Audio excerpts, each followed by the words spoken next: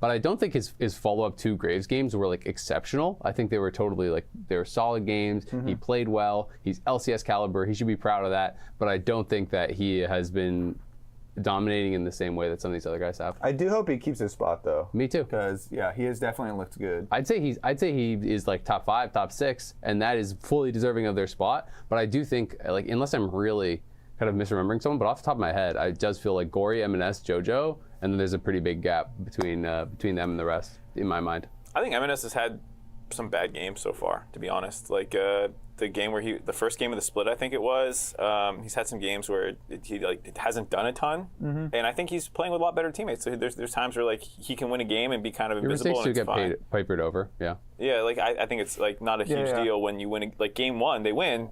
I don't think Insanity could turn in that performance and win on TSM. So I think, that's not to say that Insanity is a better player than M&S, but I think it's closer for the top 3, top 4 conversation. Outside them, I agree, it drops a lot. Harry's actually been very good in lane, but he's still making some oopsies a little bit. Would you agree with the broader premises of like mid lane being a little soft right now? I think it drops off a cliff outside that top 5-ish. I don't think I'm forgetting anyone outside the ones you listed, and then I would throw in Insanity and Harry as like good. But Lulu's like, I don't hate him, but yeah, outside them, it's a bit slim pickings. Yeah, I think Harry has been solid for sure too, but I don't think that he's not as complete of a player. No, I think the late game team fighting still has some issues. To go back to EG, I think that the final thing I'll say that makes it work so well is JoJo actually has the highest jungle proximity in the league. Like Armeo and him are camping together. It's why like him playing well gets Armeo Player of the Week is because they're just there. Yeah. And Revenge has like taken a back seat in a lot of ways. He's spamming Scion now, and like his reaction game was really good though. It's not to say that he has to do this, but I think they know that they want to play through JoJo, and he's going to get more attention than like a carry meta in top side potentially. So I don't know. They're just a team that has like a very good identity, despite getting slammed together out of nowhere. To me, this is the most exciting story of the LCS in summer at all right now. This to me should be #1 story. Is this team?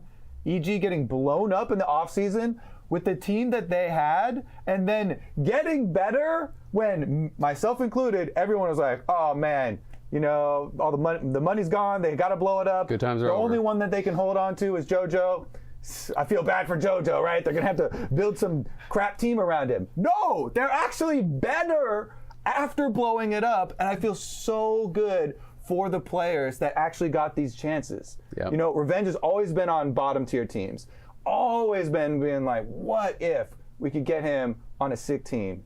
It would be another great example of NA talent. Boom, he's in. Armeo had to go to coaching, has always had this bad reputation since the early debut in LCS, and had to work so hard through Academy and constantly smurfing in Academy to get another chance.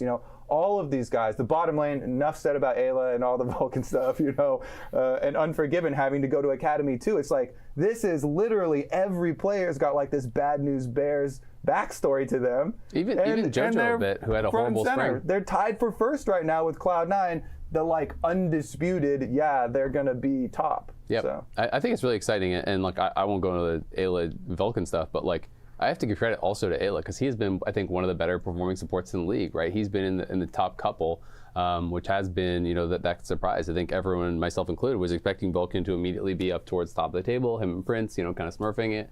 But I think support has been one of those kind of pleasant surprises where it has been some of the guys that you haven't expected. I think Core is actually having a really good split. Ayla's having a really good split. Hui's having a really good split. Zven has been good. That's not really surprising. But, it's been cool to see them performing well. And EG does seem like a complete team, right? I don't want to give the picture that I think it's like, oh, it's just JoJo carrying a bunch of, guys who are underperforming or whatever, but like the team has really been performing well, and they do seem like a complete squad. So it's exciting to see how far they really can go, because I've even heard the opinion, I know from some pros, that they think, hey, like potentially Unforgiven could be a guy who's like actually ends up top of his role eventually in LCS, right? And that's something that I think is really exciting if you're an EG fan. That's where I was about to go. Is Unforgiven is actually like in that race with Berserker for KDA leader, because we were highlighting Berserker when he had a 51, then they lose immediately to NRG and kind of tank it. But the first place team's 80 carries are in the race for KDA leader, Azale. Let's get our stats check in. I'm just saying, if Berserker's going to get credit for it, maybe give some for Unforgiven. I don't think he's like the star of the team, especially not in the early game, but he's very reliable and safe with the gold, and actually does his job well, which is, to be fair, what an AD carry does is sit back there and pew whoever's closest. Yep. So EG looking really good. Another team that's also looking good, but has maybe people have cooled off, I feel like, a little bit on them, is TL. TL 4-2 now. Jan had a really good Samira game this weekend. We got a tweet here from Fighter Guy 23. And it says, the biggest move this offseason that got overlooked initially was TL's head coach. From Marin to Reignover seems to have completely changed the team. I'm a huge Reignover fan, so don't have to sell me too hard on that one. Yeah, I heard some bad stories about Marin's coaching techniques. So, like, it's addition by subtraction for sure. I agree. I'm agreeing. I'm not going to talk about them, but I did. It's on a different podcast I do where I said what one of the rumors was. But it's it's a rumor. To be fair, like I haven't heard it super confirmed or anything like that. A person from a person told me, and I was like, yikers. Yeah. So I don't know. It's just it's true that the team's got a lot better. I think everyone said this was a summer split team anyways, and potentially there were things holding them back in spring. It does feel like. I don't know how you guys feel. They did have a very soft strength of schedule. JoJo called them out on that. Yeah. They got a lot harder when week 3. That's really when push comes to shove. I think they're playing C9, Golden Guardians, and one other team. I'll look it up. So we'll see if they can kind of maintain this like winning record that they have right now, because they could go 0-3. Yeah, FlyQuest, who it was supposed to be really hard. Apparently FlyQuest is terrible now. But like either way, this could have been the split, or like the week that puts them to 4-5. Yeah. Yeah. And looking back at strength of schedule or stats or all of these things are building blocks to make your story. And then watching the actual games, the improvements that you see from the players in how they're playing, like Summit not getting picked off all the time, that's something you can't take away from them with any of the counter arguments that are trying to be built up. Pioshik's individual plays have just legitimately been 50% at least better than his core, than spring individual performances, core as well. So these things do give me hope. I was never one that's like to the moon with they're gonna go with the undefeated thing super early on or anything like that, but they have made real improvements, and that's what gives me confidence. They were 8th. Exactly. They are not the 8th best team anymore. But and to me, pretty solid. I would say they're going to finish top 4. Like they're going to finish in the top half of playoffs, like upper bracket. They are pushing maybe Worlds-ish. Yeah. I feel pretty confident that Cloud9, EG, Golden Guardians, Team Liquid feel really solid for me. Yeah. I'm hoping that 100 Thieves can get some stuff together and get in there. We'll get into all of FlyQuest. We'll get into all the other ones. I've almost fallen off this FlyQuest train. I have just bored.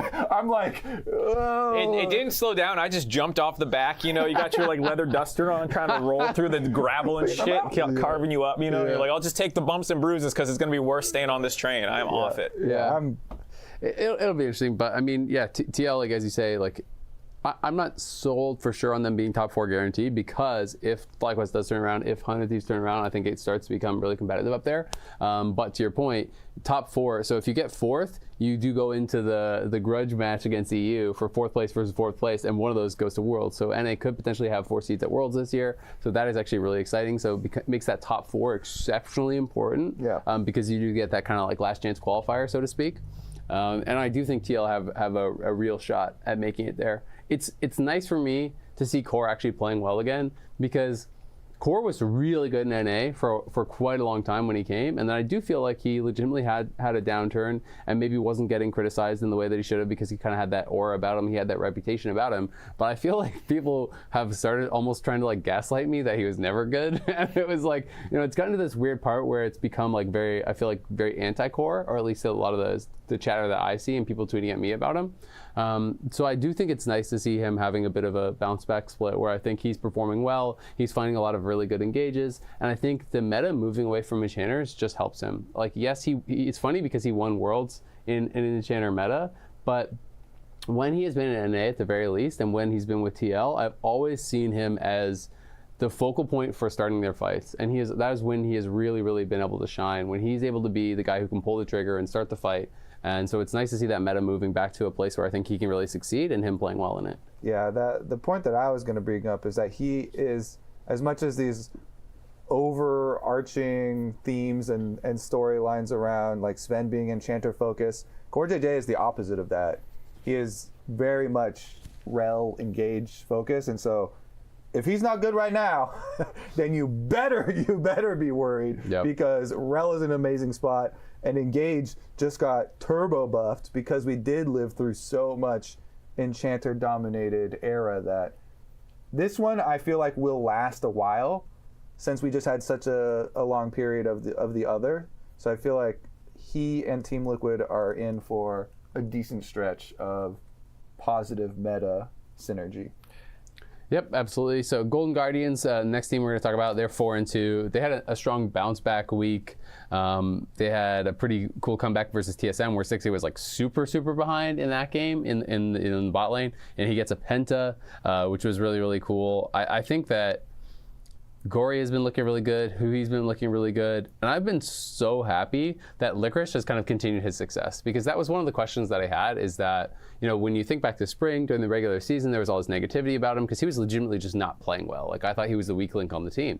And, you know, when we got to playoffs, there's this cool story. He starts playing carries. He's looking great. He goes to MSI. Everyone's really impressed. And you're like, okay, well, but was it just kind of like this weird little hot streak? Is he going to continue that? You know, when he comes back, is he going to go back down to earth? He actually has continued playing at a super high level, even in the games where the team isn't necessarily doing well. I think he has looked really good individually. Everyone's on the Rich hype train. I am too, full steam ahead. But I think Licorice is right there with him. And I think Licorice is having a hell of a split. And it is a long time since I can remember, you know, thinking of Licorice as an all-pro top laner. And right now, if I do all-pro today, he's on all-pro, 100%. And I think that's awesome. Yeah, I would put Summit was the third top laner up there with the trifecta right now. And Licorice has not turned back into a pumpkin. Everybody was waiting for it to happen. But that strength, I think, is a little bit counterbalanced by bottom side worries. Yeah. If there's an area to be a little bit worried still about Golden Guardians, is that Stixay worries, or is that both? Because I think Hui has still been good. Yeah. I mean, we could be honest. Yeah. I mean, Hui getting rel is also as amazing for him as it was for CoreJJ, and especially since Hui is such a big shot caller and engage for this team. That's AD carry is probably the area that you're most likely looking at with this team if something's going to keep them out. But with their bounce back, I feel fully confident, like I said earlier, with those top four listing.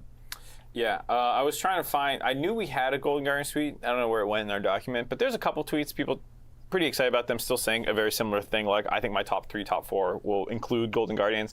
Yeah. One person disagrees with your take on Stixay, and they said that he's about to win Player of the Week after they 3-0 on week 3. So there you go. Nice. People still believe in Stixay quite a bit. I think he's like kind of a, I don't want to say product of his environment because I think he's good, but like when Golden Guardians is playing well, he can play that cleanup AD carry role that we were talking about. He can pick up pentas. He got a penta this week.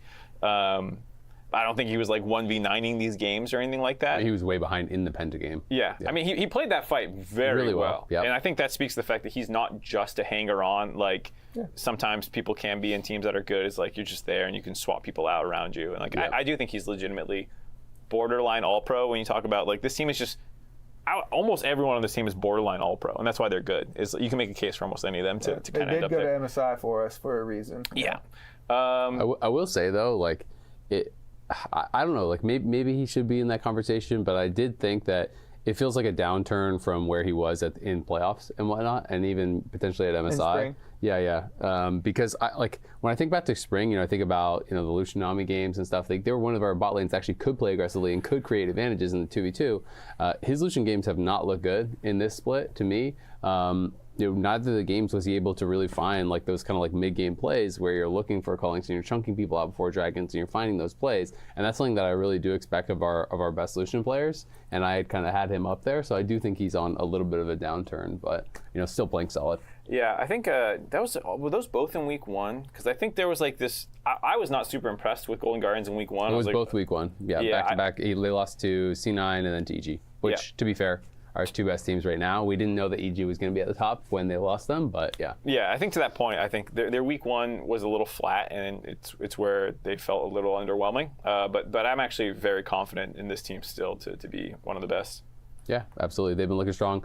All right, as we're moving down, Dig. The big story for Dignitas is all about Rich. It feels like it's all everyone is talking about these days. Rich has had some really monster performances.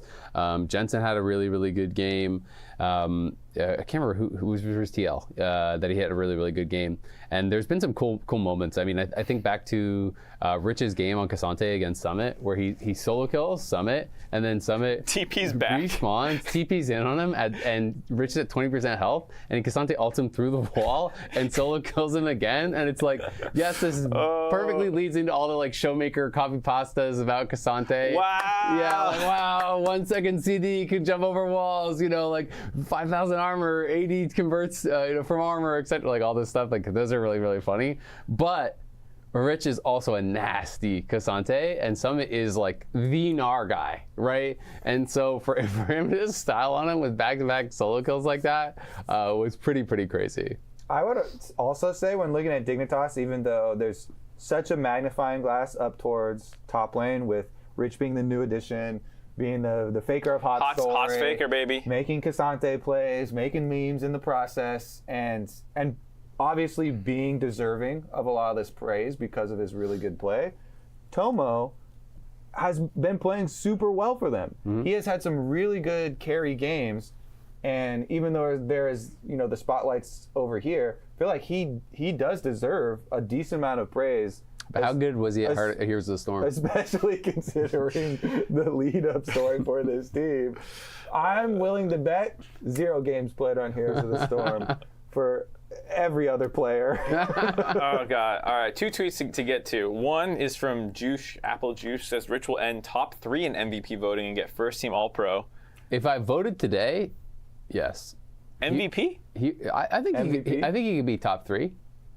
I think he could be top. Oh yeah, top 3 MVP voting. He would be my first team All-Pro. In top lane, if I voted today, he would be my #1 top laner, and I would consider giving him a 3rd place vote for MVP. So yes, today. Fair. Yeah, I agree. Hot's Faker. I like turning everyone else into Rich. Yeah. So Faker's lol Rich, and like Messi is soccer or football Rich. Like everyone is Rich. All the goats are just versions of Rich. Why did he football? Why did you say football? Football. Football. Because I'm Spanish. Football de Americano. I'm not talking about that. I'm talking about football. You're making it so much worse than it has to be. It's like when people try to overpronounce a name. My God. This is completely out of left field, but like you just said Messi. And I remember my brother and I used to watch a lot of like World Cup and everything growing up. And I remember like Thierry Henry. I remember watching, there was like a US commentator for the game, and he's like, Thierry Henry gets the ball. Thierry Henry fires it down the field. And so it just became the biggest meme with me and my brother for years and years. Anytime someone was mispronouncing something, we'd always just be like, Thierry Henry. I actually love mispronouncing things. Everything in my home gets a different name when I'm talking to Ashley. That's Freak's go-to move as well. Yeah. All right, so that was the first one. It sounds like we're all pretty aligned that it's actually potential if he can keep this level of play up. We'll see if that's true. People might start targeting him now that he's getting a bit of a rep. Yeah. The other one, you talked about Tomo, pretty good, but this is a hot take about how good, what's Dig's ceiling. This comes from Zach Sharkus Suffren. Despite Diamond and Santorin's best efforts, Rich and Jensen will get Dignitas to Worlds. Oh my God. It's a positive take. They're going to Worlds. Yeah. It's a positive take, huh, Mark? Yeah, it's positive. It's positive on the last half of it. Santorin has not had a good split. He has not. Diamond is not playing to his level either. I think Diamond even said that in his interview that he hasn't been happy with his rel game was very painful. Yeah, he's had some roughies, so I think he's really adjusting. And he on one of his stage interviews, he was talking about how it has been a big adjustment, that the level in LCS is just way higher than Academy, and so he has had to really adjust on things. And I've heard Academy players talk about that in the past, where it's like sometimes you do have to really kind of like relearn your game in a way, because there's things that you could get away with before that you just can't now, right? And so there is that a bit of an adjustment period for him. Hopefully he can step it up. Santorin, though, was kind of surprising to me, because Santorin was a bright spot, one of the few bright spots on Dig in spring, where it was like, yeah, Dig's going to lose the game, but you can count on Santorin to get a couple kills early. Like, his early jungle pathing is going to be good. His ganks are going to be smart. But there's been a few plays that have just, like, hasn't been mechanical things. It's just like, what are you doing, bro? He's done a bit of trolling so far. The Vi alt top into the Renekton was just, like, in that Quinn game was, I would have wanted to alt F4 if I was Rich. Like, There was in the Rek'Sai game also around the Rift Herald fight where he ults in as Rek'Sai, and then you have nothing to get out. You're just in the middle of the entire team, and you just use your untargetable. And so there's been a couple moments that are actually like, all right, you're just trolling right now. Yeah. So that's why it's a funny tweet. Mark's going to try and sell it off as positive. They're going to Worlds. They said despite that, they're going to Worlds. The best way to deal with some bad scenarios Mark's sometimes. dog shit casting, the dive cast this for Thursday will be excellent. Yeah, you got to laugh it off. That's the best way to deal with these things sometimes. Positive tweet, right? Yeah, sure. It was the best cast I ever heard, despite the fact that Mark was there. And I'll be like, I was a part of the best wow, cast that was ever. a great cast. Yeah, great tweet. Would you go to Worlds if people were flaming you versus not going to Worlds? If those are the two options? Sure, yeah. Yeah, exactly. So I will say also, like, people know Santorin's better than this. I think we all do. And so it does speak to the fact that, like, they actually have, like, weirdly the firepower to go to Worlds. It's like the things around it. Because sometimes, like, people talk about, like, your carry positions, your 80 carry, and your mid. The tweet is about playoffs or Worlds? They're going to Worlds, it says. Okay.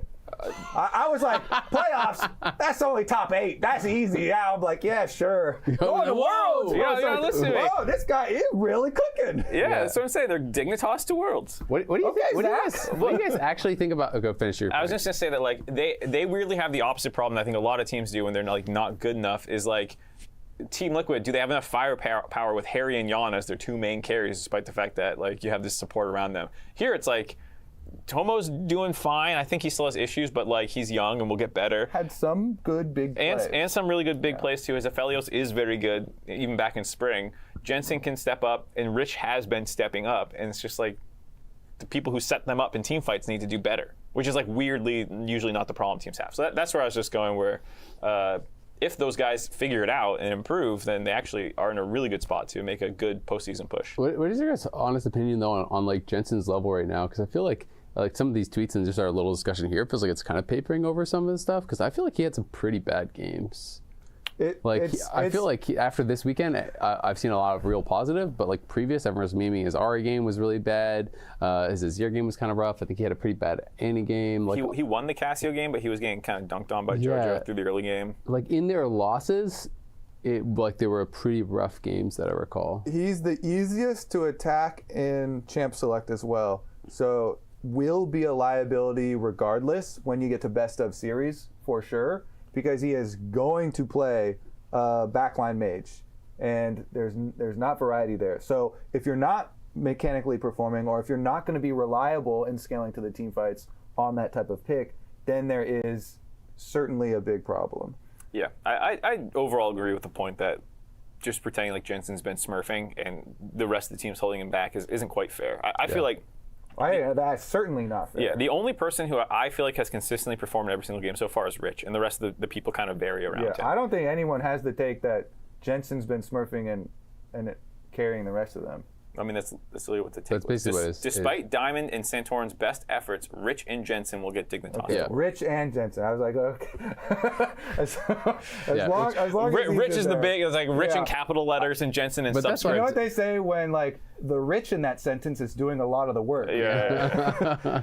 Yeah. But I mean, I think that's the thing, right? And even just like, stats aren't everything, but like his average gold at 15 is like negative almost 700 for Jensen, right? So like his laning phases have not been going well.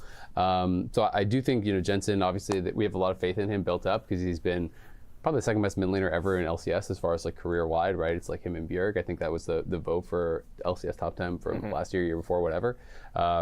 But I don't think he's had his best split. And if they want to actually make it to Worlds, I do think we're going to have it's going to have to be a whole team effort. I don't think it can just be Rich. And I don't think Jensen's playing well enough that he can just like drag this team to Worlds, right? So it's got to be the whole team stepping up. And I think the reason I bring up the champion select thing is because I think it's actually more important to focus on like how the teams are playing than individual levels of the players, where I'm very happy to see them willing to play stuff like the Quinn top. Yeah. And embrace some strategies like that. So if they're willing to flex to some rich win conditions, which I think would be amazing for the league, just viewability first and entertainment. But also, you are going to need the rest of the players to be flexible, to be able to adapt to some of these things for Champ Select. So that's where I really focus on. because a lot of the times it's the synergies of the players that's more important than individual levels. And it's cool. Like, I'm glad you mentioned the Quinn game. That was really fun to watch. We had that cool Yone game from Licorice earlier, so I'm hoping we're going to get some continued stuff. And maybe there'll be some more changes that'll incentivize that for our top lane, because I know the design team doesn't want it to just be like enchanters and hyper carry 80 carries, because it's been that for a long time. So I know that they obviously already nerfed a lot of the enchanters, and I know they're trying to do more work to try to push away from that. So we'll see where we do end up, but Dignitas definitely has been a pleasant surprise, I think, so far. TSM, another team that has been a pleasant surprise for sure. 3-3 overall. Definitely doing, I think, better than what we expected. I know in the power rankings, like, I had them 10th. A lot of people had them 10th. To be fair, that was based on them with Ruby, and I think even in our Power Rankings episode, we said that, hey, if they're playing with Insanity, we think they might actually do a little bit better. And now, Ruby is here. We know that. I think Insanity should stay in. I do think he has been a big part of the reason that they are actually being successful. It's cool, we talk about the cool top lane picks. It's cool to see. He was the only guy in LCS history to have played mid lane Graves, and he played it 3 games in a row and made it work, right? Like, he had one game that was a really kind of monster game. The others, I think, were solid. And as a team, I think, TSM is looking solid and really outperforming expectations. Yeah. I mean, it feels weird that he's probably their best performing player and he might get benched. What? I gotta go. Okay, I was gonna start talking about Turtle next, but I feel like Turtle is such a big reason. You can go with your Insanity best performing player. No, that was basically it. Like, but I do think, like, Haunter has been really good too. Like, he played the 3 Malphite games and played Cassante and was like, oh, look, he's not just like getting stuck on Malphite because he sucks. And Turtle's the same way. I think he's actually very good as well. I feel like Turtle deserves so much credit because, we were considering Ruby being in when we were low rating this team, and we were also considering things like how checked out the organization is going to be, already announcing leaving and not having funds. But let's be honest, even with those considerations, that doesn't make up the gap for where they are now. They are really smashing it, I feel like, with what they've been given. And I think Turtle deserves so much credit. This man has been playing League of Legends since before the LCS existed, since before we had a competitive league in North America. He was a flex player, and he is still at the top of, he's playing exceptional right now, carrying against a lot of these other AD carries in the LCS currently. He's still sniping away, objectives with skill shots like classic Turtle. Mm-hmm. He's playing aggressively when necessary. And yeah, this team is 50-50. They're 3-3 right now. So I am saying all this with kind of the caveat of where my expectations were for them. But they have so far exceeded it. And I feel like especially proud to see Turtle as the one that came in. And I casted the game where he came in and took Kaok's job and got a pentakill. I casted him with that. I don't know who's going to cast the last game that he and TSM have in LCS, but he is certainly bringing back that same carry power. So yeah, I just feel like that's so cool. It's been part of their history for a long time. I got a tweet here. This one's from FGC Dads. He says, TSM is doing better than they should be able to, and it's the format that's helping them. Veterans with a wildcard mid laner are able to survive 3 game day weeks where game preparation can't be as team focused as the main format would be. A couple things to dig into here. First off, no one does very targeted prep most of the time anyways, I would honestly say. Like, teams get away with like certain draft strategies that they get to use more times than they ever would in an actual best of 5 series. Yep. Because you are generally playing things, you're preparing for a general strategy, you're not going to over-index a week of prep. Last season versus playoffs, right? Yeah, exactly. Those kinds of things happen. So like, I don't think this format is suddenly different than like a 2-game one. There is slightly less time, but in their interview, I think it was on the lounge, someone was telling us that like they're playing ass loads of games. Like they're triple blocking, they're playing on weekends, they're basically not taking days. How many games do they play, Mark? There's a lot of ass in this episode. There's ass beating, there's ass loads. There's ass loads. I'm just saying there's a lot because I think the perception that you were talking about, where people are going to come in, they're going to be lazy, or like, there's not going to be this pressure from the org. I think a lot of these guys are hungry in and of themselves, and we talked about Revan potentially, wanting to prove things, and the team's trying very hard. They're not checked out despite being veterans, and so like, I think giving the format the credit as opposed to these guys sits poorly with me. Yeah. Because I just I don't think it's that different than the regular seasons anyways. And even if like the owners want to leave the league, it doesn't mean that the players don't want to keep playing, right? Yeah. So definitely They're not going with them. Yeah, exactly. They're not going to be going to LPL or LCK or wherever TSM goes. So this is their opportunity to be able to showcase that they should still be in the league, and this is kind of their tryout really to keep a spot on maybe whoever buys TSM or whoever actually is needing those other roles that they could be playing in. The final thing I was going to say. Your boy Turtle, #1 in CSD for 80 carries. That's my boy, All Jason Tran. #1 in goal difference at 14. This boy, I wonder if you looked it up. Now I'm on board. Now I'm on Is he board. the longest standing pro? He might be, because he's playing on like Meat Playground back in like season 2 or 1 or whenever that was. He was So- like Did he subbing start in. before I Double-Ed? remember the IPL that was in San Francisco. He came down. I think that was his first one. He played Gragas He played mid. Gragas mid, yeah. He was flex player. So It's over 10 years. I don't know if I'm there's- going to go ahead and say definitively yes. the longest On the tenured dive. pro player in history. Maybe. In the world, ever. pending- in the history of Potentially. League of Legends. Pending verification of any kind. Could be. In the history of Dota. All right, the next team that I wanted to talk about was actually Immortals. However, this is a community-driven episode. Every team under Azael's tweet got We got something. over 100 responses. Over 100 responses. Unfortunately, none of them included Immortals. There's We have no literally tweets? no tweets. At time of recording, there were no tweets about Immortals. Zero mentions. So Zero we mentions. can't talk about them on a community-driven show if no No. one in the community wants to hear about them. Okay, hopefully then someone maybe who works for Immortals and watches the show, tweet about Immortals next time. Then we can have our Immortals segment. Somebody tweet about Tactical or Balulu or something. I love Balulu. Somebody. Every time we do content with Balulu, I'm like, I love that guy. And now I don't get to talk about him. All right, who's next then? All right, moving on. Energy. No tweet. We got. All right, what's the tweet for them? NRG's got a tweet. NRG's tweet says from Burzonker. Berzonker. It's Berserker's younger brother. Burzonker, and he's got a C9. Somebody like sign him. You know Yeah. the C9, Quick. like a meme image with The fan. Burzonker. NRG will ride the momentum of their win versus C9 and make it to Worlds, and Palafox will get MVP. He deserved an All-Pro last split, second team IMO, but was robbed. That's an A lot to interesting. unpack there. It's a Cloud9 fan with the Cloud9 logo and Cloud9 Twitter account, and he was so impressed by Energy taking down Cloud9. He's like, anyone who could beat us, they're gonna get going to MVP. Second best team in They're the going to Worlds. I like this line of thought. Yeah, this one is interesting. The Palafox MVP, I'm not sold on. I don't feel like. Do you think he's playing as well as last split? I feel like he was more dominant last split from the games that I can recall. I haven't put a lot of thought into the Palafox MVP. You haven't thought discussion. about the Palafox MVP So- angle? You're No. building your case live? I will say I did feel bad for him in the Kaisa mid game because his Kaisa did look really good, Yeah, but yeah, that was a good game. they still end up losing, and there were a lot of really tough spots that the team was in. I think obviously MVP is a big stretch.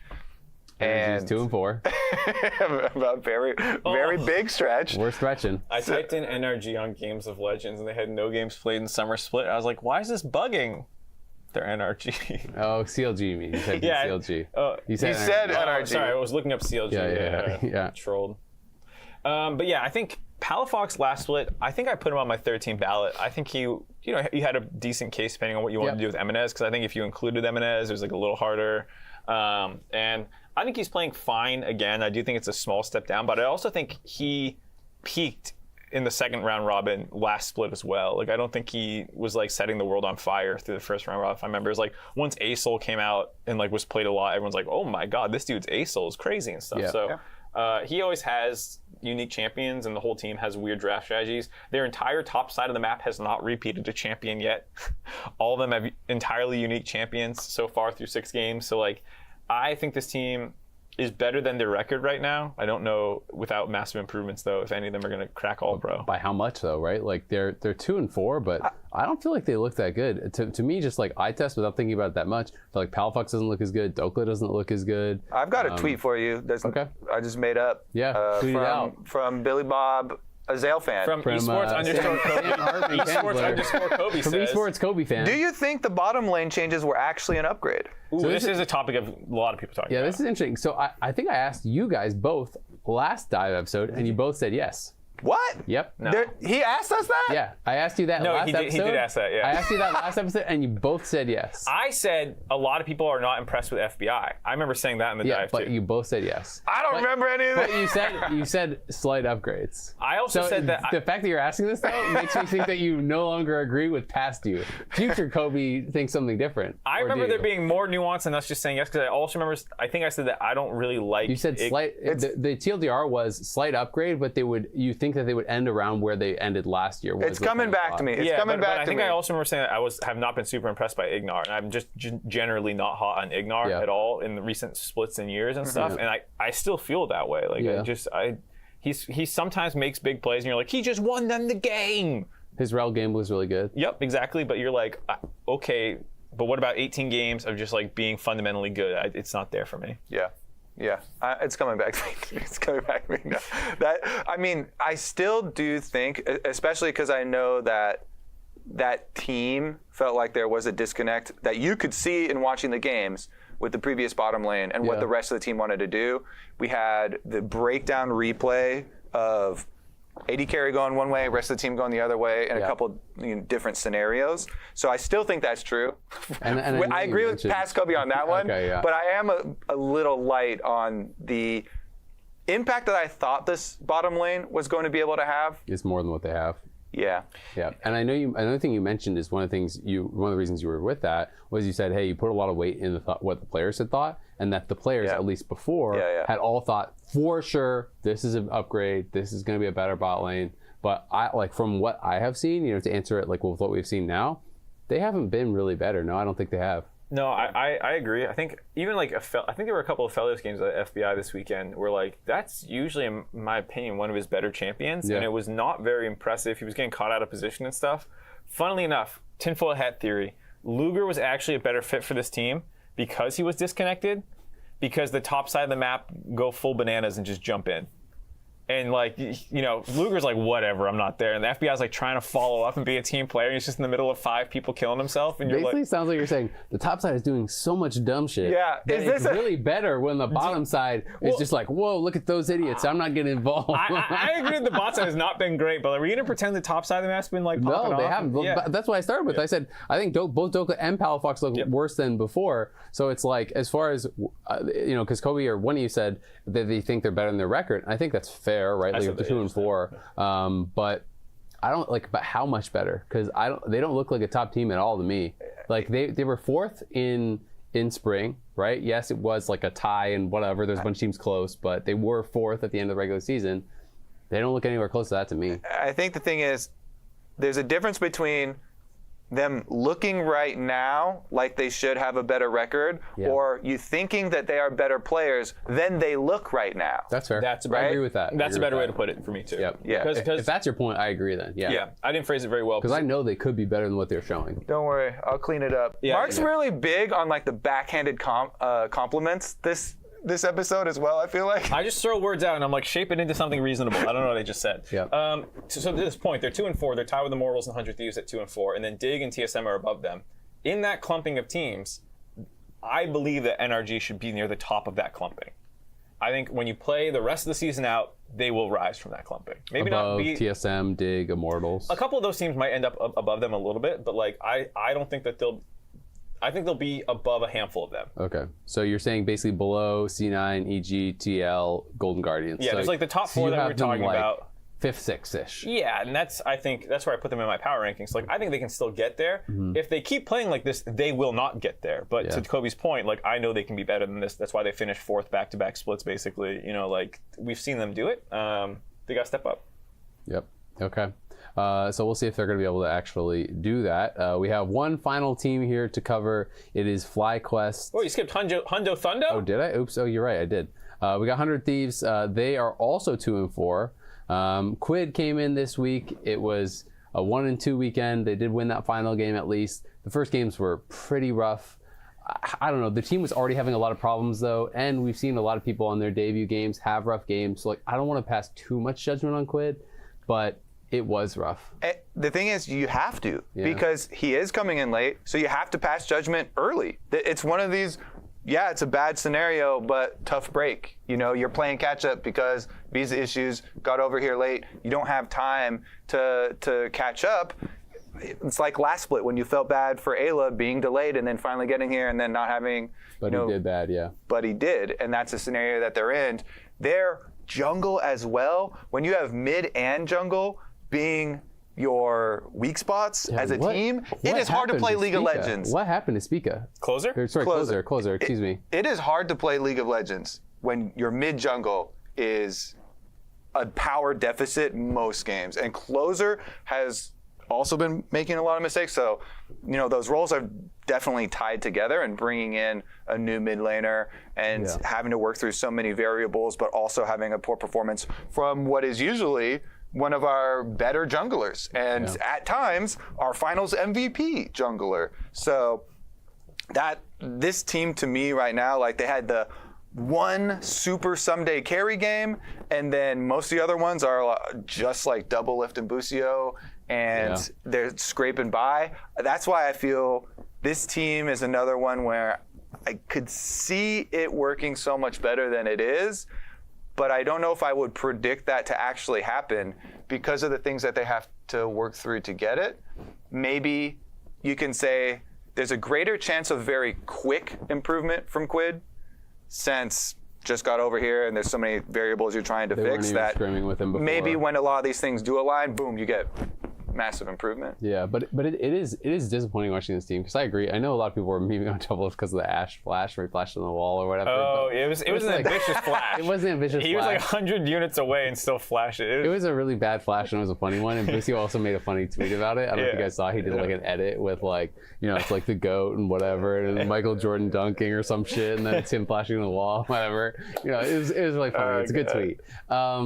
If you haven't seen it, go watch it. But to be honest, most of the games I watch this team, I'm like, Doublelift's doing well, but the game's already lost. Like, he's, you know, even or ahead in farm or whatever, it seems like he's doing fine. Like, the bot lane's solid, but like most of these games are over before anything happens. Game 1, when Quid came in, they had Doublelift on Ashe, and I think I was casting it with Fudge, I can't remember, but we were kind of even joking about it on the cast, where it's like, oh, it's a lot of pressure on Quid, because usually Doublelift is carry, you know, like, if Quid has a bad game, we know tomorrow Doublelift's going to be back on a real carry. He's not playing the support for, you know, like, he's not going to be that supportive role. And that was the game where Quid got, like, turbo pounded by EG, right? Where, like, he got Dove and blah, blah, and Armeo and JoJo were kind of styling on him. But 100 Thieves have not really had a lot of bright spots. It's like you say, somebody had one really good game. Largely, Busio and Doublelift have been pretty solid, I think. But, like, I don't know. I also find it hard to blame players when it's like, there's one lane that's doing okay, and then everything else is kind of on fire, and then that player messes up, and you kind of want to jump on that player. But it's like, I know when I'm playing, if the map is going bad, you feel like, I got to do something. I got to try something. So maybe you're going to try something risky that's maybe not that smart. You subtweeting Rafa right now? I've been roasting Rafa. You and Rafa's Twitter drama, or whatever you want to call it, is so funny. I know. I love playing It's with not Rafa. drama. It's not drama. Rafa's my boy. Rafa's my boy, and we've been playing a lot of League together. Losing a lot of League. We've been losing a lot of League together. It's just really funny because we've been playing for a couple days, and I look, and we're like 4-18 or something, and I'm like, Rafa, what is happening? You know, like, he's like, it's just, and like, I started giving him shit for it when we were playing, just in comms or whatever. And it's kind of funny because he started feeling like real bad, and it's like he'll start doing bad. He's like, I'm so bad. I'm sorry. You know, whatever. Did you see his Viego highlight though? Yeah. That thing was clean. Yeah, he was going nuts, and then so I had to give him shit for it. Did you see his response to me? No, I didn't. It was like he had like he's like laying down in bed and pulling up the covers, and it's like, how could this happen to me? You know, like, it's pretty funny, but yeah, we've been running it down. Either way, when the game's going bad, like, I understand wanting to try something, wanting to try to force something. You know, you're playing with your boy Rafa. You screwed up your wave top lane. You know, you got to make something happen. So you were saying earlier, if it smells like shit everywhere you go, you better check your shoes. Rafa popped off when he didn't have a Zale in his game. Who's True. Yeah. Looking forward to our cast. So if the tweet that we got about this was from Actually Walnut, and basically just asking what's wrong with the team. If only someone could have predicted this, that the team was going to struggle. If only someone could have seen this coming. If only there was someone weeks ago saying that this team was going to have Remember, problems. to be fair, we'd made all those predictions as well, that they were going to have Quid from the start. I also said that they were going to have Nuke Duck, but the thing about Quid is he was a good challenger level mid laner in Korea. Vikla was like their rookie of the year, basically, and a top 3. I mean, Vikla is just how is he this bad? It's just weird. My point being that the concept that the Korean pro is going to come in and be the best in the league or even top half of the league, it should be dead. It should have died 10 years ago, and it's still going on. And people were hyped about Quid. Don't put words in our mouth, though. No, I never saying that with Quid, and I never thought that at all. I didn't say you said that. No. But I mean, you're People said I that. said I made my predictions with Quid, and then you give that, so it's kind of implying. Anyway, I'm just gonna say, to me, it's I never expected Quid to be a top mid laner in the league or anything like that, but I do think there's a big difference between a team being able to actually scrim with and practice with a player leading into a season and not, right? I don't think it matters for him. No offense, but you think there's no difference between if 100 Thieves had him and all those scrims that they had with Nuke Duck were with Quid? You think they'd be the exact same position? Basically, it'd be slightly better, but to be fair to Quid, and this is not a shot at him, but he's a 19-year-old kid flown across for the first time ever. In their video, it says the first time he's overseas anywhere, with a team that is slightly dysfunctional even without him. I would posit they finished 1 and 2 even with Nuke Duck, so I'm not saying it's Quid's fault. Closers had problems before in regular seasons where he becomes a problem. Some days had splits where he's not been great. And Doublelift and Busio, while are the bright spot for this team, they're not dominating or anything. They're not they're not top 3. They're not really all-pro candidates, really, So even if things were better around them, maybe they could get into all-pro because Rising Tide raises all lanes. That's also kind of how ADC works, to be honest. Yeah, exactly. So if you put Doublelift on EG, or Cloud9 or whatever, or something, he's probably cleaning up a lot of team He's probably cleaning up and looking really good. So I'm not throwing too many shots at them, but I am saying it's not like they're crushing lane phase. They shit on Prince in game 1, and that was it. That was the only lane phase where they really crushed anyone, I think, if I remember correctly. So it's a team that has a lot of weaknesses, and that was my concern. And I think when people ask what's wrong with the team, it's all these things that have popped up at different points in these players' careers, and I took the pessimistic angle that this could all happen, and now it's all happening, and it's not I don't think it was possible. So really, you're a prophet. No. And what you're saying I'm a is gambler. that LCK Challenger ruined the LCS. No, I'm just saying that with Vikla and Quid. First it was girlfriends, now it's LCK players. No, well. I'm just saying he wasn't Berserker. He wasn't the Berserker of mid lane when they got him. He wasn't this highly touted, everyone's He's not now either. No, he's still not. But my point was you ask the people who are in the scene, just the experts, and I asked them, and they're what do you think of Quid? And they're he's good, Yeah. Chronicler, I think he was generously giving top 6 basically to Quid. Yeah, he basically middle of the pack in their tier 2. In LCK Challenger.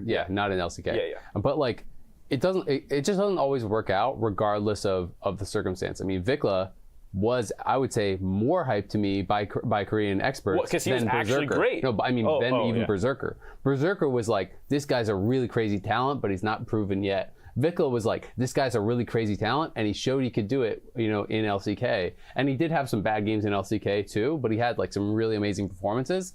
And the general kind of consensus that I had heard people come to and talk to people about was that he is going to be able to, polish up some of these little rough edges, and Vikla's going to be incredible, right? But that one is even more weird to me, because the Quid one is just I didn't have crazy expectations. He came in, and I'm definitely not trying to put it all on him, because it's not there's been a lot of problems with this team. But I am surprised at how bad they have been doing, I guess. Maybe not with the circumstances, but I did think this team was going to be better for sure. I want to see how they are by the end of the split, right? Because that will be my copium of my judgment on this team was that they would, if they had Quid from the start, how good they would be. And I think I put them maybe 5th or something like that. I don't think I put them crazy high. But if they can be good in by the last week of the regular season, then that will be my judgment on them, and that will be like where I think their level is, and then that'll be kind of like where they potentially go into playoffs at. But if they stay at this level, yeah, they're not really anywhere close to Worlds or anything like that. It's still early season in the sense that it's been 2 weeks, but there's also only 6, so we're coming up on the halfway point already. So you do have to ramp up quickly. The final thing I'll say is just scouting as a whole is like a bit of a crapshoot at the end of the day. Like you don't know how anyone's going to adapt. The Berserker point, like turns out his personality is just like a great fit to be in America. It seems like like he's very outgoing, giggly, funny, picked up English very quickly. Who knows why? But like some people, when the environment changes, you don't know what's going to happen to the person as you move them to a new environment. And some people can really pick it up. And Quid's still very early in that journey, and maybe he will adapt. But there's culture shock culture shock's a real thing. Like this is one of the things we learned very early when we started importing Korean pros, and like we didn't have as good support systems around them. But like, a lot of those guys, it's just like they just don't like it's a different world. Yeah, you can't get the food the same way. Everything's different, and it's hard to be good in game when out of game you're not feeling good. Well, and that's why I think that like I do give credit to Cloud9 for this, is that they've always seemed to have kind of like a good vibe, right, about their team. And for years and years and years, Systems. that was around Sneaky and Meteos and stuff, right? And I think that like I think a lot of people felt that like when Sneaky left, that it was never going to have that vibe again, that it was not going to be like the kind of fun team, the meme team, but they seem to have kind of maintained that, and like they seem to kind of have that fun vibe. And I do think that I'm not going to pretend that I had a similar experience to like moving to Korea from Canada, but like, I moved around a fair bit. I lived in Phoenix, I lived in New Jersey, whatever. I moved from Canada to different places. So like I know a little bit of the experience, not the culture shock, but just the change in environment. And I will say that like when you have people around you that you get along with really well and friends, it makes the transition easy. So, having a good environment, having, people that make you feel at home is going to make a big difference. And Cloud9, I do think, does seem to be good with that. Yeah, and I think the one carrying the big torch for that now is Ven. Fudge as well is pretty outgoing. But back on the focus of 100 Thieves, and their situation, trying to take in all these factors, I still just can't get over how do you play League of Legends when your mid jungle is such a power deficit. The way it works right now is your AD carry is going to win you late game, but you can't get early objectives without mid jungle playing well. And so that to me should be number one, first thing on the list here. Work it out with these two guys, because they had some at the beginning. Someday, unless Renekton gets banned, I mean, if Renekton gets banned, it's a very big power deficit for them. That's another champ select thing. But you should be able to work off of, some small changes here for them to be able to at least play the mid game from a much more even playing field, I feel like. Yeah, absolutely. Well, we'll see if they can improve. Dual Q a lot or something. In the next couple of weeks. Hopefully they can step it up. We got one more team, and then I'm being told we need to wrap because Mark is already late for his afternoon meeting. So we're going to have to fly through this. FlyQuest, it is shocking. I mean, I tweeted it out after this weekend that like I am actually blown away how bad this team is. I honestly could not believe it. If you told me that this was going to be the result, like I would have bet you that I would have bet whatever. There's no way that this team is going to be 0-6. There's no way that this team is going to look this bad. Yeah. Closer, you said, has had problems. Spica has looked really bad. I'm just like, what is happening with this team? I would say everyone looks really bad except Impact. I think Impact has been pretty solid. He's been kind of doing his thing. I'm shocked. This team sucks. I will give you some hope, and that is that multiple players that I've talked to say that FlyQuest is performing really well in scrims right now, so people are actually kind of confused. JoJo said that in an interview as well. So I also heard from multiple players that they weren't surprised at all that FlyQuest sucks because... So they're doing really well in some scrims and losing to other players? That's my takeaway, unless people are telling me lies. I mean, that very well could, variation in scrims is not uncommon. So that very well could be the case. But Vikla also just got rank 1 in solo queue. So at the very least, they should be able to roll some 6s and win some games. They shouldn't have all 0s. Everyone they should get a win. They should get a win. So, like if some of their scrims are blasts, some of their they clearly have some positives here still, and it is actually crazy how unsuccessful they're being. Well, you're not the only one who still believes in them. Chris Grasser says, Do I still believe in them? Well, you just said this. FlyQuest will finish above Golden Guardians in the regular season. I just said that. You and this guy on Twitter both just said the same thing. Same thing. I heard it. Yeah. That's crazy. I don't think so, because I think they're just like too far behind. Already 4 games back, and I think Golden Guardians is looking good. I don't think they're finishing above them. I will say though, this team has such a crazy amount of talent. I still believe that. I still believe that these players are individually really, really good. I could not tell you what is going wrong. The only thing I can guess from the outside is when something is this bad on stage, is there has to be some internal problems, whether it's disagreements between the players or a coach and the players or whatever it is, something external is affecting what is happening in game, because it just doesn't make sense that they suck this much. It just doesn't.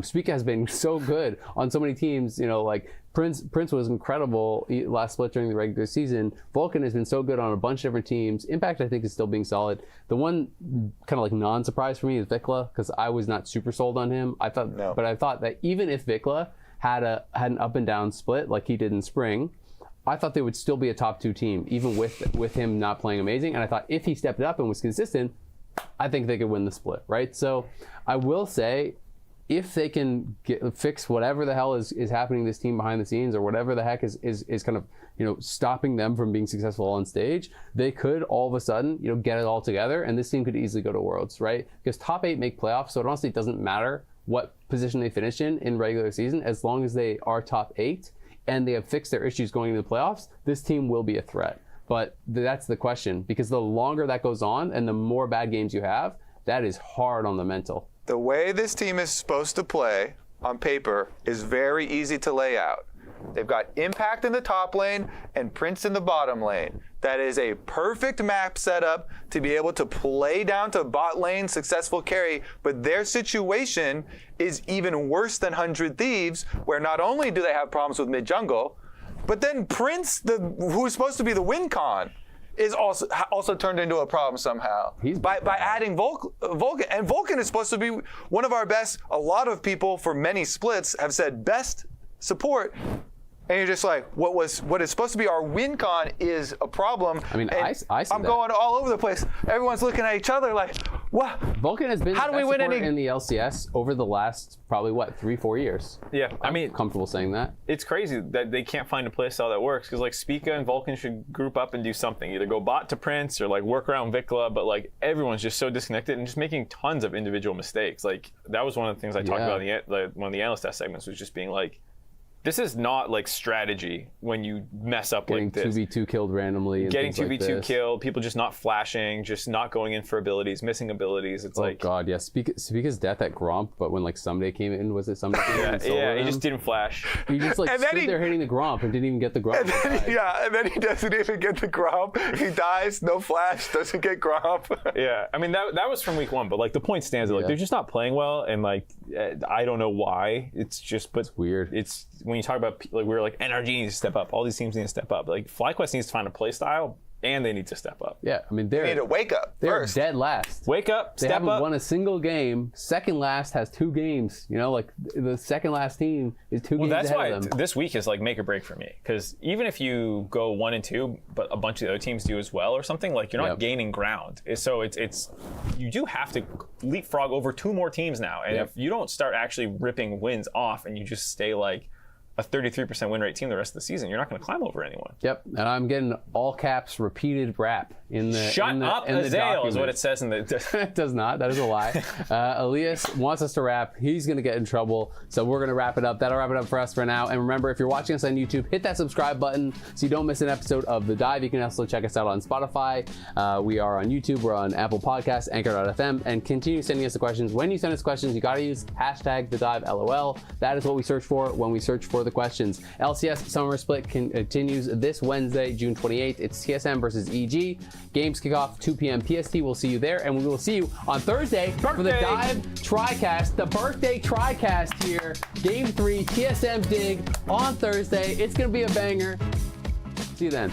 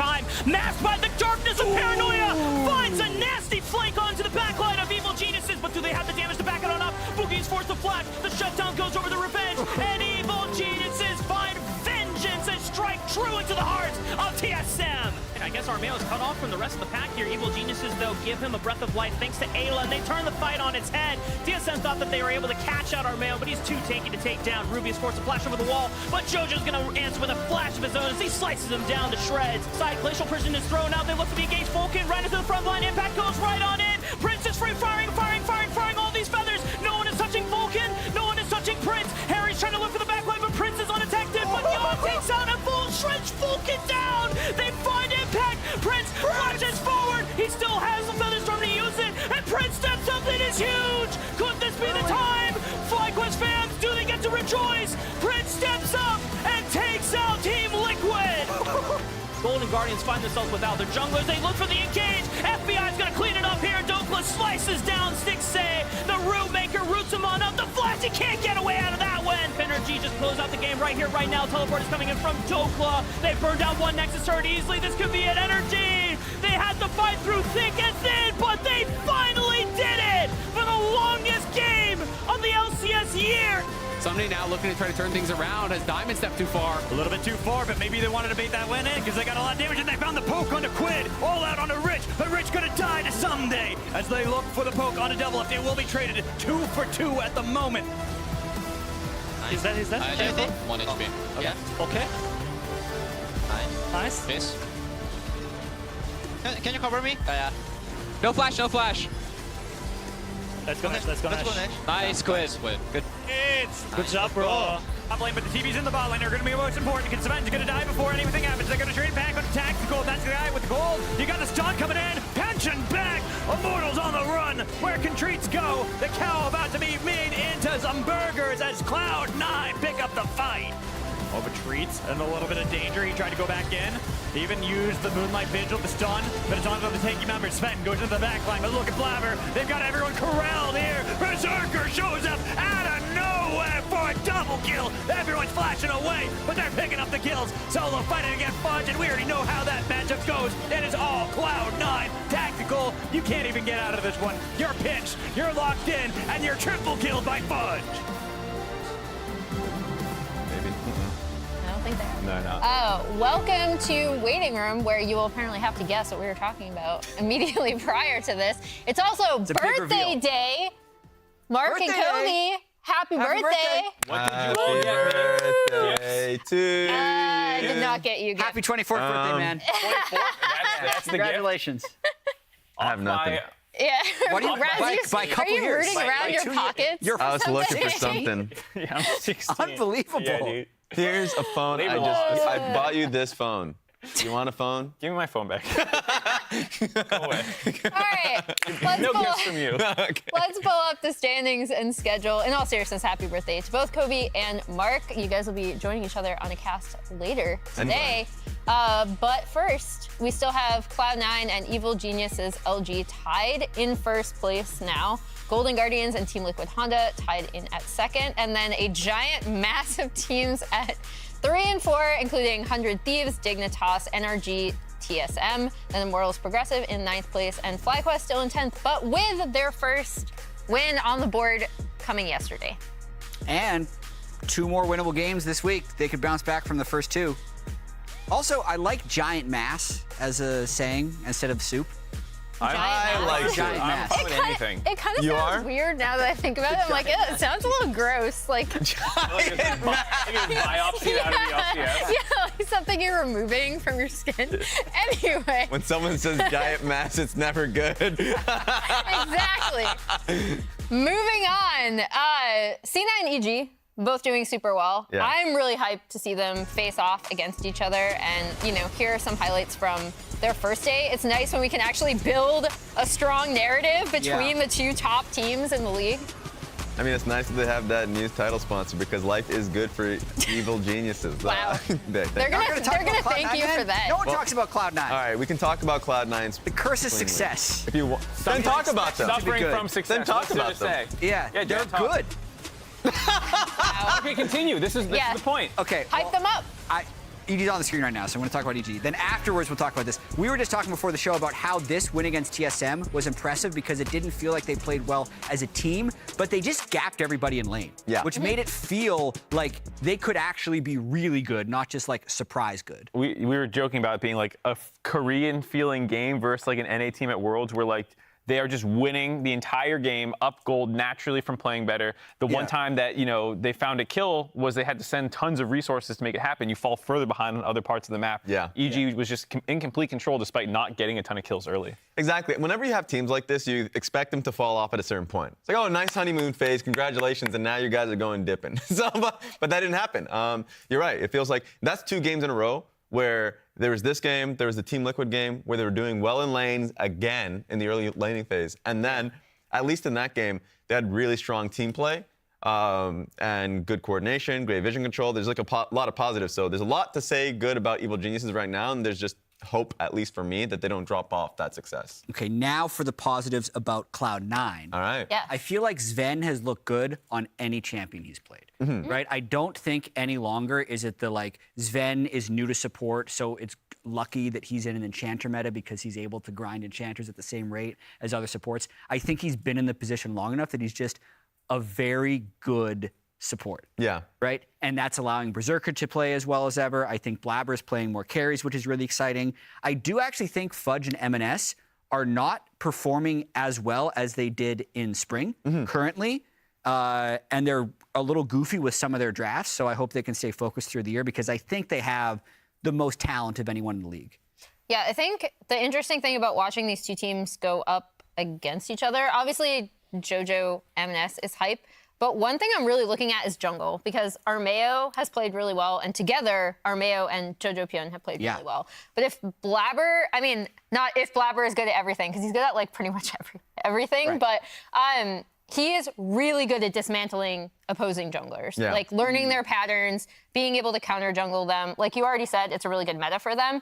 And additionally, with the lane gapping part of when we're looking at EG's game from day one, I don't think that happens against C9. Correct. Obviously draft depending, but I just don't think they're going to be able to go in towards C9 and just be like, we're going to gap you in lane, and then the game is going to explode.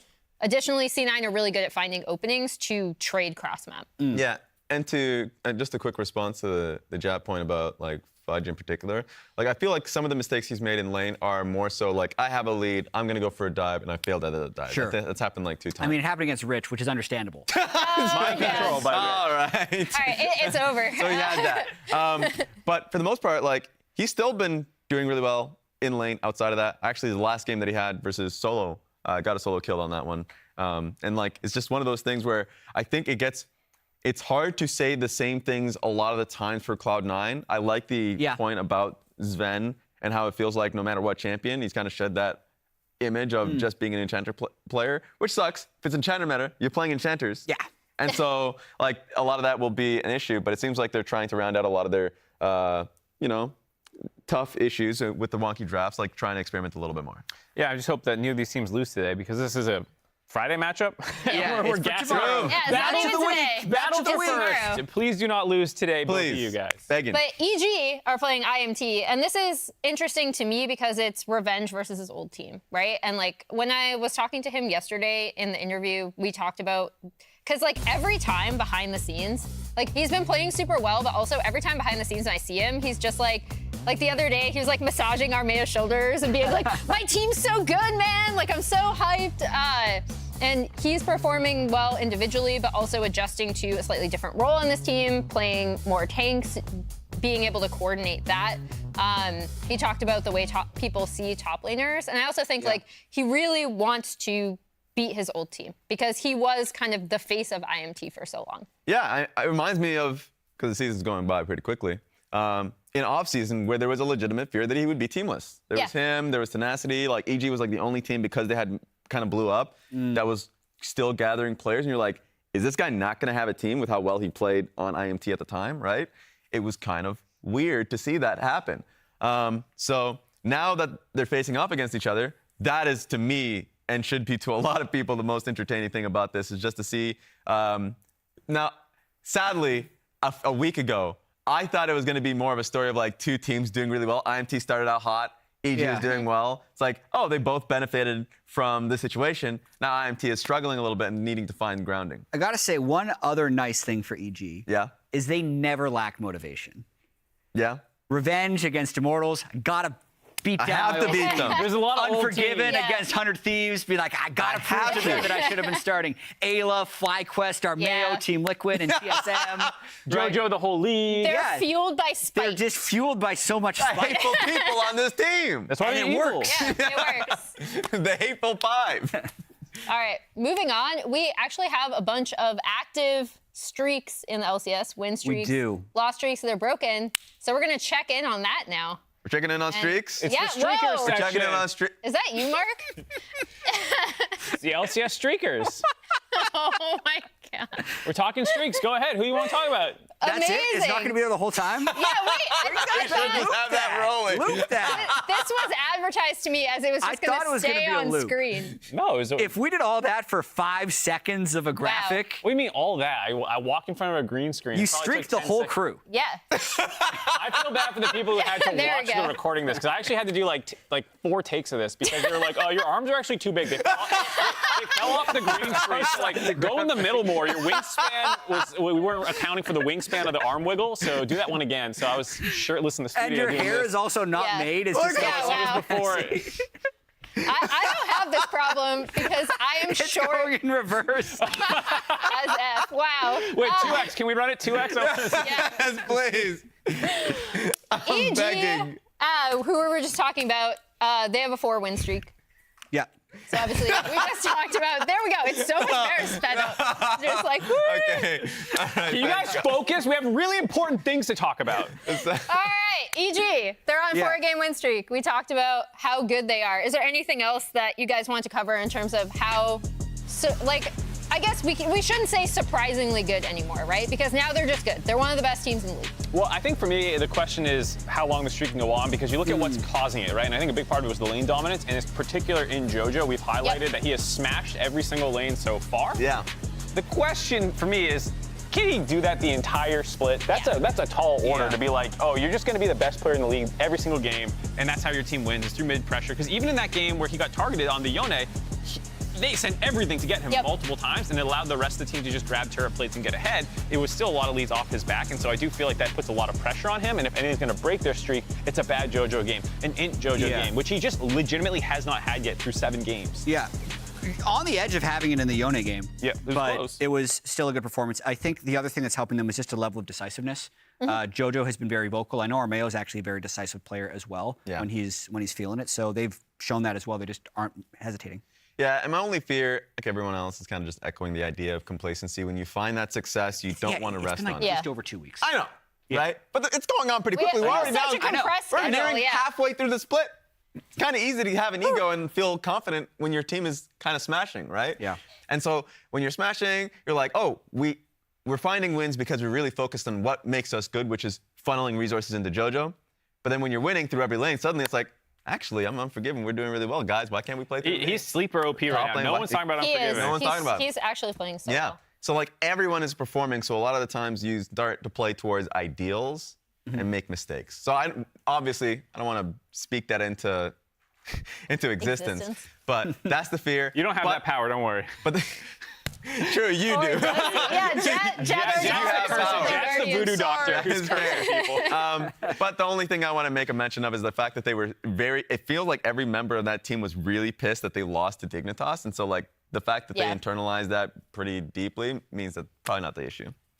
One of the teams they beat, TL, now on a 3-game loss streak, which after having such a strong start to their season, it's kind of sad to see, and it's not necessarily even happening in the same way, I would say, outside of that Dignitas game where, we were used to in spring seeing them get these monstrous early game leads and then just not knowing what to do in the mid to late game. Yeah. I haven't felt that as much from this team still. But yeah. I will say, especially looking at these highlights, the Dignitas game, you can see the gold is pretty close. This EG game, they're pretty even in gold and not winning around Baron setup. And this FlyQuest game was, again, a very long and close game. Yes. And all 3 close games they have lost. Yes. In the 4 wins, they blew the other team out. Yes. So even though I think they're slightly improved in their objective setup and their team play and their genuine coordination, it's still not that good. And I think they still need to blow people out in lane to win games. I agree, but especially with how they're drafting. That last game, the other team was all physical damage, but they were so early game that they can't stop building damage to itemize armor or something like that. Their drafts are very early game centric, which is like, great, you blew them out, the game's over. But when that doesn't happen, the barrier of execution to win that game becomes so high. And I think that last game versus FlyQuest, I don't think FlyQuest was playing great. I think they had a comp that ended up just winning naturally. Yeah, that's why I feel really conflicted, because I agree with you. It feels like if they don't have a lead, then they're just not as good as the team that they've been facing. But that last game, they were winning fights with the team composition that they had, right? It felt like they were winning fights multiple times, even though it was like they just don't have the damage. They were playing fights out well around Yan. So I have some faith. We'll see what happens today. Against C9. We'll see what happens tomorrow. It's going to be 4-4, streak continues. another team that's unfortunately on a loss streak is Immortals, which was a team that I don't think any of us rated super highly going into the season, but after week 1, we were like, okay, there's something here. Like, Tactical seems to be playing a lot better with Treats there. We kind of know Solo's MO of like what he's going to play in the top lane and what he's going to be able to contribute to a team. We really liked Baloo's creativity. But they've just seemed, in my opinion, kind of lost on the map, especially when it comes to a lot of these setups. Yeah, longest streak, the biggest streakers in the LCS. That's a 5 streak. It's a 5 streak. To get your little streaking graphic up again. No, we don't need to do that. I've forgotten what we're talking about. I need to see the graphic again. Yeah, definitely. The Immortals side, the thing is, like, okay, EG you think will continue to be good. I think, Team Liquid jury's out, but unfortunately for Immortals, I'm not quite sure where the turnaround comes from. It feels just very inconsistent who their carry threat is. Sometimes it's kind of Balulu, but he flubbed some late game situations. Tactical sometimes gives up some kills. Kemby hasn't snowballed many games. Solo's more of this weak side player. It doesn't feel like there's this person that you can easily lean on to take control of the game. Yeah, it's like, because there's way too many problems. You're right. It's like they're losing in lane, or one draft I remember vividly that they had. This was probably versus EG, that they just lost like throughout 3 lanes. That one was really tough to play. So some were just really losing drafts. Some were just individual errors. Another thing, it feels like some eyes on the map and communication, because it's like you can tell very clearly like top lane is going to get dove and is going to be put out of the game, but the jungler's not pathing towards them, so the dive happens without a hitch, and you're like, okay, well, if you're pathing towards it and understand it well enough in time, it can work out. So it's just a lot of team coordination issues. And then 2 streaks broke. Obviously, Jat, you're going to know one of them, because Enero saw Golden Guardians losing as soon as you apologized to him. He was like, I want no part of this.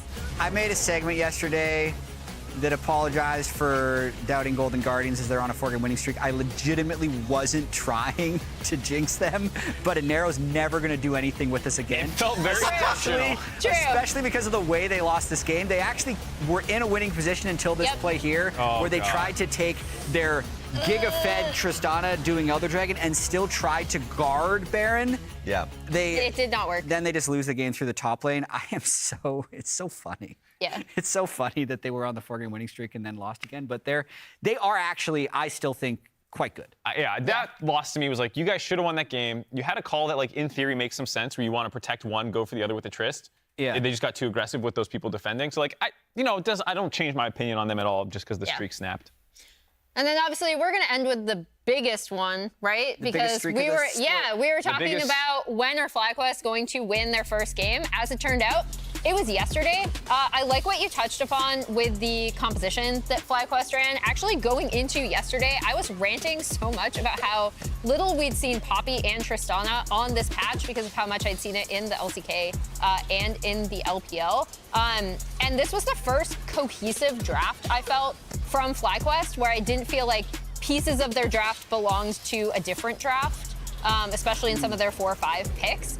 And even though I'm not going to say their execution was always on point, I don't know if that's what you're making a face at, but I did like their comp. It did end up winning out, and maybe now with that off their back, they can look forward and play a lot more confidently. Yeah, I saw Prince I believe it was actually Degon who took like a Twitter video from his phone. Prince was really, really happy they won. Yeah. Like very emotionally invested in that game. So it's not like this is a team that is just like, oh, we're in the LCS now. It's not working out. We're going to give up. Like they're still all really, really grinding to turn this split around. I saw some pretty strong emotions, not just after their game on their side, but also like the Team Liquid side. I know people after the Energy, Golden Guardians, long games that get you just like emotionally drained at the end of them. Like people, middle of the split, compression, I don't know what it is. It's a stressful split. It's really stressful for a lot of them. So I'm glad for FlyQuest that they put some clothes on. They've done streaking. Yeah. Is that what happens? Like, do we have a gif of you putting clothes back on? Probably a After gif of him in streaking? prison.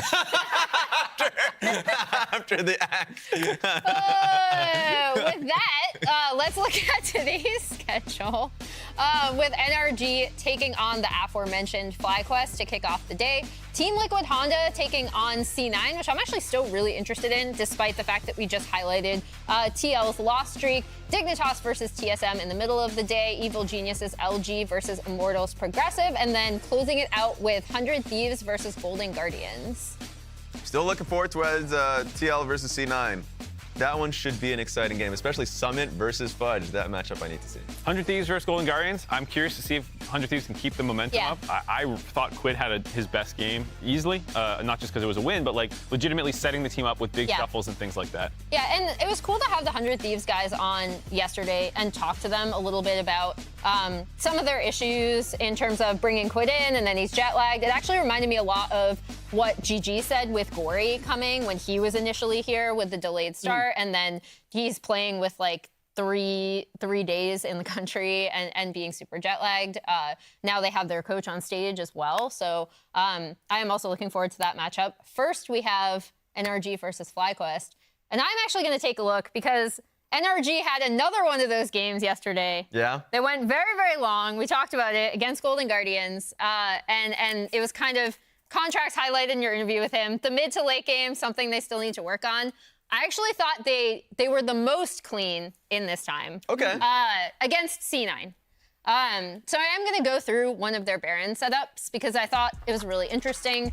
The two people that you want to pay attention to the most on this team and were the most important are the Jace and the Azir, because these are the two that are going to be pushing out their side lanes. So the lead up to this is actually, we're starting at 21:16, but prior to this, almost exactly at 20 minutes, they were already setting up to try to take Baron with Azir pushing out top. And then C9 was pushing out mid here. So they tried to sneak it around 20 minutes. It did not work out. But then the setup for this is that they're going to be going back to it, right? So Ignar is going to be here, and he's going to come in and end up, here, we'll play it out. Ignar is going to come as they start setting up for this Baron, and he's going to come in and clear out this ward here. M&S had to respond to that topside push, and then they're just going to immediately start on it because they know that C9 has absolutely no vision here, and Ignar knows where they are. More importantly, we have a back going through as well, and they don't really see this until it's too late. And I thought, in addition, because here they go, the first time C9 pinged this out around 20 minutes, NRG immediately scattered. Now they know they already are able to DPS the Baron down enough with Jace joining. And I just thought this was a really good setup that followed up on their initial attempt at 20 minutes. Yeah. The way that they were pushing out side waves with Dokla and Palafox on that Jace Azir combo. And also really making the most of the fact that they have an engaged support as opposed to the Yuumi, who can face check a lot more or easily when clearing out wards. Yeah, and I think that's going to be when they're at their best, is when they're able to have an engaged support and make decisive team fight calls. So it's not just Contracts needs to start every fight. But also, they are up against FlyQuest, and just depending on when you were thinking about this matchup, 2 weeks ago, you're like, that's going to be a tough one. Yes. Now you're thinking maybe not because they're 1-6, but I want to update the probability chart. Let's do it. They won a game. Yesterday, they had a very low chance of making the playoffs. 1 of 18 games actually doesn't make as big of a difference as I thought it would. So there's still a very high chance, if every game for the rest of the split were to be 50-50 probability, this is our stats guy Liam who put this together for us, there's still a very difficult chance for them to move up the standings. But personally, I do think that they can make the run. Like last split, we had Golden Guardians start 0-4, speed run all the way to second place in the finals. True. I don't think FlyQuest is out of it. Just because that playoff line is still now, 45% chance they get into it. If they can get there, then I think they're going to be in a decent spot. I actually do think it was a huge win, though, because they've basically knocked off 9% from their 10th place likelihood. Yep. And that got fair. It got pretty evenly distributed from the rest. So no individual positive change is huge, but the negative delta was pretty large, where it's like 10% almost less likely to end in last place just with that one pickup win. Right. So it is. That's a really good point. It is big in that sense, but because that's also the Immortals' loss, so they're only one game back from the team. True, it was the team that they beat. That's probably why it was such a big thing. It's still an upwards battle, like you're saying, but it does at least the likelihood of just ending 10th outright dramatically change. Yep. Yeah, and now we'll see, again, I think the thing we always wonder and the thing teams do talk about, especially with the compressed schedule, is like how much internal momentum matters. And like, even if they were super stressed loading into the game yesterday, just getting the win, was it perfect? No. Did they make mistakes? Absolutely. But just getting that and shedding that will, that burden. Like again, like you talked about looking at Prince, looking at players, like just the relief, that kind of emotional release. And hopefully now we can see more of what we've been hearing about in scrims, because apparently they're still crushing it in scrims. True. And I mean, we were watching the game saying that there are certain fights that they just were, it felt like they were playing scared, afraid to lose, right? And then even after the game, there was an interview. It was Degon interviewing Falcon, and he was just talking about the best thing that the win meant is that like it just gave them confidence. Like literally to your point. So if that just means that they have cleaner games now that they've actually seen the ball go through the hoop, like then great. And that just means that a newer FlyQuest has joined the league. Yeah. I'm still scared. It was a hard-fought game with what everyone thinks is kind of a comp advantage. And Prince had to play pretty good. He had a couple hero plays over the course of that game. So I still think there's a lot more to improve on. But like you said, hopefully this like relief makes everyone else start playing a little looser, a little bit better. I want to see what you predicted. How many of you bet on FlyQuest? We're going to find out. Oh, I know. Who's phony? Who's a phony? Whoa! Oh! Wait, Mark, I'm the only one? you fraud! Wait, NRG just beat Cloud9 and Golden Guardians back-to-back, and they're going up against a team that barely beat Team Liquid with a better comp, and now it's a 65% fan vote, and all three of my other analysts are now doubting NRG? You're a fraud, So Mark. I'll take the bait, because I think the mid-game for both of these teams is not great. I didn't say that. This is interesting. And so I think it's going to be heavily draft dependent. Both teams have also shot themselves in the foot with draft in previous games. I'm wondering if Ivern is going to be hotly contested. I'm wondering if Tristana is going to be hotly contested. You know what it is? But in terms of like who's going to have that miracle late game team fight, I'm favoring FlyQuest. Also, all the FlyQuest believers just came out of the woodwork. Is that what it They're was? right back at it. They're right Give back them a there. taste. They were just waiting. Just give them a little. They were hiding. A little nibble. Game 3. And we're out. I like Game 3 as well, the split desk for all of us. Yes. That looks like the closest one. All right. Well, we'll see what the casters think about NRG versus FlyQuest, whether they believe in them. It's time to start the show. Thanks for joining us. Bye.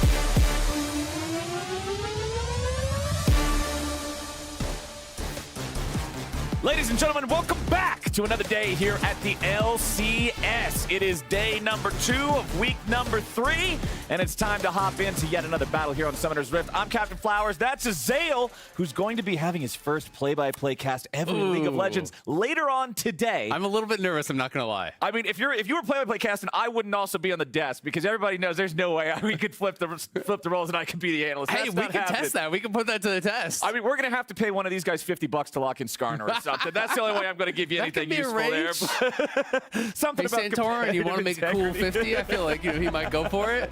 We'll have to see. Maybe I can bump into him in the hallway later on. But for now, we got Energy going up against FlyQuest. Now, FlyQuest, up until yesterday, had a big old donut in the win column for the first 2 weeks. To the surprise of pretty much everybody, they finally got that first win. They're on the board! And it was a mess. Yeah, it was a bit of a mess, but a dub is a dub is a dub. It would definitely take those. FlyQuest, trust we scale. See, there you go. That's the call. We'll see how they're going to look here against Energy, who the guys in the lounge, we're talking about it. Energy has had a pretty good string of games here, back-to-back wins. They beat Cloud9, first team to do that. Then they took down Golden Guardians, another team, that was expected to be up towards the top of the table. So it's going to be an exciting one to see if they can actually maintain that level of performance here against FlyQuest. Will be a big challenge for them. And will FlyQuest be a little bit unlocked by the fact that they finally got that monkey off their back? They got that first win. They don't have that pressure anymore of still being winless. Right. It's one of those things that if nothing else can at least just maybe turn the tide in your mind a little bit, right? Yeah. If you're losing all these games that you feel like you absolutely should not be losing, it can just frustrate you to the point where, oh, now we're making even more mistakes. Now we're having even less communication. But sometimes just a little bit of an interruption to that, what was the word they were using yesterday? Momentum? Yeah. The momentum has shifted now, so maybe it'll work out. We got Rakan, Maokai, and Vi banned out by Energy. FlyQuest taking the Nico, Ivern, and Kaisa off the table. First pick LeBlanc for Palafox. Melio also is available, has been really high prio still on this patch, but is falling down a little bit, I will say. It had been basically 100% prio on the last patch. Now it is falling through some of the picks and bans. We'll see if they are going to go towards it. I do think we're also seeing, because of some of the enchanted nerfs, some of the supports are just feeling like, even if this champ is really, really strong, I want to play something that fits my style better, right? Some of the champions that really just work well with them, hard engaged champs, we're seeing more Rel, more Rakan, more Nautilus, things that can have that go button. And it is going to be a relatively early Tristana here. We've seen some Tristana mid. Vikla did play it yesterday in their win. Yeah. But I am not the biggest Tristana mid fan. I do think it can be pretty risky, especially if you can get an aggressive jungler to pair with the LeBlanc, because this champion plays really poorly from behind. All right, well, Isaac, I hope you got a glass of milk, because here's my spicy take. Okay. I like Tristana mid, depending on the pilot. Okay. And Vikla piloted it questionably yesterday. I think that he was focused by a lot of ganks, so I'll excuse that. You're not getting on air Vikla? There were some of the decisions in some of those fights that I was left scratching my head about. I was, since I wasn't on yesterday, I was in Twitch chat just BSing with everybody there. Yeah. And I remember somebody was talking like, oh yeah, when you run 2 marksman comps, you got to make sure that you're keeping your range and all that. I'm like, no, you play 2 marksmen, so when your first marksman dies, you have another one. And I wasn't quite... You're joking, but actually you're not, though. So it's the backup marksman people. Come on. I hope that he can have a better performance on it here today, and because it can be a very powerful pick, especially if you get ahead, if you get rolling and you can knock down those turrets so swiftly, it's a monster. Absolutely. I mean, when you really do take over a lane, when you have perma prio, when you have that shove, you crush through turret plates incredibly quickly, you have the ability to really dominate a lane. But when you start to lose in the 1v1, all of a sudden you don't get access to the wave, you're getting poked off, you're getting really chunked down, and you don't really have any utility to speak of. So at that point, you're just kind of hoping that you can scale up and be useful later on, right? Yep. You really fall off a cliff pretty quickly. But we will see what they want to pair alongside it. It is going to be, that dynamic duo up on the top side for FlyQuest, Spica, alongside Impact on the Sejuani and the Renekton. Renekton really rising in prio again as well here on 13-12. Yep. We've been seeing a ton of it. We did get to see that cool counter pick from Rich where he brought out the Quinn. But besides that, it has mostly been the pretty standard stuff. People are picking Nara into it. People are picking tanks into it and just looking to have more value later on in the 5v5. And we can see Cassante getting banned out, Kennen getting banned out. So we'll see where Dokla wants to take us. He has been playing a pretty large variety of champions, a mix of tanks and carries. But, given the first 3 picks here, I would not be shocked at all if it's just like a Scion game or something for Dokla. Yeah. The Ezreal, Alistar, Kinnan, Cassante, all banned out here. Worth noting that we talked a little bit about the Tristana, but also when you think about Sejuani in the jungle, Sejuani likes melee pairings in the solo lanes to help give those stacks and allow her to make the ganks more effectively. So gonna have that edge, not quite as sharp there in the mid lane.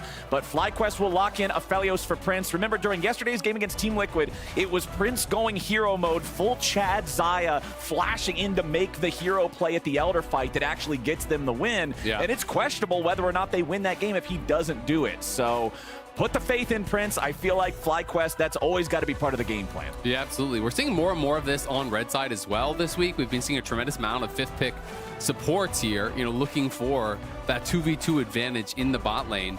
FBI going to be going towards the Rel. We've seen a tremendous amount of Alistar as the answer because you can interrupt the crash down. You do have that.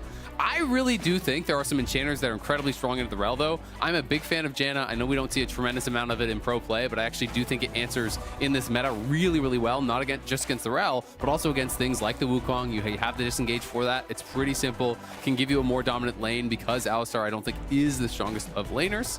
Braum also makes a lot of sense here, being able to just absorb that initial engage, block things like the Empowered Shock Blast, block things like the Varus poke as well. So Vulcan going to be playing that, and Braum always pairs so well with these double marksman comps. You stack up that passive incredibly quickly. When it comes time to 5v5, your job pretty much just becomes applying the passive to multiple members. Mark a guy. Exactly.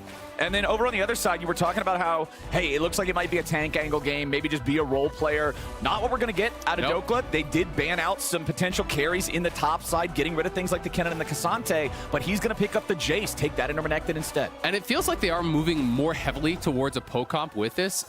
We do talk about LeBlanc as an assassin, and yes, she is when she gets really far ahead, but oftentimes in the later stages of the game, you really are just functioning as a poke champ. You W over a wall, QRQ, you chunk someone out, you're looking for that less the 100-0, and when you're paired with a Varus, with a Jace, that poke can become pretty oppressive. It's very difficult to face check into what energy have drafted. Of course, there are some beefy frontliners here on the FlyQuest side whose job is going to be absorbing that poke, who is going to be the people who have to kind of face check those brushes. So we'll see how exactly they want to play it out. Is it going to be full poke Varus? Is it going to be, just AP or on hit? There's a lot of different ways you can go these days. Even with the rune choices, in the past it had been really obvious with rune choices which way you were going to go. Right. Now we've been seeing a lot of people go with different runes and all still going towards AP. Well, let's see how they decide to play it out here. Energy they would love to keep this win streak going, man. They've already gotten through the hard part. Cloud9 and Golden Guardians, awesome. Good job, boys. They're the ones who showed Cloud9 are mortal in summer. Yep. They smacked Golden Guardians upside the mouth. Now they just got to keep it rolling against everybody else. Don't get too far ahead of yourselves. Play the game smart. I mean, it's crazy, right? We're talking about FlyQuest as this team that is supposed to be an easy team now because they had a horrible start to the split. But if you look back to last split, their schedule was literally first, second, third at the end of playoffs, right, in a row. So it could not be a harder schedule when you were circling that, as soon as the schedule was made after last split. So that is something that you really do have to look out for. FlyQuest sent all 5 top. They wanted to get that side lane brush. Can be really important in these melee versus ranged matchups to be able to have that. So Jace can't just be poking in and out of the brush and avoiding minion aggro, resetting that over and over and over as he harasses the Renekton. It is going to be PTA on FBI, so I'll be interested to see where he goes. Again, initially we had been seeing for the AP builds a lot of Halo Blades. Then, Lethal Tempo had more the AD on hit. But this week we also saw Unforgiven go Lethal Tempo and still play the AP style of build.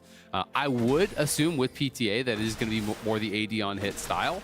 But very well could still just be Shiv into AP, as has been the most common Varus build. But we've also seen poke builds. We also have occasionally seen Blade of the Rune King, Hurricane, that kind of stuff. So there's a lot of variance, honestly, for Varus these days. And worth pointing out, summoner spells are mirrored across the board, including in the AD carry position there, with both of them deciding to take the cleanse to get out of some of the CC available to both sides here. Only difference being the heal for Vulcan versus the ignite on Ignar. Yeah. When I see Rel locked in as support, I love seeing the Rels that like to roam around, like to be playmakers. I love seeing the ignite being taken to guarantee that they can get some of those early kills and make use of those roams when they're leaving that AD carry in bottom just to sit back underneath turret and farm. And knowing Ignar as a player, I'm hoping that's what we get to see here in this one too. Absolutely. That's really what he's known, but they're going to go in on the bot side. Already, Prince below half HP, but FBI's taking some shots back. Ignar's now got to be careful as Vulcan and Prince taking this opportunity to fire back at him here. Don't want to commit too far. Still only level 1. They know that energy's going to hit level 2 first, and there it is. FBI and Ignar picking that one up. But just a little bit of scrappiness early on here. I like seeing it from both sides, quite honestly, especially when you've both got these melee supports. It's not the Enchanter world. Everybody wants to be able to go in. Yeah, and it was a flash already down for Ignar. So he flashes in, he trades it for the cleanse, does not use the ignite, but if they go in next time, there will be no cleanse for that ignite. So probably going to be looking for another aggressive play. Does have access to that Hex Flash. That is something that we used to see a lot of when melee supports would play Hex Flash. They just try to trade flashes. In this case, he did not actually get the flash trade, did just get that cleanse, but does open up opportunities here. And Spica obviously has been spotted, clears out the ward. Contracts knows that he's going to be in that area and will be looking for him, but it is a little bit of a difficult invade because Spica is a lot closer to his bot lane. Well, Spica will just farm up that Gromp. Contracts doesn't jump out after him. Contracts just waiting in this brush still. There we go. Immediately opens up with the crushing blow. Yeah. But not really getting that much. The interesting thing is, though, is it should be his blue buff because Spica was nervous about the smite steal. So Ignar left lane. That prompted Vulcan to move up to actually help defend because they were expecting this invade. Spica was worried that Contract was going to pop out of a brush and smite away that Gromp. So he used smite on the Gromp, which means he can't stay to contest the blue buff because he's going to lose that 10 times out of 10. You would hope against that. You would expect. As I said, I was like, and the other one doesn't. You never know. In pro play, there's just a lot of check boxes here that I feel like are being checked. It's a choose your own adventure sometimes, you know? Dude, it's a choose your own adventure at the to win the game, turn to page 2. To die, turn to page 97. Well, what if I want to see what happens? I mean, 97, winning the game, I already know what that looks like. How do I lose from here? That's interesting. That's exciting. You know? Well, fortunately spice it up. Fortunately for Energy, Contracts did not turn to page 97. He just stuck around. He stole the blue buff. There was no problem with it. They're all right. Vikla wants to jump in on Palafox here, find a nice quick trade. The power of the burst from that explosive shot when Tristana can just go in like that. Palafox having to be a little bit careful here. Normally it's LeBlanc threatening those bursty trades, but Tristana's real good at it too. Yeah, absolutely. There's almost no champions that really do win the trade if you're allowing Tristana to auto you with the explosive shot on you, right? That is the reality of it, is it's so much power added. And if you ever spend spells on the wave, that's one of the things that makes Tristana mid such a threat. If you're ever forced, because Tristana is just going to kind of try to relentlessly shove in a lot of these matchups, and if you can force your opponent to utilize their spells to try to hold the wave away from their turret or to last hit, all of a sudden, you just jump on them. You just go right in there. You don't have spells? Great. Try to trade you into an explosive shot. That's going to be difficult. It's like, all right, dude, here you go. Topside Impact and Dokla. Well, Impact's not having a very good time here. I was about to say they're scrapping a little bit, but Impact using that Cull the Meek there to guarantee that he stays healthy enough to not have to spin the flash. The nice part for him is even though he's very low on HP, Dokla's very low on mana, so... Oh man, that's... that was close. A little bit too close there, Mr. Crocodile. Down to 50 HP there for Impact. Did his auto go off, or did he auto a minion? I wasn't sure, because he went for the Q flash, he hit the Q, but I wasn't sure if the auto actually came through on the end of that. Now this is actually really scary for Dokla, because Dokla uses his flash, doesn't get the kill, his wave's in a bad spot, and his opponent just hit 6. Yeah, so now he has to base. The wave will not crash. You know, if we look at the minimap, you can actually see the wave right there is actually being held. So you just base from this position, and what it'll do is it'll slow push towards you. So Dokla's now forced to TP back to try to hard shove out that wave. Impact can TP back to answer, but a full wave will be denied from Dokla. And at the end of the day, Impact should be ahead, XP should be ahead, gold, and we'll have the flash advantage here. And of course, Renekton at 6, you're getting a lot more from hitting 6 than the Jace is. So now Dokla's kind of put into this pattern where he's got to be really careful. And you can see he doesn't even feel comfortable to necessarily walk up to that wave. It's still being held. You know, if we can look up towards top lane, it's problematic. He doesn't know that the Sejuani's down in mid. Contracts now. He was coming in for a gank on mid, but Vikla immediately just turns it so hard that Contracts is the one having a flash away. It's a flash for flash, Contracts for Vikla here in mid, so Palafox at least has the advantage there in summoner spells. Yeah. But it's scary, man. You gank the Tristana like that, the burst damage immediately right back in your face, and with Contracts forced out, with him put at such low HP, this is now a green light for FlyQuest to rotate that mid laner down here, join up with Prince, Vulcan, and Spica, and guarantee a free, easy, and early first trade. Yeah, that's really, really big. And it's also so nice that Honey Fruit is here for Vikla, because he can actually just come out of lane. He got chunked down pretty heavily, but he grabs the Honey Fruit, goes right back to lane, healed up a bit off the dragon, has the fleet as well, so getting those fleet procs, and he's back pretty healthy, so doesn't have to be as nervous, because if he actually got left in that low HP situation, even though they got the flash off contracts, he's down a flash and Palafox to threaten it all in. So he might have been forced back to base. So this kind of bails him out and makes it just a win for FlyQuest, really in all regards. Everything coming up FlyQuest here early on. That top side all in, like we were talking about with Dokla, I can't really fault him for it because it was just 40 or 50 HP or whatever that his opponent survived with. So I can see what he was going for there, just being slightly off on the calculation. But like you're saying, man, now you're up against a Renekton Sejuani combination. He has flash advantage. Everything is a risk. Absolutely. And that's what makes it so difficult, right? Oh, well, we're going to see him die. There it is, Ruthless Predator. They're going to stack up the stun. They aren't even using the Sejuani ulti because they know they don't need it. Impact commits the Dominus to guarantee no potential one-for-one trade, and it's FlyQuest first on the board. Nicely done by FlyQuest. They get that kill. They don't overcommit. No flash used by Impact. No ulti used by Spica. So then they can just go right over to the Aerosol here. We can see Rel is coming up, as is Wukong. Both ADs are down towards bot lane, but Prince is threatening a move. He's not showing. So even the fact that Prince is not showing has to make Energy a little bit nervous that he could be coming. And in fact, he is cheating up a little bit. I don't think the Energy can get in. There's no real way. Yeah, FlyQuest are just going to hard force that. When they're up over 1,000 gold, they got the first 2 neutral objectives. Ignar is not level 6. Vulcan, the same story here, as neither of the supports has access to the full kit, so I don't expect to see any crazy engages coming out. Ignar just sticking around long enough to proc the Targans there, guaranteed that he gets Palafox a little bit of extra money and grabs his own too. Contracts, not going to get much other than just clearing the wards out. Yep. And I like how Prince played that, right? Prince doesn't know exactly where everyone is, and he wants to threaten that he's moving up because he had already pushed out bot wave. So what he did was he pushed out bot wave, started moving up the river, and then just went and farmed Grump during that time, right? So he didn't hard commit all the way up because he saw Energy weren't committing. If they did go for the full fight, he could have moved towards mid lane and tried to be there to reinforce. So I do think it makes quite a bit of sense here. We can also see FBI is going towards that static Shiv as Vikla, no flash, gonna get chained up. Vikla trying to disengage there. Buster shot knocks Ignar away, and Vikla can then rocket jump back to safety. He's gonna survive the attempt on his life. Nicely done. That was the flash, if I'm not mistaken, off of Ignar, and the ignite, and the ulti. So gets the whole kit out of the rel there, survives. Nice buster shot from him, gonna keep himself safe.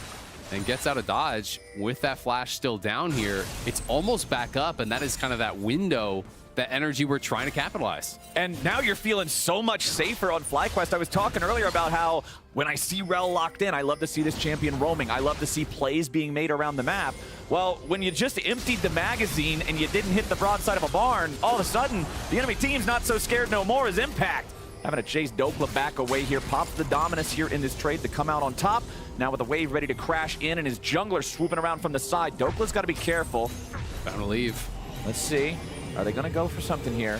It looks like they just might. All right, Speak is going to lead the way. Flash into the Ruthless Predator, and there it is. They get the immediate kill on Dokla. Contracts wants to pick one back up on an Impact. Cyclone 2, he finds it. Now Speak is being a little bit cautious here. Does not want to overcommit because he's not sure if help is going to be coming for the other side.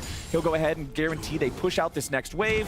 He does have the Eye of the Herald in inventory, but he is not using it just yet. The timer is expiring rather soon, it looks. Or no, wait, never mind. This is the Broken Spectator. Yeah, it's the Broken Spectator I was like, there's no way it's expiring that fast. It literally can. It's a double eye. See, the first eye is expiring, but there's an eye behind it. Okay, we have a second charge on the Herald timer that doesn't work. On the timer, yeah. That's good. Not on the Herald, but on the timer. You get yeah, you get a backup one. A backup timer in case you mess up on the first one.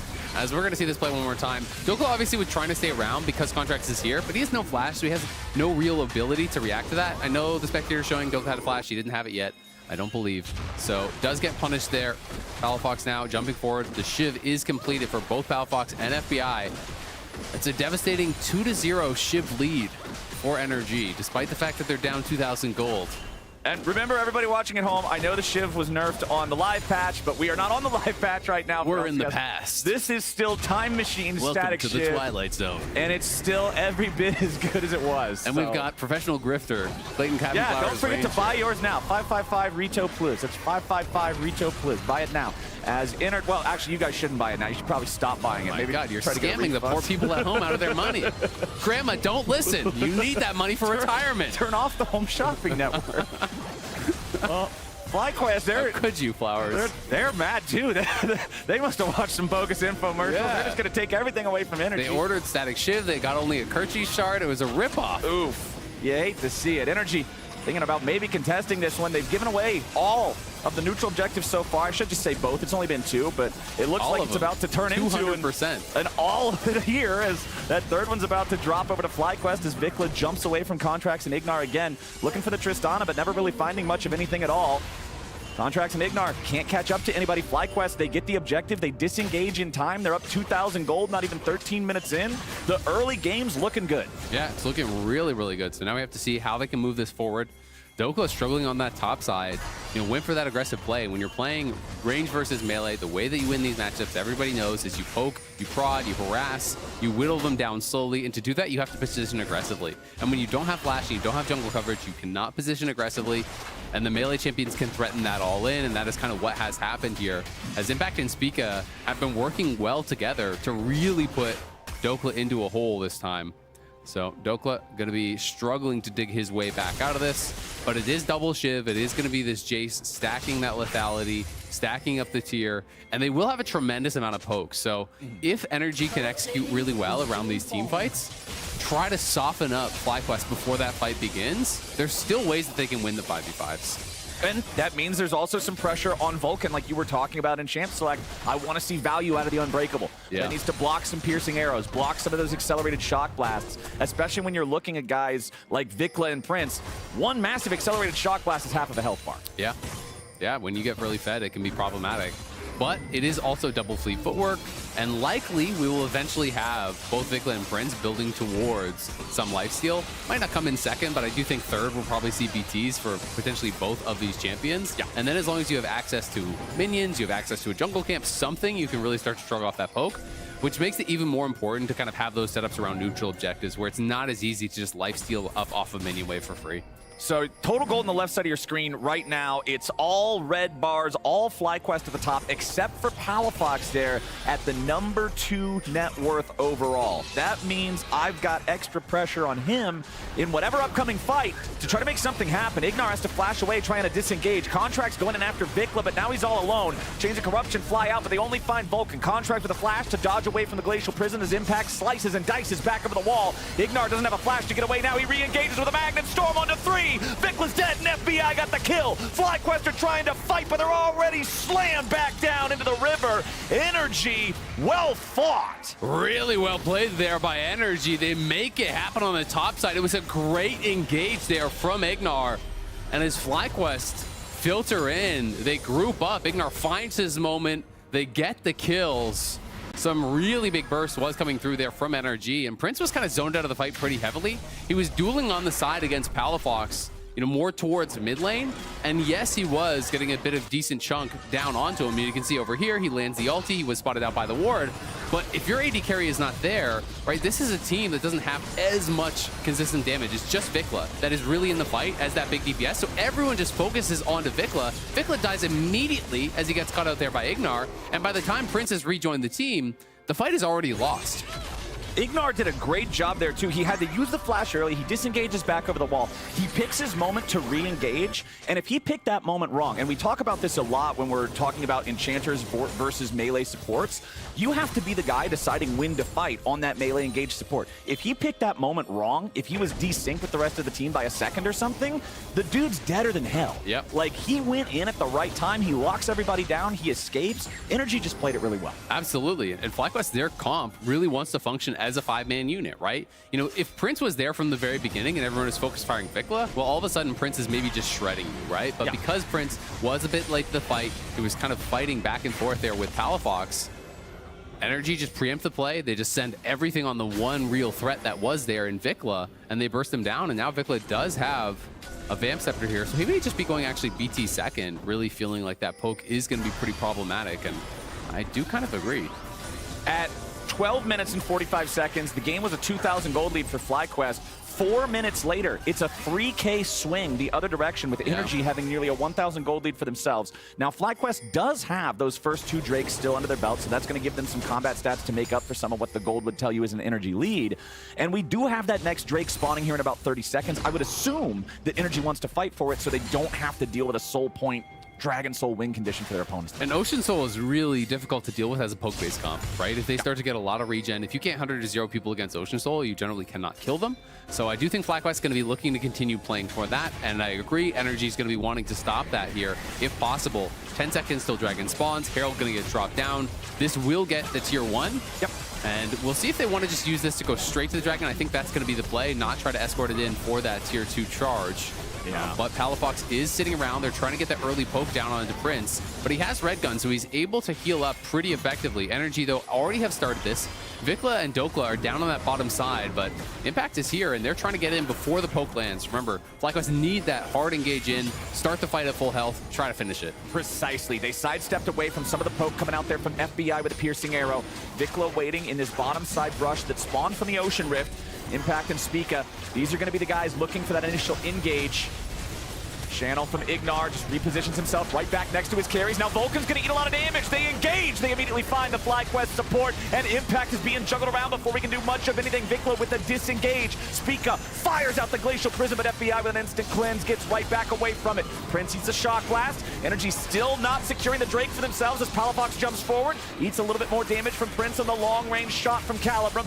Energy with complete control over the Drake pit now. The 1 kill on the support plus the damaged health bars on the enemy 80 carry and top laner means Energy wins the fight, and they win it strong enough to take the objective. I would love to watch that fight one more time and just really highlight how Palafox is playing this out. This is back-to-back fights now that he has kept Prince from really being a factor as Vulcan was trying to actually move in through that corridor and create space for his ADs. He just went over the wall and actually pushed Prince away from the fight. He made Prince take the long way around through the blue buff here. So just watch Palafox right here on your screen, and then watch where Prince is over the wall. So as they're coming forward into this corridor, Prince is going to be targeted here in the back line. He goes in while his front line is dying down here. He's pushed completely out of the fight. Palafox stays in this area, making sure that Prince has to walk the entire way around. So Prince is just now rejoining to the fight. His front line has already been taken down. Impact's ult is expiring. He's low. And it's these kind of plays that are really going to make it difficult for FlyQuest to execute on what their game plan is. And it's beautiful stuff here from Palafox. Energy wants it to be broken up, wants there to be little skirmishes, poking and prodding, you know, really making things difficult for FlyQuest, where they want to be this cohesive 5-man unit, walking forward, big guys in front, little guys in the back, firing it out. And I mean, there's been so many times before watching professional League of Legends throughout the years where you see a team engage on Braum, they don't get the kill and it goes bad. Palafox now got to be careful as Impact jumps on him here with the Dominus in bottom lane. Teleports coming in from both sides. Dokla arrives first. He's going to try to grab the kill on Impact before FlyQuest reinforcements arrive. Palafox jumps back in for the burst there. They take down the Croc before Vikla can do much here with that Tristana to reinforce. Yeah, Vikla even flashed in there. I don't know if the call was that maybe Impact just about had stun or something and thought he was going to be able to get maybe stun and then heal up. I don't know if his Gore Drinker was coming just back up. There had to be something that really prompted that made Vikla think they could turn it around, because Vikla ends up keeping in, he flashes in, can't really get anything as Impact kind of dies as he flashes in. So goes bad there for FlyQuest, and all of a sudden, things really falling apart here once again for FlyQuest. Spica is there. I don't think they have eyes on the recalling Varus in mid lane. No, he's so not going to be able to stop that. Unfortunate for them. If Prince walked a little bit far forward, of course he couldn't have known, but if he had walked up, maybe Spica could have looked over the wall, but there could be an opportunity here on Ignar as Spica is behind him. It's all just speculation, because the only reason he would know about that is if he had perfect vision. Of course, yeah. It would have just had to be his AD randomly walks up and then he sees him over the wall, and could have ended up being a freebie, but now going to get spotted. Ignar not too worried about that. There was a lot of time invested there by Spica, honestly. Yeah, for not a whole lot of anything, just a little bit of chicken camp cosplay that does not reward any gold or EXP. Meanwhile, if we're talking about getting something done, maybe it's contracts finding the Croc up here on the top side. Both Cyclones already used. Impact trying to get away here. Shock Blast with no acceleration does not do enough damage, so Impact will survive. But they force the enemy top laner back to base, and they have total control over the top side. Yep, all-for-all trade there at the end of the day, basically from contracts and Impact. Dokla just didn't quite have the move speed, doesn't have tier 2 boots, and honestly, that's the difference. The fact that there's tabbies over on Impact, and he just has the brown bag still wrapped on his feet, not quite able to catch up there. I think he used the acceleration gate earlier to try to actually close that gap for the move speed. And then went into hammer form, tried to catch back up, couldn't quite do it. So Impact barely able to survive there. Potentially now, though, Dokla could be caught out We'll see if he actually shows. He knows that there is danger, so he's just sitting in the brush. And we've got 90 seconds till the next Drake spawn. So if you die here or use an ulti here, you'll be back alive in time, or the ulti will be just barely ready to go by the Drake fight. But, you know, it's been 15 seconds since I started that sentence. Now we're getting to the point where it's a little bit more dangerous. We can't just be wasting these resources on random stuff, because if you're Energy, you're up 3,500 gold now. I don't think you're afraid to take any of these fights in open ground. They've already showed us they know how to pilot it as the comp that has a higher barrier of execution. Yeah. So I say you just take that fight every time. Yeah, absolutely. And we are kind of in this point now where you really do not want to be Tristana 2k gold behind your opponent in mid lane, down 2 levels as well. So you're going to add in at least another couple hundred gold there from combat stats on top. So it's going to be a rough situation. It looks like he wanted to go for a pit stop for the Vamp Scepter, just have a little bit of sustain and then complete another item. Like maybe he's going Navori or something second. I'm not really sure exactly what he's going to do with his build here, but that would be my guess. We'll see Vikla where he wants to go with it. But either way, his second item is really far off, and 2 items are already done for Palafox and FBI.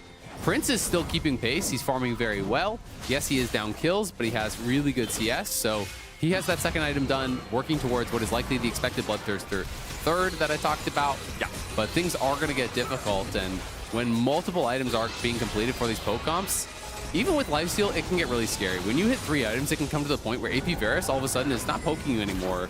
It's just killing you. Just one-shotting you. Yeah.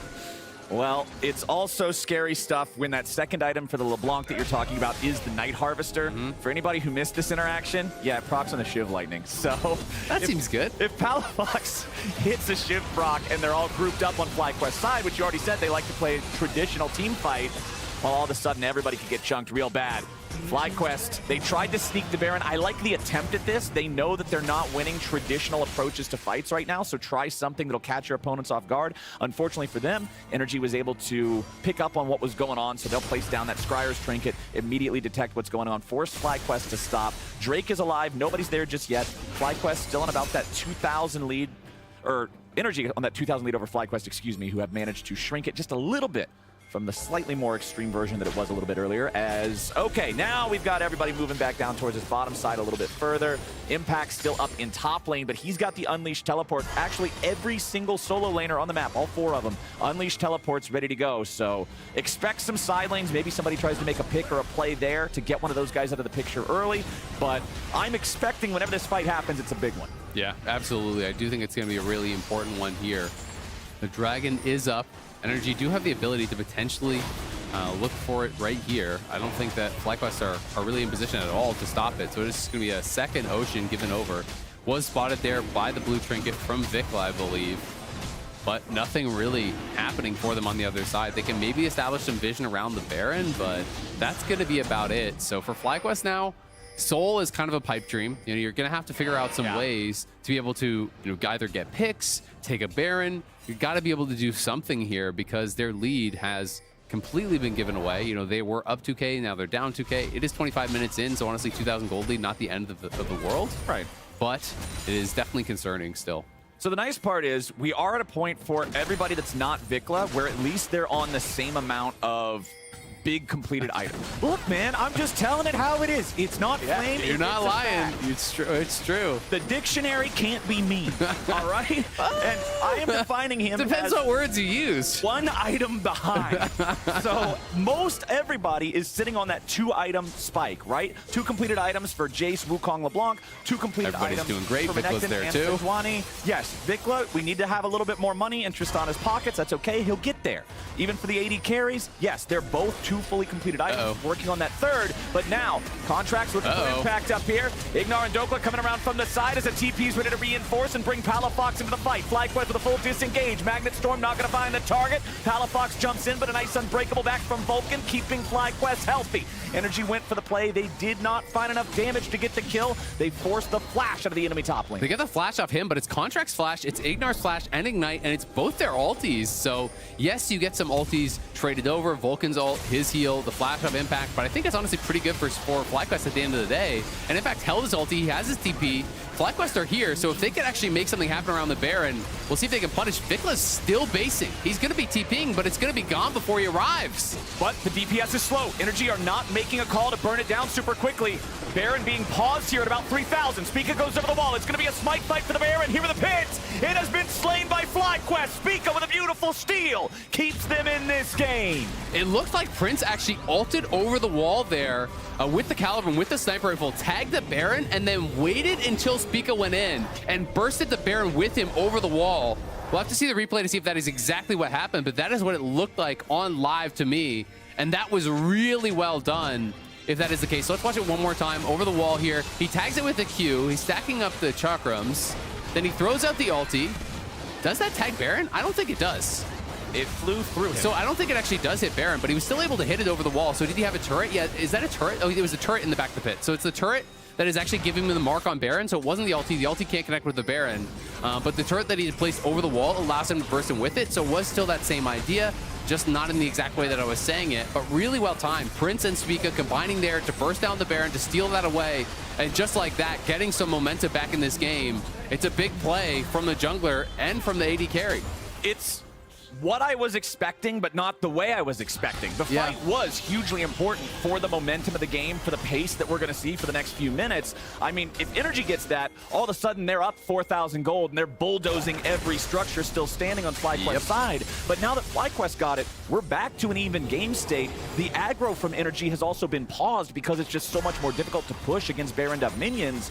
This is a game changer for FlyQuest, giving them sort of a second chance. Absolutely. It's a really, really huge play. And I like how they navigated this, because Energy did what is relatively common, where you start up the Baron, but then you pause around 2-3k, and you say, all right, you got to come in. If you jump over the wall, we're going to kill you. But their opponents just bursted it down. You know, you drop the turret over the wall, all of a sudden, Aphelios is in the mix, so it's not just on Sejuani, who can't burst it down from 2k. Aphelios plus Sejuani can, so that was really nicely done by them. But I will say, Energy spent too many of their turn abilities, like their abilities that they would want to use for that turn, that engage, on that chase down top side to really make that a safe Baron, right? Because if you still had flash on Rel, ult on Rel, flash on contracts, ult on contracts, then you do that and you all look for the turn. Over the wall goes Ignar. Contracts popping that Cyclone, but it misses. Energy stumbling, trying to find a pick there on FlyQuest on their approach. And that's just, again, more useful resources now on cooldown. Yep, absolutely. It is at least a trade, as Spica does throw out his ult as well to stuff that engage. But yeah, it goes bad for Energy. You know, they wanted to be able to pause the Baron to turn, or at least to zone them off and then secure it. But because they didn't have those tools to turn, it became a bit of a flip, and FlyQuest outplayed them on it. Now going to be able to stop this engage. They're pushing up here on that tier 2.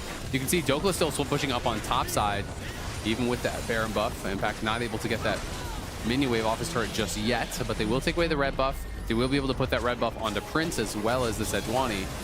Things starting to look pretty good. You know, BT is now completed for Prince. He has that as his third item. It was Navori second here for Vikla, so he did just make that pit stop as I was talking about for the Vamp Scepter, but he'll be working towards a BT as well. And the poke starting to mean less and less here. So it's going to have to be more about that kind of 100-0 combo where you catch someone with the Chains of Corruption and then you burst them down. Death Cap is complete for Palafox, so he definitely has the gold behind him to really look for those 100-0 plays. And he is 50 ahead of the curve as far as 10 CS per minute is concerned. Palafox is farming like a beast. Yeah, absolutely. And honestly, my eyes are on Prince as the main character of the game right now. Yeah. I think that if he's left alive, his Aphelios is going to be able to tear through Energy. But then just like we saw earlier, if Palafox can properly intercept him, if Energy can play the fights in a way where he's not able to have a good DPS uptime, then it's going to be a different story. FlyQuest getting engaged on. It's only Spica and Impacts over the damage here at the front. Prince is ready to swoop in. Trying to use the red-white. Finds a little bit of damage back. Contract's got to be careful. Disengages back away with the clone. Neither side losing a man. Contracts and Impact both limp away. Yeah, going to be able to survive Vulcan again with the good stuff there. as they're trying to actually pile through. The Glacial Fissure comes down, Vulcan able to push them back pretty heavily. Palafox trying to look for that trade, will have to use the ulti distortion, did still have that available, you know, just went forward with the 1Q, so it wasn't one of those situations where you did go W in and then QRQ and then get stuck on that distortion. Yeah. So was being careful, respected the fact that Vikla could jump forward with the rocket jump, and he has the BT now completed, so Vikla is a real boy, but Palafox, it's going to be a lot of pressure on him. You talked about Prince as the main character, but the Wizard also has a Wizard hat. So Palafox is going to be fearsome on the other side. Yeah, we've got 3 items getting completed on all 4 of our carries right now. Top laners, you can see Dokla completes his first. Impact's still working on that, a little bit behind in the economy department. But in the jungle, the Abyssal Mask for Spica. I always like this thing, just magnifying a little bit of the extra damage your opponents are going to be taking. And let's be real, there's not a ton of extra magic damage on the side of FlyQuest. It is just mostly Spica and then whatever little bits and pieces Vulcan can throw in. But hey, anything is something, right? Yep. They just have to try to knock these guys down. Prince is the guy to watch for, though. I'm telling you, with stopwatch in the inventory, with the 3 items online, so much of this game is going to come down to, does he get his DPS windows? Ignar gets locked down. FlyQuest are looking to go in on the enemy support, but he disengages. Energy, get away from that one. The other thing that's really nice about Abyssal Mask is it's just dirt cheap, right? So it's one of these items that you can just get a quick item completion. Often as a jungler, you're not getting the 3 items unless the game goes really, really long. You can sometimes get this one completion in that's going to be more efficient than, you know, just having pieces of a more expensive item there. FBI trying to fish for some poke, but not able to connect. And FlyQuest are now on Soul Point. You know, I talked about that as a bit of a pipe dream a while ago when Energy had taken the lead, when they had taken back-to-back dragons. But now it's only 2 minutes away here, Prince.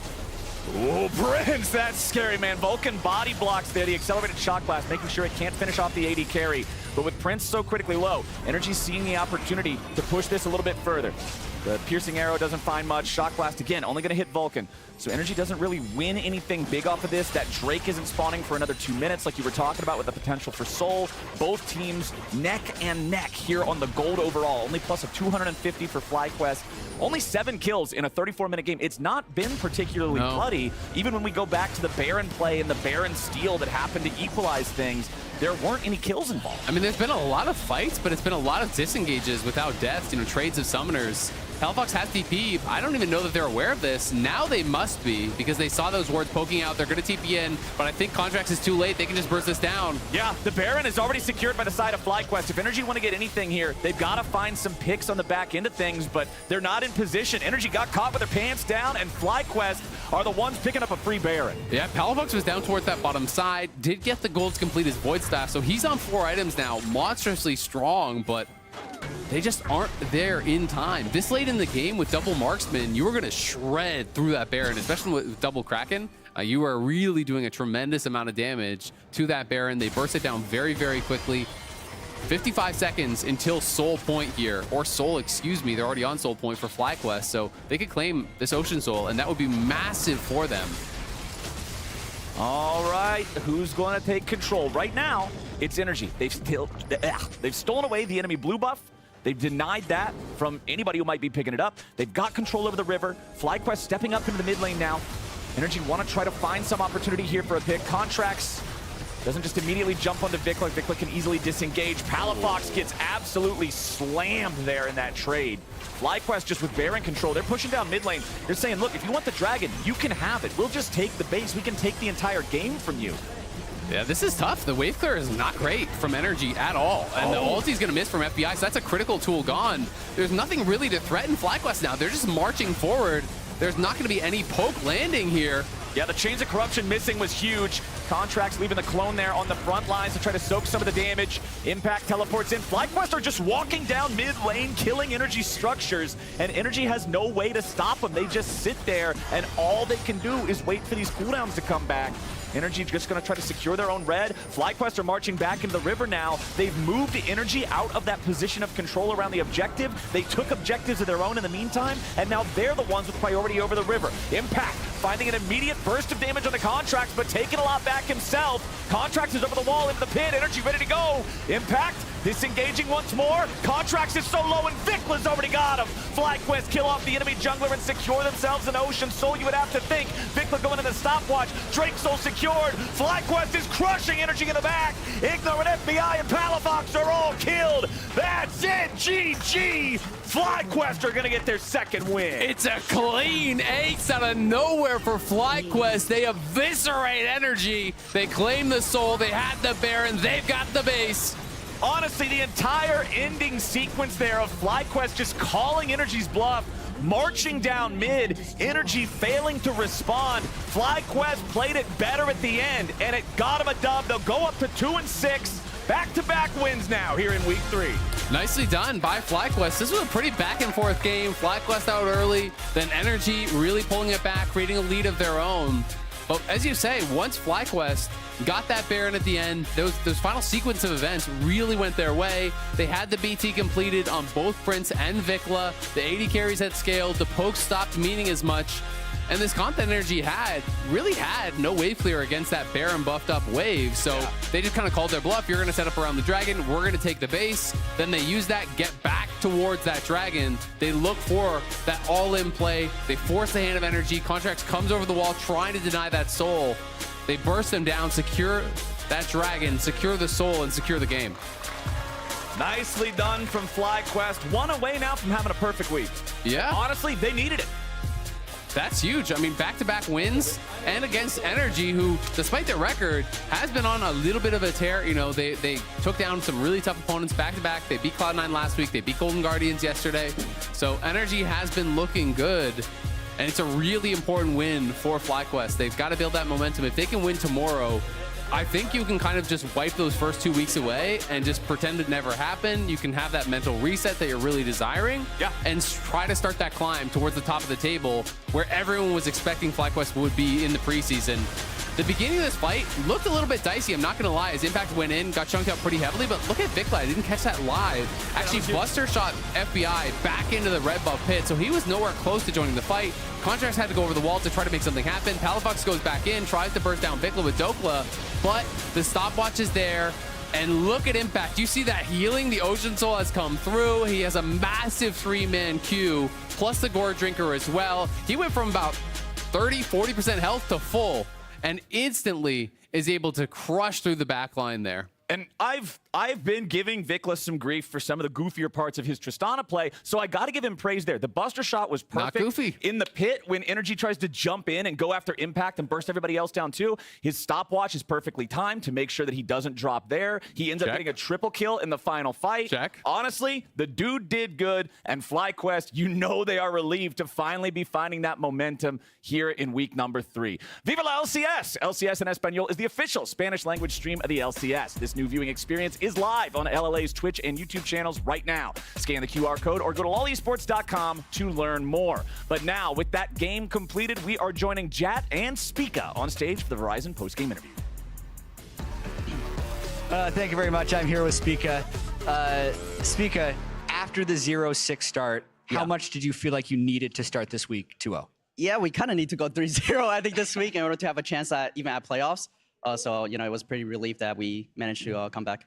Yeah, you were telling me that you saw the graphic we had on broadcast yesterday. It was like 45% chance to be in 10th place? Yeah. 10th place, yeah. Yeah, because of the 0-6 start. Yeah.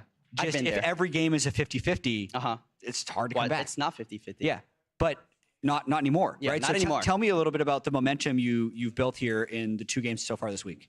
I mean, I think after we went 0-6, we realized, oh shit, we're in trouble, you know?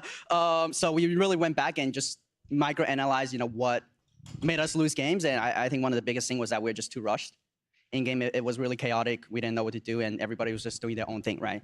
So this week, we were just like, you know, we're just going to play something really easy, you know? Very straightforward front-to-back team fight to make sure that everybody's on the same page. And, you know, I think this week's game felt a lot better than last week's. It's really interesting because whenever you're struggling, like so many things can be wrong at once. Yeah. Was there anything else that you identified or changed in your practice between weeks 1 and 2? Because I'd been hearing that scrims were decent or strong, or was that not the case? We were winning, like, leading up to LCS, we were winning like 90% of our scrims. 90? We had 90% win rate. I mean, we still have pretty good win rate. I think right now, even excluding before LCS, our win rate right now is probably like 60 to like 70 something. Okay. Above that.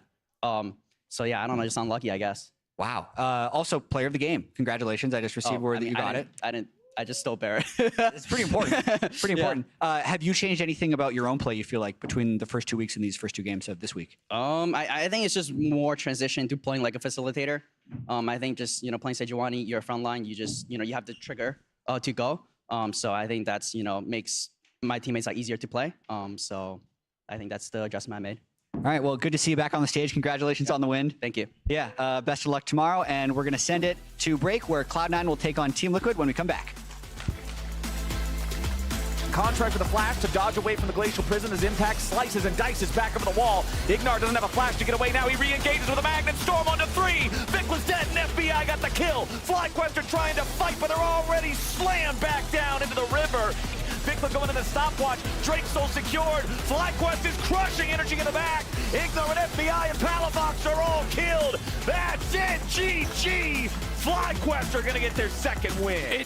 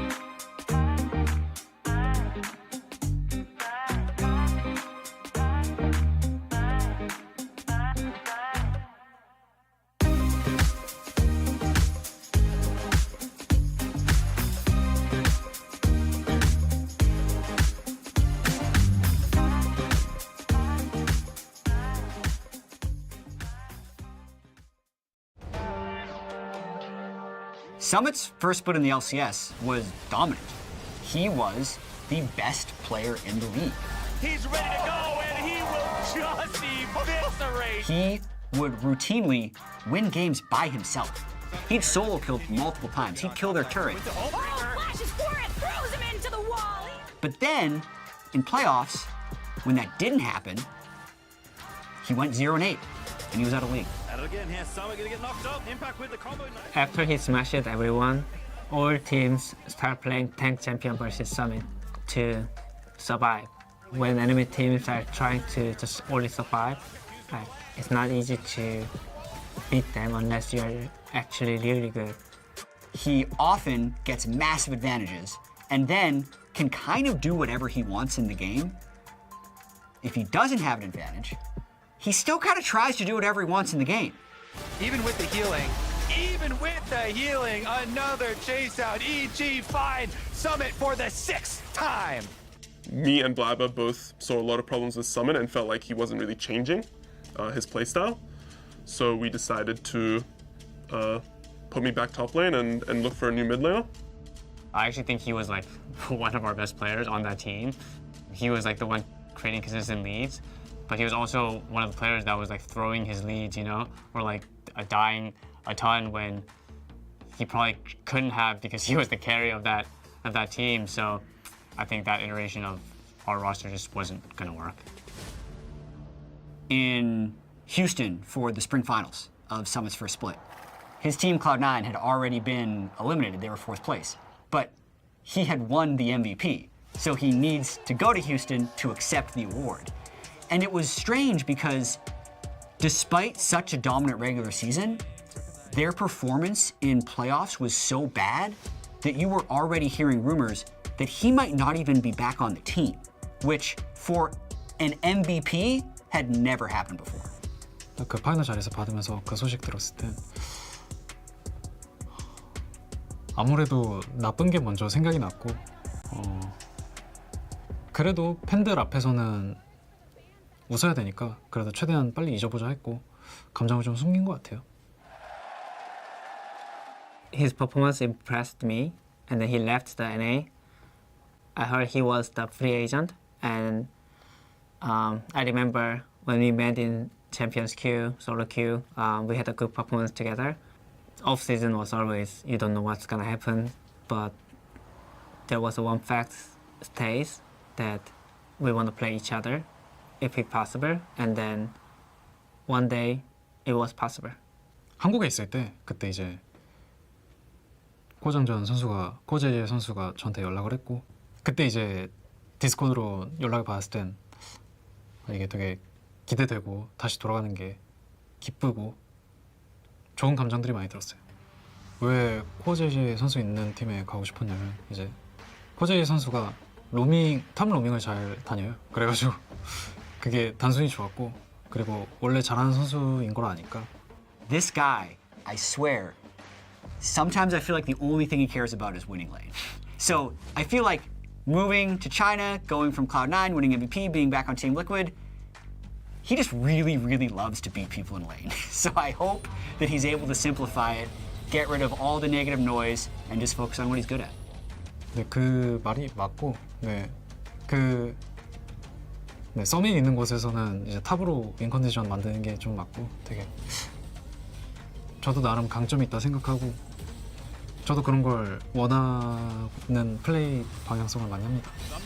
300 HP, 100 HP already dead. Summit just smacks him. I think Summit is an incomplete player. I think his laning phase is the very best, and I think his team fighting is probably below LCS average. The way he synergizes with his team, the way he can play from a deficit, the way he can frontline, but his strength is so big. It's like Shaquille O'Neal.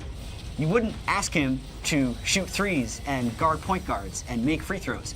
And I think that's, if someone's going to succeed, that's how he's going to succeed. He's going to be so incredibly unbeatable in laning phase that you won't be able to stop him. The highest chance of beating us would probably be Summit popping off, because that seems to be the way they win a lot of their games.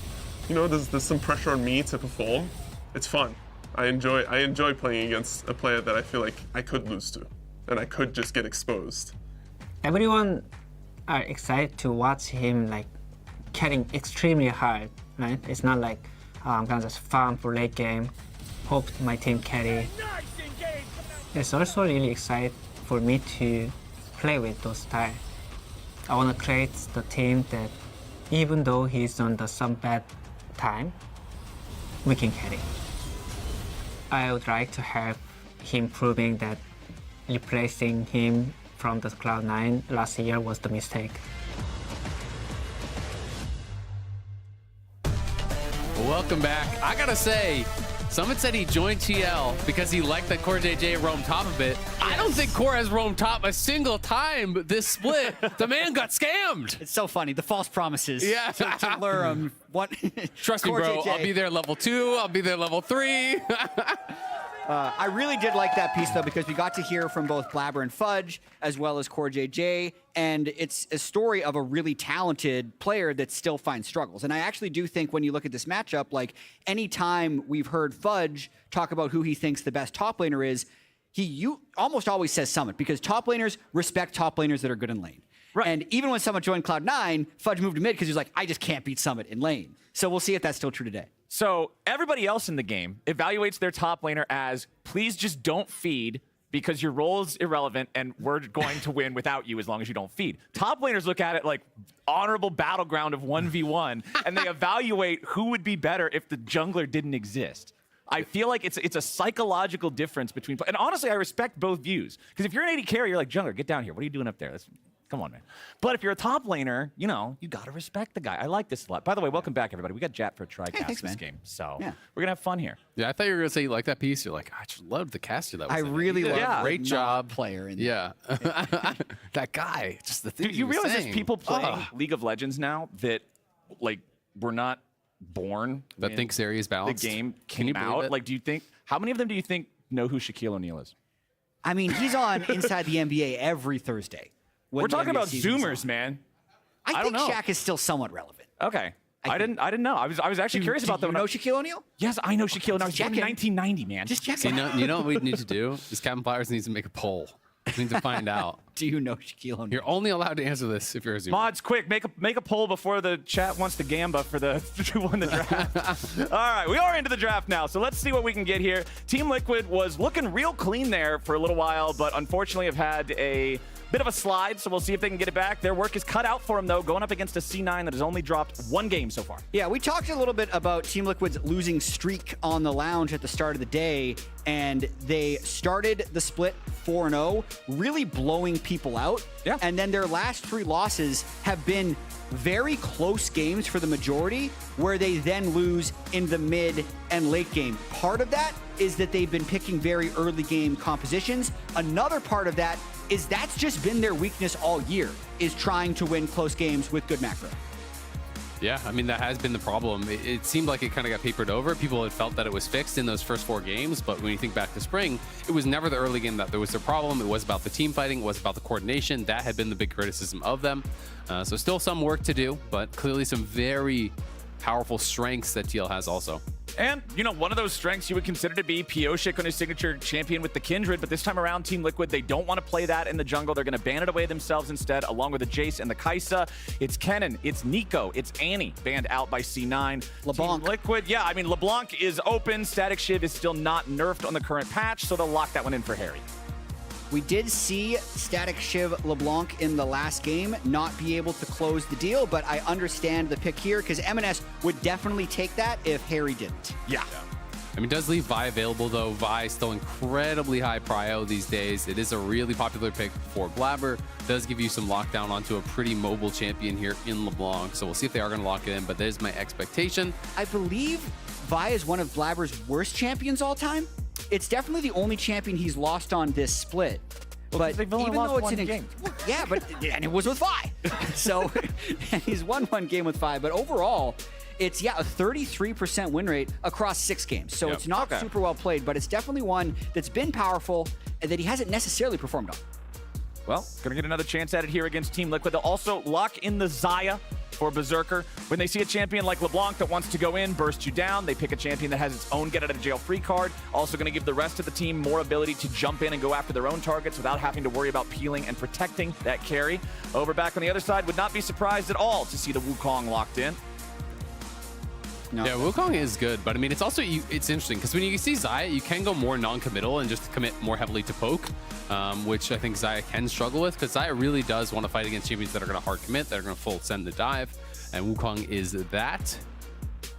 So with the Wukong locked in there, that does mean Rakan goes back over to C9. They get to have the lovers duo there in the bottom lane. Also means that we're going to have different roles locked in the first half with mid laner, jungler, AD over on TL, jungler, AD, and support on C9. So expect to see some mid bans from TL. Expect to see some support bans from C9, I would expect. Yeah, first Rakan game of the split so far for Sven. I was also thinking that Sven so far has looked like a more complete support than in past splits. He's actually been in the position for a couple years now, so I think he's had time to really round out his skill set. And I feel like his Rel game and his Nautilus game have been quite strong, so I'm looking forward to seeing if he can find the angles once again on another engaged, non-pure Enchanter champion. Well, let's see. Well, they banned the Emilio away, so that's one of those pure enchanters that they There you go, support king. Are not going to be up against. The Ahri banned out there. That is traditionally one of those picks that Harry always likes to lock in, but of course, you already pointed out you want to pick up the LeBlanc because you don't want to give it away, so they'll ban out the Ahri so they don't have to deal with that too. It is interesting, right? Because now, like, a lot of those traditional mid lane picks with the Vi are gone. Because I would have said, oh, what about the Annie? But Cloud9's already banned that. The Ahri's already gone. You know, the Nico's going to be banned out, as it kind of always is. So a lot of those heavy lockdown champions, you kind of want point-and-click CC against LeBlanc to really be able to punish. So it'll be interesting to see where M&S does take us, as he's going to be fourth pick, and then we're going to have Fudge pretty much guaranteed last picking for top to try to get counter pick against Summit. There's one left, and it's Lissandra. You don't see it that often, but it's still a very strong pick against LeBlanc. But there's also the angle of going Tristana, just because double AD is getting more and more popular. Tristana mid is quite strong, and we literally saw the matchup last game. So I would think he'd go one of those two options, but we'll have to see. Lissandra does currently have some buffs, but I believe they're on PvE, so they're not even on the live version of the game yet, and we're also still a patch behind on LCS, so it would definitely be the current not-so-hot version of Lissandra if they wanted to lock that one in, but C9 are quick to just go for their top lane instead. I mean, to me, it's so funny because it's like you already see mid, right? So there's the only reason you pick this on 4 instead of going to 5 is as a denial pick. Yeah, you think they'll take it. Right? You think that it's so important for Summit that you'd rather take this away instead of actually having counter pick here. And now we have to see, what does Summit have as the answer? Gnar is available. I mean, he's like the Gnar guy, man. Yeah. Pick Quinn. And they're going to have mid counter pick regardless. Yeah. So it's just a matter of they think Renekton is a better blind pick against Summit than it is to counter pick. Yeah, exactly. Yeah. Like, it's you really want to take that away. Because you know he would take Renekton. Just, He would just take it. Yeah. I mean, I think he's just going to play Gnar. That's my expectation. Like, he's been so good at Gnar for so long that this is such a common matchup. So I would not be surprised at all if it is just the Gnar, but instead, okay. So it is just going to be Ornn as the lockdown. So they're just going more for like a pure kind of 5v5 style comp. I do think Renata is going to make it really difficult for a lot of what C9 has drafted. I love it as a counter engaged tool here. You have Rakan, you have Vi, you have Renekton, all looking to dive forward. And you have to deal now with that Renata ultimate, the hostile takeover that is going to make things so difficult here.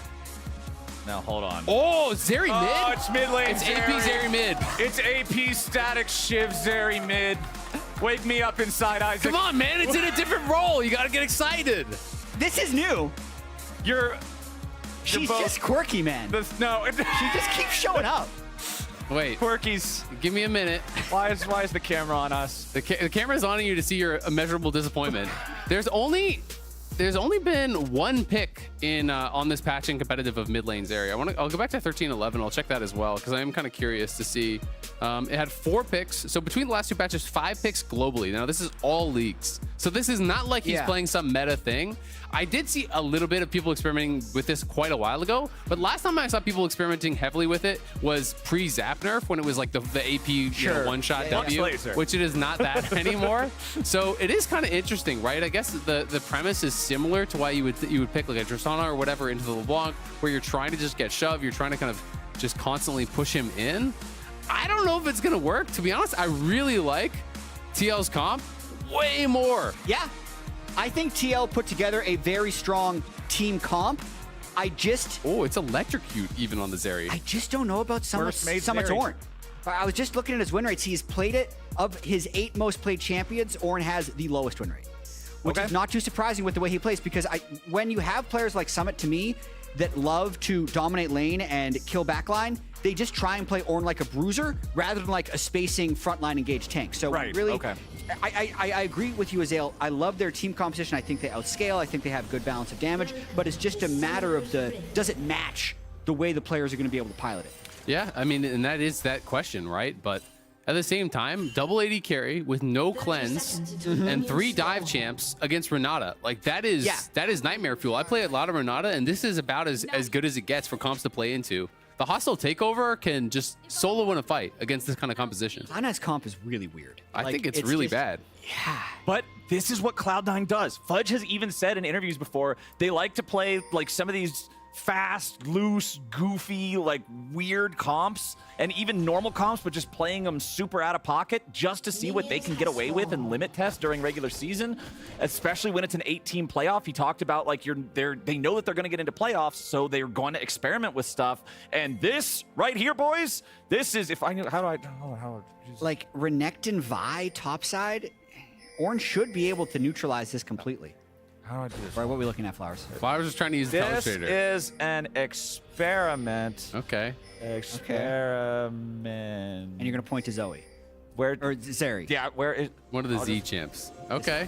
There. Yeah. Well done. That's what is happening in the current state of this game. Cloud9 is experimenting to figure out if this is something that now they're going to have to make everybody ban against them or consider in all the future drafts. Well, and the reality is, even though I don't like the draft, we've seen so many times where Cloud9 have just straight up hands diffed teams, right? Where, and this is something that even who he was talking about when he was on here casting with me last week, was that sometimes Cloud9 just shows up and they just win a team fight that they're not supposed to win because they just out-execute you, and then all of a sudden the game is over because they snowball better than everyone else, right? So that is the reality, is this team plays at such a high level in this league that they can just roll people over, sometimes even when they shouldn't be able to. So we'll see what TL has here. And I also think that TL is playing much differently than they have in draft in most of their previous games. Like when they were blowing people out, it's because they were the ones hand-diffing their opponents, and I feel like they got into a habit of just picking exclusively for lane, where it feels like here they've actually drafted for the team comp, so the roles are flipped, and they're still winning bot lane anyway. Berserker forced to flash and ghost there very early with a nicely timed handshake from Core JJ. Now he's level 1, going to go on that full retreat, and that also gives the opportunity for Pyosik to invade Blabber. He's going to find him there, just beat him over the head with that stick. Blabber's only got 300 HP left now, and his AD carries back in base. Pyosik has help from Core JJ rotating over. He'll steal this blue, no problem. I mean, Berserker and Sven really mismanaged that. They were kind of just too far forward, right? It's a level 2 power spike. This is like the oldest kind of meme in the book, basically. You know, they hit 2 first, and they got a huge chunk on them. They forced both summons off Berserker. They forced the flash off Sven as well, and they didn't even expend a single flash. So it's not like it was some, as they're hitting 2, he flashed forward and caught you off guard. They just slowly walked up and killed you.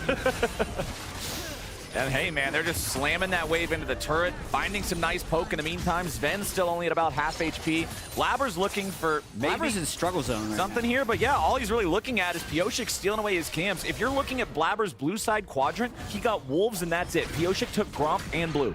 I really don't think Blabber expected bot lane to go this way. Otherwise, he would have passed towards the Renekton, in my opinion, because then that blocks the ability for Pyosik to invade him. But once bot lane did go wrong, I think Pyosik just did a great job stealing 2 of his camps and really taking a lot of options away from Blabber. Oh, Sven, look out. Sven has got to be careful on this one.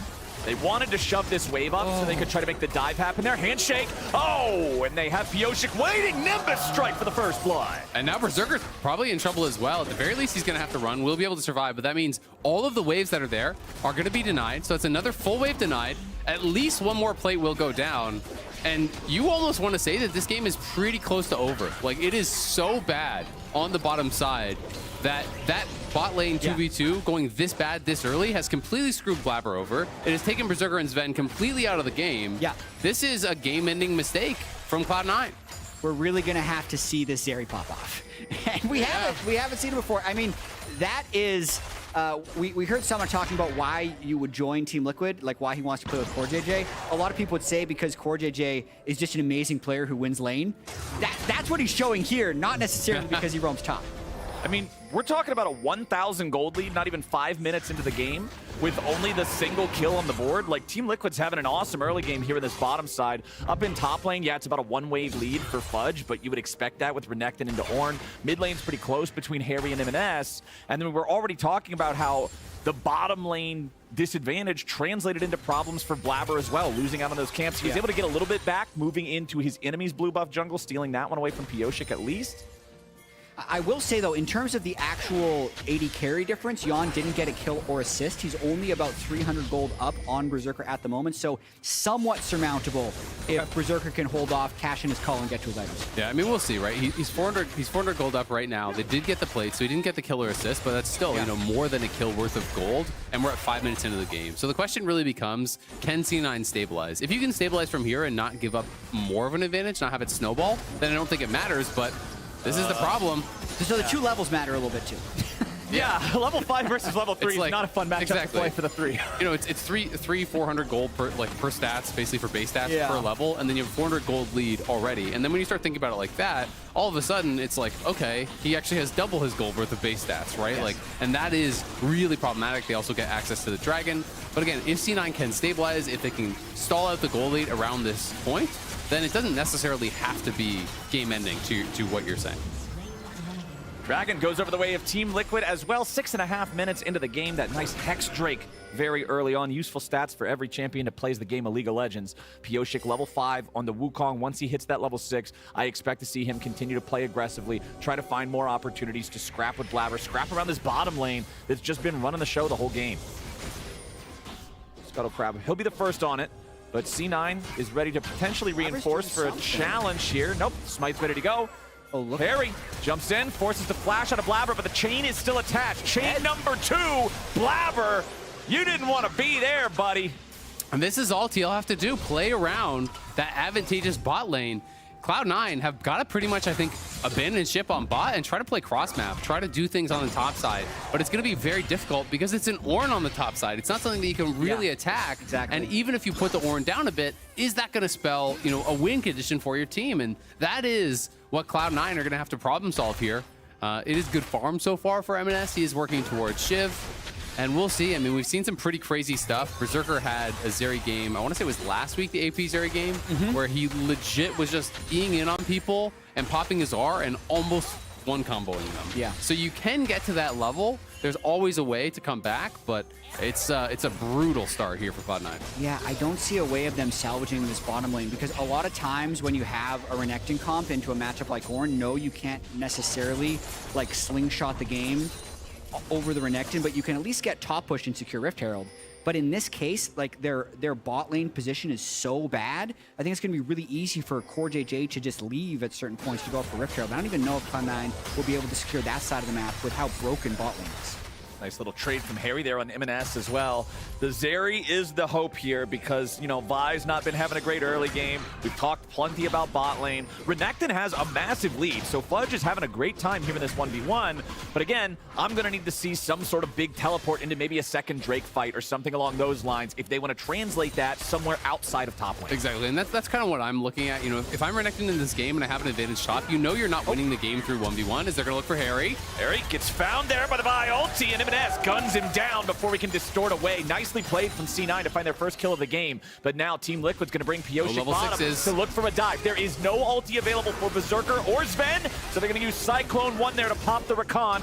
Berserker can disengage. He uses the Ghost, doesn't need the flash, but Team Liquid, they grab the kill on the support. They force the AD carry back. Now they're going to make their opponents lose even more waves. They're going to grab more plates. Summit's going in for the all-in on Fudge up here on the top side. Ornhorn forces out Dominus. Trade of the ultis. Summit's just going to use that extra momentum to get this wave shoved up and then make a rotation of his own. And the biggest problem is the fallout that we're not even watching in bot lane. That is a triple stacked, if not a quadruple stacked wave that Berserker is losing during all of this, right? So, you know, TL are playing so excellently around that big advantage they had on bot side. They know all they have to do, slow stack the wave, push it up, have Pyosik there as the wave crashes and force the dive, right? Yeah. Push them back off of that wave and extend that advantage. Because when we checked in last time, it was a 400 gold difference between the two AD carries. Now it is well over 1,000 between these two AD carries, and we are only 9 minutes in here at this point. So, richest in the game is Yon.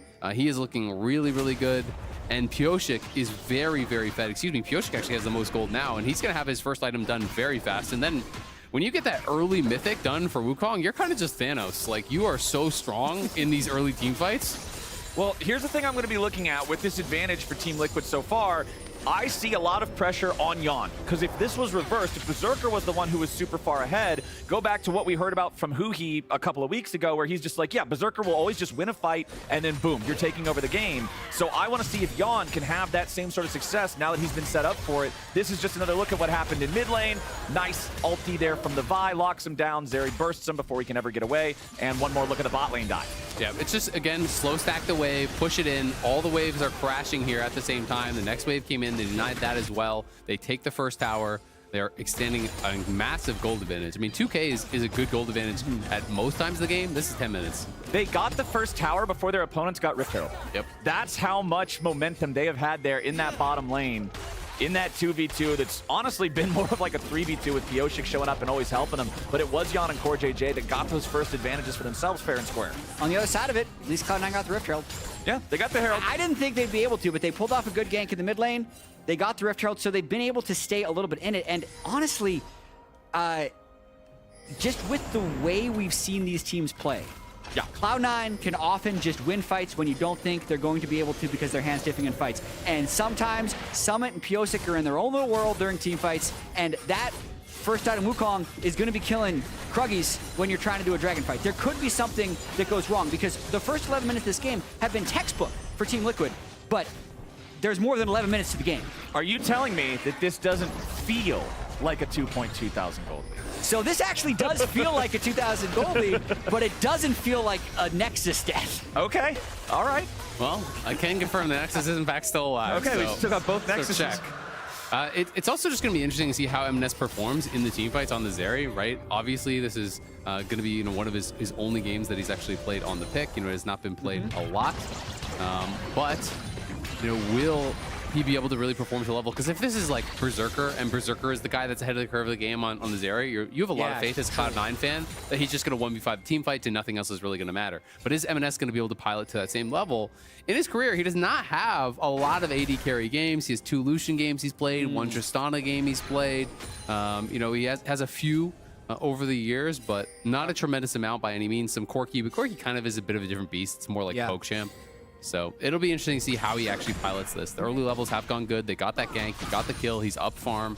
So he's in a position where he can make things happen for sure. I do feel like this AP Zeri build, though, also doesn't necessarily play like an AD carry. Like, it's almost like a different champion the way you pilot it. So you're an assassin. A little bit, yeah. So I think, and his laning has been strong on it. Yeah. So he definitely has a chance to succeed here. He has a chance. He's either going to succeed or he doesn't. 50-50. That's 50-50 chance. You'll win or you lose. Yeah, 50-50 That's League chance. of Legends. That's League of Legends right there. Yeah. Just a good old League of Legends old-fashioned, honest game of League of Legends. You win or you lose. Just like back in George Washington. Yep. Just as God intended. George Washington didn't play Zeri. No. Seems more like, what would he play, I'm not touching that. Good honest champ like Garen. No, he would have been a Lumberjack Scion player so he can chop down the cherry tree. Oh, okay, I like it. That's why Lumberjack Scion was one of the first skins in the game. Oh, okay. Pyosik popping the Cyclone, going after M&S and Sven, but not going to find a whole lot here. TL want to keep up this pace they've had. TL want to make sure they keep the pressure on C9. Don't allow these guys to scale up past the point where this gold lead becomes irrelevant. And honestly, they haven't. The gold lead has shrunk. It's 1,000 less than it was a couple of minutes ago. Yep. Plates are about to fall. Yes, the bot lane turret fell, but that fell 4 minutes ago. And there's still pretty much, there's 5 plates in mid, and there were, I believe, 4 plates in the top lane. There's not massive advantages built up in CS, even if there is an 80 carry gold. So Cloud9 did do a very good job weathering the storm. Yeah, absolutely. Wow, Sven is so poor. Like, he is 1,200 gold behind. He's got no other money. support. And who cares? He's just a little support. So really, on the people that matter, the gold's even. Because 1,000 of the gold. True. I see what you're saying. It might be problematic that Berserker's down with supports, but Yeah, I mean, I think that one of the big advantages here, though, is that it is a Mountain Soul and that you have 2 Drakes already, and that TL are really going to be set up well to fight. Next Drake is big. The next Drake is really big. I mean, imagine you get to that point where you have Mountain Soul. Cloud9's comp is very upfront with their damage. You know, it's very much about this initial dive and the engage. That's going to be really a nightmare to deal with. I even think on even terms, I really favor the comp that TL have drafted. So we'll see what C9 can really get done. I think it's got to have to be some clever engage, some sort of a flank coming through from Fudge and Sven. One thing working for them, there is no cleanse on Yon, right? So if you can actually get on this guy, lock him down, File comes in, all of a sudden Renekton flashes on your face, he sends you up after, you die 100 to 0. Well, the gold lead doesn't really matter then. Are we gonna get a fight here? Harry jumps in, a little bit of poke on Sven, but he just walks it off. They're not going to full commit on a Rakan like that. Herald is up. Do we get a fight for it? Harry's the only one hanging around here in the river right now as Fudge is farming between turrets here in bot lane. Does have the Unleashed teleport ready to join up with any fight. Everybody except M&S has those teleports up and ready to go. Honestly, all summoner spells besides that Zeri TP are ready to fire here. So the next fight could be very hectic. For JJ, he flashes back underneath the turret to bring the Vi with him. This is one of the problems with Vi. You're in, and you're all in. And now Blabber's all out. Pioshik looking for another attack now with a Cyclone 2 getting cast. The Orn Horn from downtown as Pioshik chases after Berserker and gets another one. Team Liquid exfiltrate the hot zone, losing only 1 and finding 3 from Cloud9. That could have been so much worse. It looked like Yon was going to die for sure. It looked like Harry was going to die for sure. But TL just went too far. Like, they could have just taken the early kills, gotten a Herald guaranteed, set up for the Dragon, and kind of ran away with this game. They got really hyphy after that initial kill. Pioshik diving in under the tower. I don't think they needed to go that far. I think this is just how these teams want to play League of Legends. So Blabber goes in, the flash, engage fails. The fight is over. I completely agree. Blabber's dead, free Rift Herald, set up Drake. But TL always wants more. Pioshik, he said it himself, he is a big game hunter. And this is some big game under the turret that he's going for. Yeah, but look at Yon. Like, how that is close. I mean, it's a good flash, it's a good bailout, but Guardian procced, heal came down, and he lived with like 10 HP before he got that flash. Calculated. If he flashes over and the bailout has procced, he's in trouble. Summit. He's got a lot of health. Oh, nice beautifully done there. Yeah. Bellows Breath buffers for the initial knockup. It's very hard to kill him. He is Ornn. Yep. That's the thing that Cloud9 forgot. Their opponent was playing Ornn, and killing him is much more difficult than it may initially appear. Harry versus M&S back in the river. Normally when someone's in a dub spot, he dies because he doesn't have as much Ornn. Brilliant. Right, yeah. So this could be a good future. They get the Dragon now, almost guaranteed, you have to think, because that was flash. That was a lot of cooldowns expended. And they did get chunked low. Yes, Ornn did not have TP to rejoin, but they're going to grab the Dragon. So they move themselves to Soul Point. They do grab that Mountain, and they're on the precipice of getting Mountain Soul now. Nicely done from Team Liquid. And honestly, props over to Pioshik, quietly sitting on 5 out of 6 kill participation, just feeling awesome with the Wukong this game. Yeah, and weirdly enough, I feel like that last play by Cloud9 was more devastating than the lost fight in mid lane. Because the lost fight in mid lane is just, 1,500 gold, 500 gold difference. This was losing the third Dragon when their items were actually competitive enough to fight with proper setup. So they completely blew that away, and now they're up against Soul Point. And another neutral objective going the way of Team Liquid here. Only that first Herald has gone the way of C9 so far. TL going to back away from the objective. They want the fight instead. They're going for the Ornn Horn. They immediately pop Fudge. And with that enemy frontliner down, C9's going to have to find a better angle. Blabber goes back over the wall, but Team Liquid's still ready to fight it. Pioshik's traded away. It's going to be 1-for-1 thus far. There comes the hostile takeover, but it ain't going to take over anything. Grab the Blabber and Sven just walk away. Eyeball sitting on the floor. Somebody get the eyeball. 5-second rule. Don't leave it on the floor. That's way more than 5 seconds. Don't pick that up now. It's gross. Oh, no, it's all nasty and it melted into goo. Yeah, someone needed to go back and pick that up. They kind of baited themselves in over chasing again. A little bit unfortunate, but at the end of the day, they do at least get the local gold. They do get a kill for themselves, but it's just a 1-for-1 trade, right? And they don't pick up the eye, so it's kind of a slight advantage there. TL are who they are, man. When you present them with the champion to kill, they're just going to go for it. There's nothing they can do to stop They're just going to go for it? They kill him or they don't. 50-50 chance. Yeah, Rift Herald. What's Rift Herald? There is a Renekton in the river. Rift Herald is not a champion. They already killed it. They already asserted dominance over the Rift Herald. Coach, his health bar is red and he's on my screen. All right, well, they do finish it. Jan starts moving towards it, but then they're like, well, the rest of the team is going forward, so you can't really blame them at this point for piling in and looking for the fight. But Blabber gets out. Someone needed to turn around instantly at this point, especially. Like, the fight is really over, but I think everyone probably thought someone else got it. Yeah. Everyone's like, that's not my job. Someone's going to get it. It's fine. I mean, I thought somebody got it until you said, somebody go get the eyeball. I can't leave eyeballs on the ground, man. That's gross. Unlucky for that one, but hey, Cloud9's at least a little bit happy with it because it is everything except that first Herald going Team Liquid's way so far. 2,000 gold lead. The big story right now is that next Drake, just under 3 minutes from now, if TL gets it, it's Mountain Soul. It's a huge power spike. And imagine if they had a Herald to drop down right when that was spawning. That would make the setup so much more difficult for Cloud9, right? If Cloud9 didn't want to respond, they lose towers mid. But TL are saying, screw that. We're just going to rush the Baron here. Cloud9 are aware now that they know something is going on. They have to. This is a YOLO play from Team Liquid.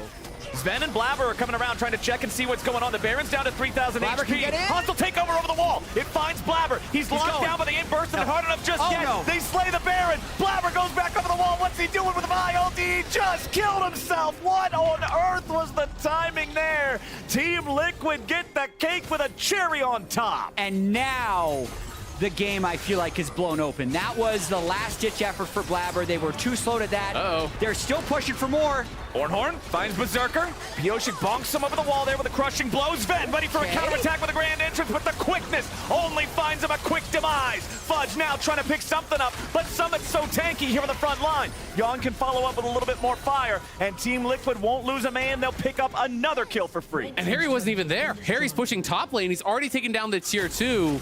Mountain Soul is up here in a minute and a half, and TL are looking really good to take another win against Cloud9. Yeah, so remember before, Flowers, when you asked me how big the gold lead felt? Yes. It is feeling bigger than even 6,000 at the moment, with how, like, almost tilted Cloud9 looked in that play. They how big? just lost you fit the gold lead in one hand. This is close to me saying that Nexus is the goal. Okay. Like, I'm getting there. I'm getting ready to call this game just because even from the draft, mentally it looked prepared. like an experimental draft. And I also feel like when you're in a mindset of we're doing this kind of quirky thing, the other team is clearly not. That's like the most stock standard team comp you could possibly see from Team Liquid on the left, and it's not working. Obviously, you're on stage, so you're trying to win, but there's a small part in the back of your brain that's just saying, get me out.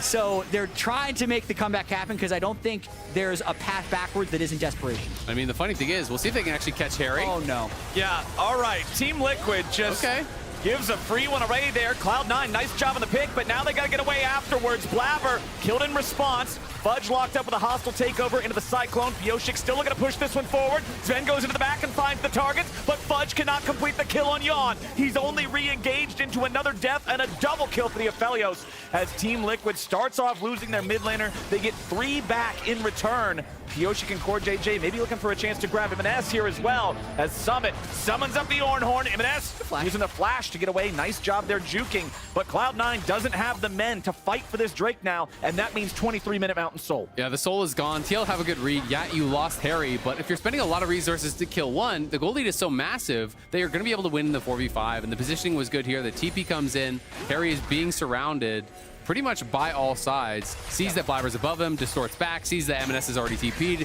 comes in here, Fudge is TP'd there, Sven is already waiting. But look at the angle here. It's so difficult to fight in this corridor. Core JJ with a really good handshake there. The hostile takeover comes in across multiple members. M&S has to run. He has no cleanse, he has no QSS, so you can't stand and fight.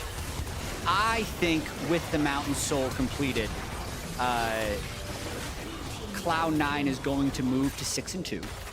And Team Liquid will probably move to 5-3. We'll see. Okay. We'll see. Obviously, we're still in the game. Still we're still 50-50 chance. You win or you lose. I do wonder, though, if this is going to be something that Team Liquid continues to do based on the results of this game. Like, will they pick more stock standard team compositions? Because honestly, this is a much different draft than we've seen from them for most of the split. I mean, I don't know. It's really weird, right? Because you can say, like, on both sides, it's like Cloud9 are doing this Zeri experiment, and that's why they lost. Well, not really. The Zeri did well. Their bot lane just trolled 2v2. The standard bot lane. Exactly, right? And at the same time, it's like, you know, TL, I think, played a good game, but also their opponents really griefed the 2v2. Like, let's be honest, this was a Berserker and Sven loss here in that 2v2, and that's nothing else after it has really mattered that much. Yeah, it's like we saw the tweet of the Zeri experiment is going wrong, but like it's going wrong because like someone spilled Coke in the test files.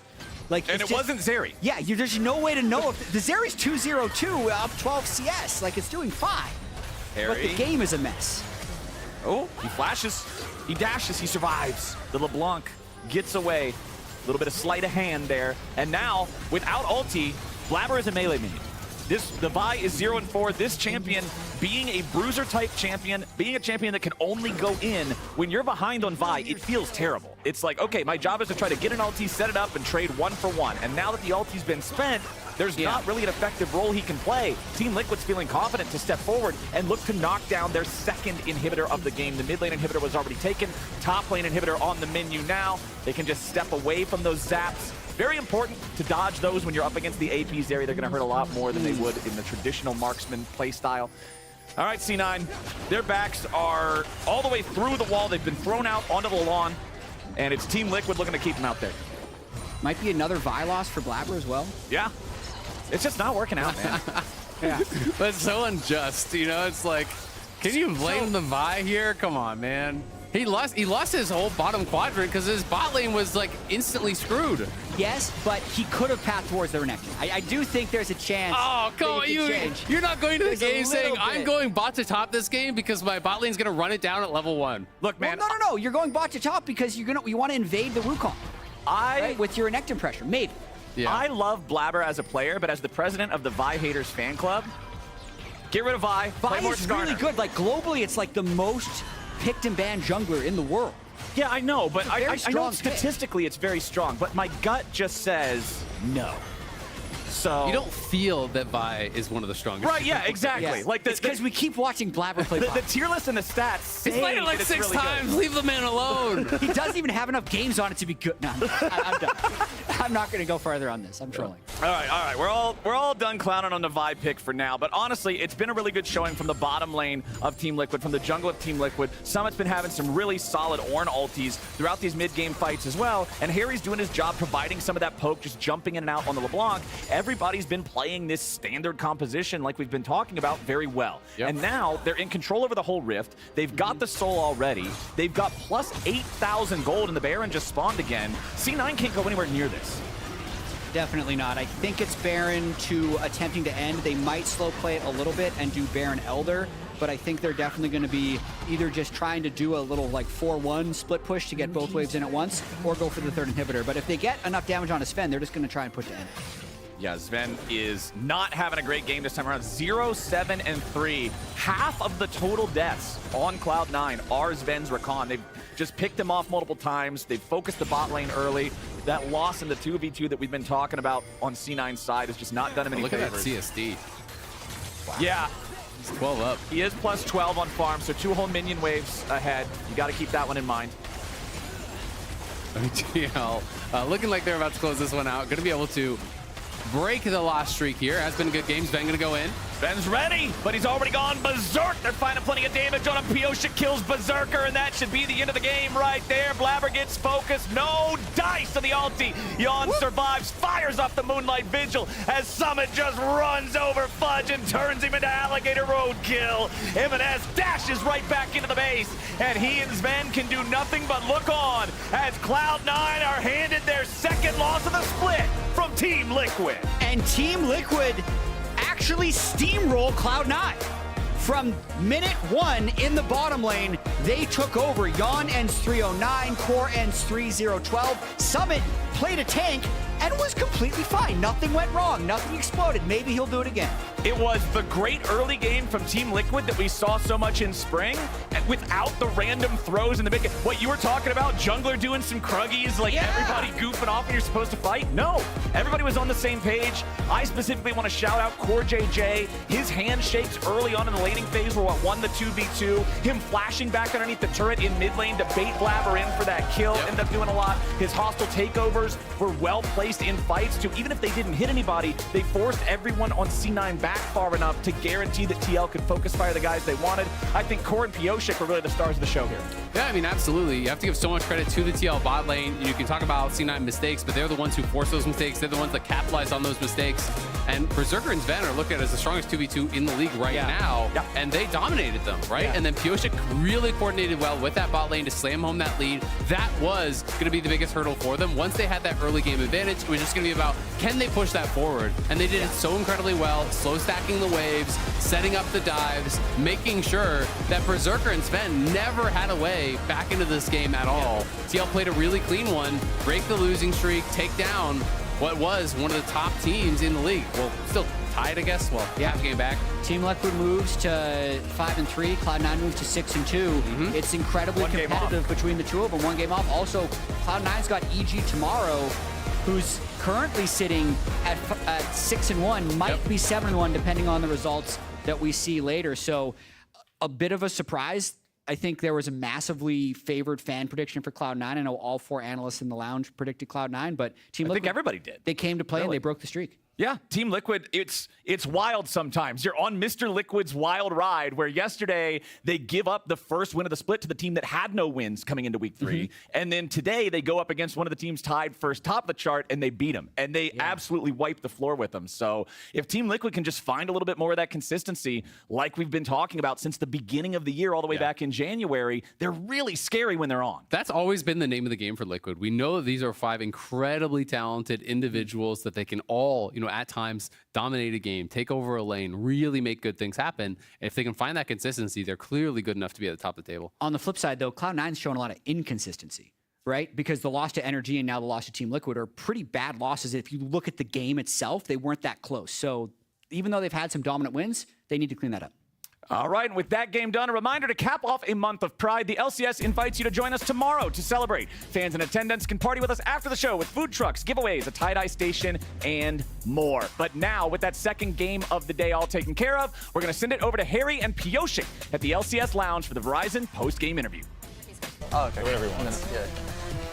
Welcome. We are joined by the victorious Harry and Piosik. Woo!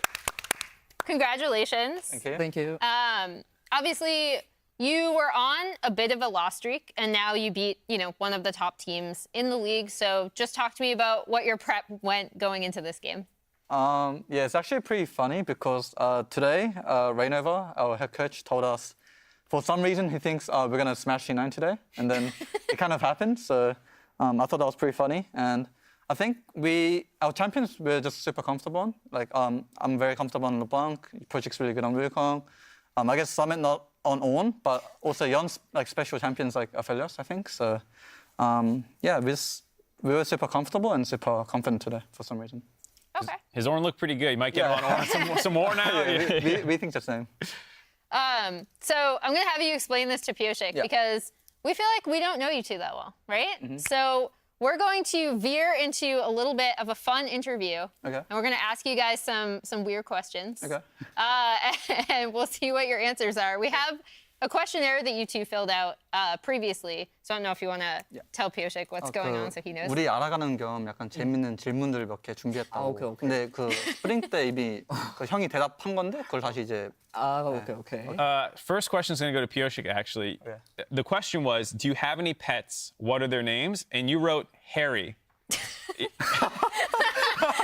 Can you explain to Harry? You might want to just explain to Harry anyways. 형한테 그 펫이 있냐고 물어봤는데 형이 그 답글로 이제 제 이름을 적었다고. 그 이유가 있냐? 이제 해리가 되게 캥거루를 닮았어요. 그래서 저만의 캥거루 펫이에요. So because I'm Australian, he likes to call me kangaroo, and then because I'm a kangaroo, he views me as his pet, I guess. So. Okay, I thought it was like a gameplay thing. No, not about the jungle. All right. Question for you. You said favorite anime, Attack on Titan. Oh, yes. Have you read the manga ending? I know how it ended, but I didn't read the manga. I saw a YouTube video about. Spoiled it? Yeah, I spoiled it myself, but. I think the biggest impact was when I watched the first season. I think the first season had the biggest impact of an anime I watched. So yeah, I really enjoyed it. Follow up for Piosik. You said One Piece. favorite anime. Why is it better than Attack on Titan? 원피스가 왜 진격의 거인보다 더 재밌냐? One Piece is 낭만이 있다. 낭만. It's like 낭만이. I don't know the translation. 낭만. 남자들의 그 로망을 자극한다. 그 꿈을 자극한다. It's like hope and dreams for like. Oh, men. yeah. All right. Mine's gonna be really weird. Okay. If you punch yourself in the face and it hurts, Yeah. are you really strong or really weak? Okay. I'll ask him. Yeah. 만약에 이해했어? 오케이. 그 뭐 내 스스로 때리면 아플 것 같냐 안 아플 것 같냐? 그게 아니라 스스로 때리면 내가 강한 건가 아니면 내가 약한 건가? I think 두 개 다인 것 같다. I'm going to go with I'm the strong one. Okay. Yeah. Like you All beat right. yourself up. Yeah. All But right. it's because I'm strong. You have any other follow-up? I guess a final quick one is that there was a question: would you rather fight 100 duck-sized Tyler 1s or one Tyler 1-sized duck? Okay. You guys actually disagreed. You would rather fight 100 duck-sized Tyler 1s, whereas Pioshik would rather fight one Tyler 1-sized duck. 예. Why? 그러니까 질문 그 타일러 원 누군지 알아요? 알아. 그 오리 100마리 사이즈 타일러 원을 싸울 것이냐 아니면 그 한 마리의 타일러 원 사이즈인 그 오리를 싸울 거냐 했는데 형은 그 한 마리의 그 오리를 싸운다 했거든요. 그 이유 있어요? 어차피 그 100개의 개체를 나는 못 이길 것 같으니까 차라리 한 사람한테 맞는 게 100명한테 맞는 것보다 나을 He 것 thinks he can't beat 100 duck talons anyway, so he might as well try to fight the winning battle? Yeah, the winning battle. I got I you. think I changed my answer as well. I don't think I can beat 100. Yeah. Little Tyler ones punching your ankles. I'm on Pioshik's side because 100 of them would just be too many. I think it's too many to take on, so I'll go with the one. All right. Thank you both so much Thank you. for enduring this interview. Harry in particular, thank you so much no for problem. translating. And on the other side of the break, we have Dignitas versus TSM coming up next. Thank you. Thank you both. Thank you. Bye-bye. Bye-bye. And now Blabber's all out. Pioshik looking for another attack now with a Cyclone 2 getting cast. The Ord Horde from downtown as Pioshik chases after Berserker and gets another one. Team Liquid exfiltrate the hot zone, losing only one. Oh, no. Yeah, all right. Team Liquid just gives a free one away there. Cloud9, nice job on the pick, but now they got to get away afterwards. Blabber killed in response. Fudge locked up with a hostile takeover into the Cyclone. Pioshik still looking to push this one forward. Sven goes into the back and finds the target, but Fudge cannot complete the kill on Yawn. He's only re-engaged into another death and a double kill for the Aphelios.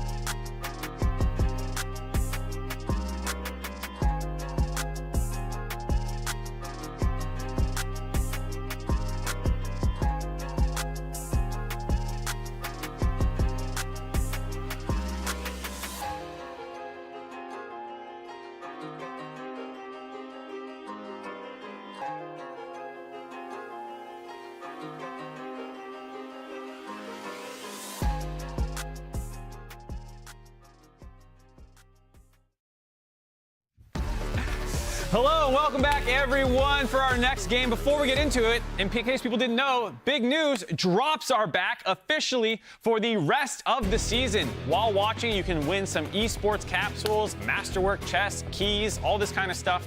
And in order to celebrate the return of drops, all 4 of us have brought our favorite. I brought a drop. We all brought a drop Yeah. of some kind. That's news to me. So we'll ask Twitch chat at the end of this which one they like the most. I'm going to go the first. best drop? The drop that I brought is an egg drop. I really like doing God. these in school, and so I made an egg drop, and I'm just going to see if You're cleaning up after yourself. Hey! I felt You're that. supposed to cushion the fall. That's the point of the egg drop. straws were supposed to. We know what the problem was. The balance was off. You definitely failed. I didn't put a weight. You're in also the bottom, casting so- next. You're not even going to clean this up? Yeah. Wow. Talent, baby. Egg on my shoe. All right, who's next? You're Who's the got worst this? person. All right.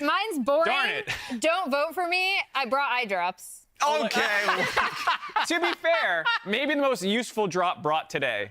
Oh, no. You're actually doing eye drops. Oh, I actually need missed. some eye drops. They're I've gonna have had to fix my makeup after this. I've had some irritation inside my left eye lately. So want some actually eye a drops? useful drop. I think I'll take them after. Those are good drops. Those are good drops. I'm about to slap that out of your Who's up next? Who's got I another- brought.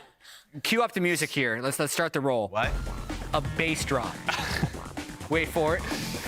Hey, this is all you. You do your little. I No, don't you know. need to be in the shot. No, this is you yours. need to be in the Get- shot. get your own Raz, drop with me. Okay. it's good. It's a fine drop. It's a bass drop. Okay. Everyone likes a good I bass brought drop. a drop. It's a good bass drop. Everyone likes a good bass You drop. broke an egg. I brought a bass drop. And I brought stats. I wanted to drop stats. I know that you guys love stats. But Before go we for get your into first. them, just start voting right now in chat. Spam who has the best drop as we see what Raz brought. Stats, apparently? Yeah, I dropped stats. I know A you're a stats big drop? stats man. You're a big You stats dropped man. Take a look at stats? these Wait, stats. what? Take a look at these stats. Your year-long stats. You had 0 good ideas all year. 0 episodes of Blame Game dropped, which I know Travis has a problem with that. 0 friends. 0 people that you're smarter On his than. birthday? You're such a bully. It's his friend. It's his birthday. And On my one birthday. time you actually caught up with double. I appreciate this, Raz. Wow. You know what I pitched for your drop was What? to drop the booty, but then you didn't want to do that again. So you brought this instead out of spite. Yes. When I pitched this segment, I was like, Raz will definitely bring a twerk to Okay. drop, but Yeah, I guess wow. not. Happy Mark, birthday. Go cast your game. Happy birthday. Thank you, man. I appreciate it. This was Yeah. great. Happy birthday. We have a game. Drops are back. Continue voting. We'll check the results in a little bit.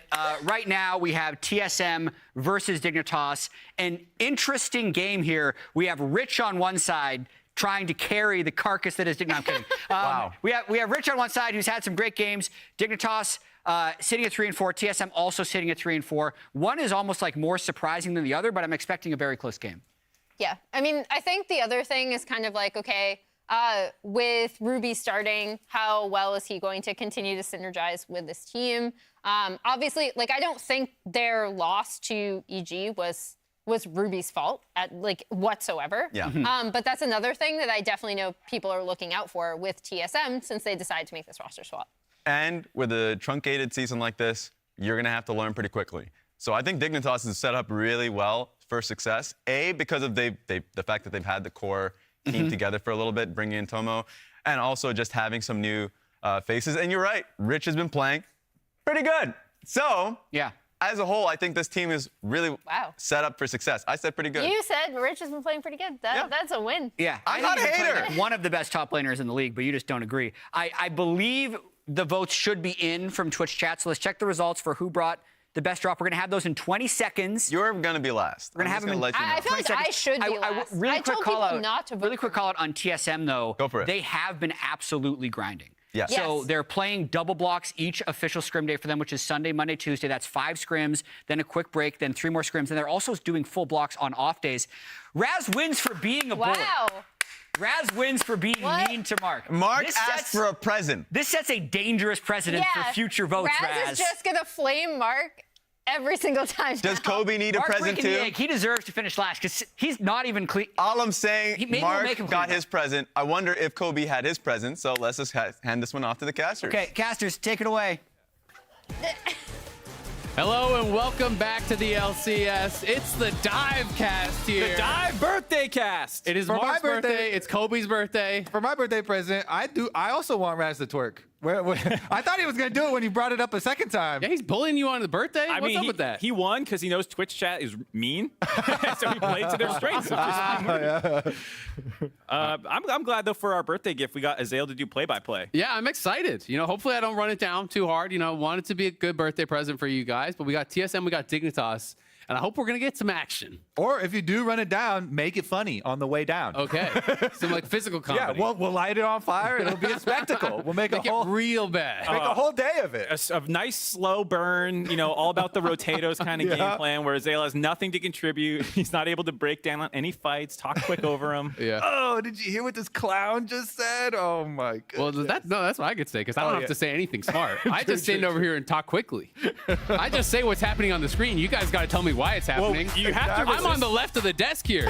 TSM and Dignitas are playing today. Tell me about it. Well, you have to resist the urge to analyze. If you start trying to break the game down, it's already gone. You just step over here, all thoughts gone from my brain. It's dead. Hey, look, all right, Malphite and Rakan got I was about to say, let's warm Why'd they you up. do that, Kobe? What were they thinking? Well, they've been thinking, this is a Malphite one trick. Why TSM keeps spamming Haunter on Malphite? That sounds good. Strategy. Hey, if you didn't know, Nico's really strong, Azael. So that's why they ban Nico on red side, because otherwise the team will first pick it.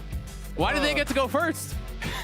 Oh man, that's actually true. It should be blew my mind. Simultaneous draft. You look so surprised. You're like, wait, I didn't think you were gonna be this dumb.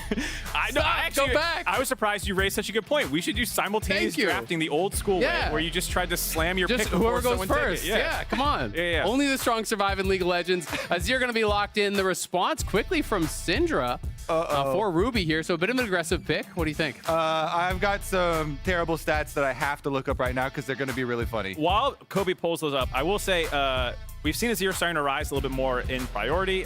It was what Ruby played last game, and he did lose lane to JoJo, but everyone has lost lane to JoJo, and he actually, despite getting rough trades, Yone is a good matchup for playing into the Azir, and so it actually wasn't that bad of a performance given the fact that the rest of TSM was also getting slammed. I don't think Ruby looked in particular any worse than anyone who has played against JoJo so far. So maybe Dignitas saw that and was like, hey, his Azir was actually pretty good. Let's just take that away because it's also one of Jensen's power picks. Dignitas going to lock in Kai'Sa, Cassante, so soul laners and AD carry already selected. On the other side, it's soul laners and jungle, so a little bit of disparity in the draft. All right, Azael, I've got the stats for you. Hit me with it. I was looking up Ruby's stats for yesterday when he was coming over and, all excited for the Azir's most played champion.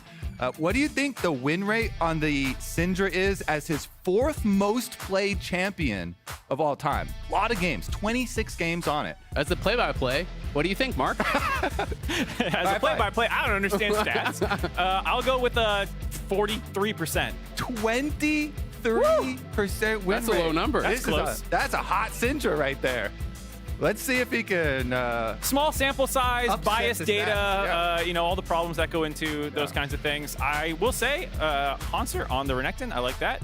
Rich on his signature Cassante, though, as we've said, is the best player in the world when on this champion. Yeah, honestly, this Dignitas 1-2-3 here is looking pretty good to me. And now they can just cover AD carry bans. Since they got the Kai'Sa and TSM dropped their AD carry picker in favor of getting full topside, they really wanted the synergy between the Sejuani Renekton, that power duo, to be able to actually take advantage of Cassante early on. That is one of the matchups. Renekton is basically the premier one into it, and if you bring that Sejuani jungle, then you've got that kill threat, but it's going to cost Wild Turtle. And to me, Wild Turtle has been the best performer on this TSM squad. He's done a lot of carrying, and now he's going to soak a lot of bans here. Yeah, absolutely. The Trundle going to get banned away as well. A bit of an old school answer to the Sejuani, but it is a Santorin classic. I think Turtle's fine. That's why there's times where you hang someone's pick for later because you know that they're good no matter what bans come their way. He's literally been playing since before the LCS existed. His champ pool is deep. He used to be a mid laner. He'll bring out the Gragas again in the AD carry role. But no, Jinx, no surprise, one of his signature champions onto that one. They'll also get counter pick for support, so while they did hang their bot lane for later, it is something where you'll get to see the entire enemy side and get what you want. With the Nautilus locked in, we'll see there are things like Leona up, which people can play into. We've seen Leona into Nautilus yesterday. It looked pretty good for the Leona early on. It is a little bit interesting, seeing the Kai'Sa come out. Kai'Sa Nautilus feels like a little bit of dive. Generally, when paired with Azir in frontline, you want to be playing a little bit more slowly in those fights, but may try to grab something to make it a bit more aggressive. Yeah, and with Milio up still too for Turtle, it's such a great pairing with Jinx. They could go for defensive dive though. Like when you're facing Kai'Sa Nautilus, sometimes you want, Unbreakable or something like that from a Braum. Chime is definitely a very good Braum player as well. I like the Braum angle. I also say the Poppy being taken, I know Poppy is rising. I know a lot of people's priorities and why it's a strong champion, though, is heavily dependent on the fact that it can stop a lot of dashes. There's really only two that you're going to be realistically blocking here, like a Slice and Dice out of the Renekton and the Sejuani Q. But Sejuani also can contribute to fights just with her ultimate and has more ways than just being like, I need to go in, else I'm useless. So it's not the most dashes we've seen for Poppy to block in a lot of the games where she gets locked in and looks OP. So I want to see if Santorin can actually pilot this one well. Yeah, some creative use of Hex Flash as well always really helps out with the early ganking from this champion. So both these champions are tanks, but both these junglers definitely can make plays. What kind of build do you think we can expect here from Poppy? Are we looking at more of a little bit of an aggressive build, full tank, a phase rush? Well, the Divine Sunder was nerfed, but you can always still go Divine Sunder when you're facing like two Hell Stackers, Sejuani and Renekton.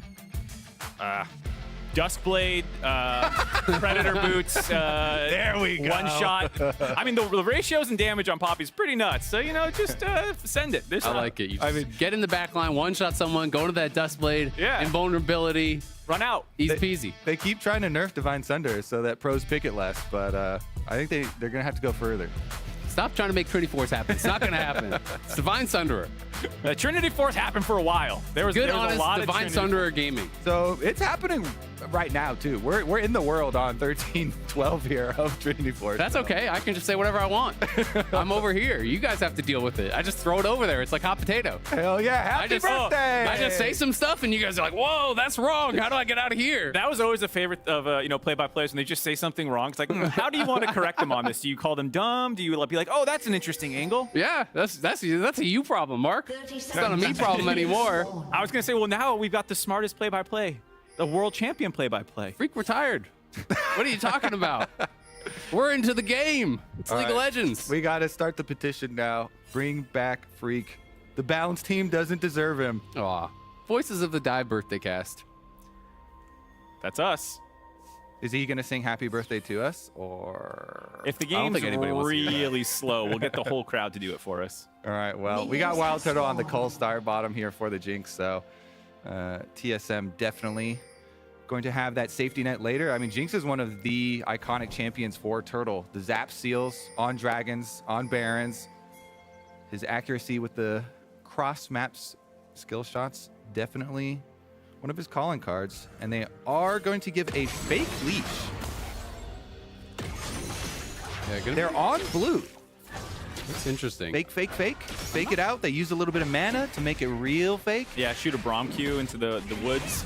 I'm not sure if Sejuani was actually spotted at all, though. They did try to get a ward. They couldn't get it over onto the Raptors, but I'm not sure if they actually caught anything on the edge of the vision.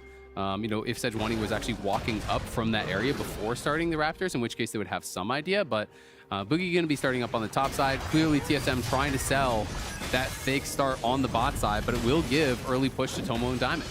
I was checking a spectator with vision toggled, and it looks like they shouldn't have seen him on that clear of the Raptor, so thus far they have successfully stealthed the start of Boogie, and that might mean if they're pushing on the bot side, given that they leashed, Dignitas's bot lane might be susceptible to a gank in a couple minutes. Braum is great setup for a Sejuani gank, so if Boogie can get down there, level 3 Sejuani is all ready to go for any sort of gank pathways. You can just walk after your red quadrant is done, go behind. Well, they actually have the entrance, the ramp here behind the Dragon Cove actually warded. So they would have to go straight down through the river. And it looks like unless they can get that full wave in down there, he'll go right on for it. Yeah, straight down the river. They haven't warded yet. He might just queue over the Dragon Wall here and try to look for a wraparound. There's no vision behind him, so Boogie can look for it. Doesn't go for it just yet. Tomo moving out to look for a ward. Spidey senses, not the right one. It's 20 seconds on that cooldown, though. Is he going to wait for it is the question to me, or is Chime going to be able to set it up? It looks like they're going to try to go forward. Chime tagging Diamond with the Braum passive, and Diamond going to be in some trouble as he finds out the surprise. Boogie is behind him, and Diamond slated to go down. It's an easy first blood for TSM. The fake leash. It actually worked out.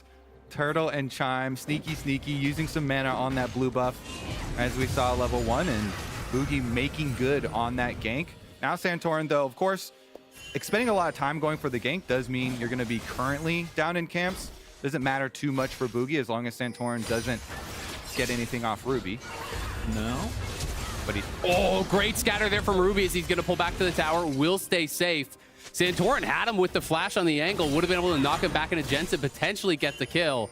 The scatter was beautiful, though, for Ruby. Santorin will be able to grab topside Scuttle off of this, so it is just a trade of Scuttles. Boogie continues to clear on bot side. Doesn't look like a 23% Syndra to me, Kobe. That was a clean stun. All right, that means that the other games he was just losing because of his team. Yeah, you can improve stats. The stats are just there from the past. You just blame the rest of Heretics and stuff like that. That's where you That's all history, Mark.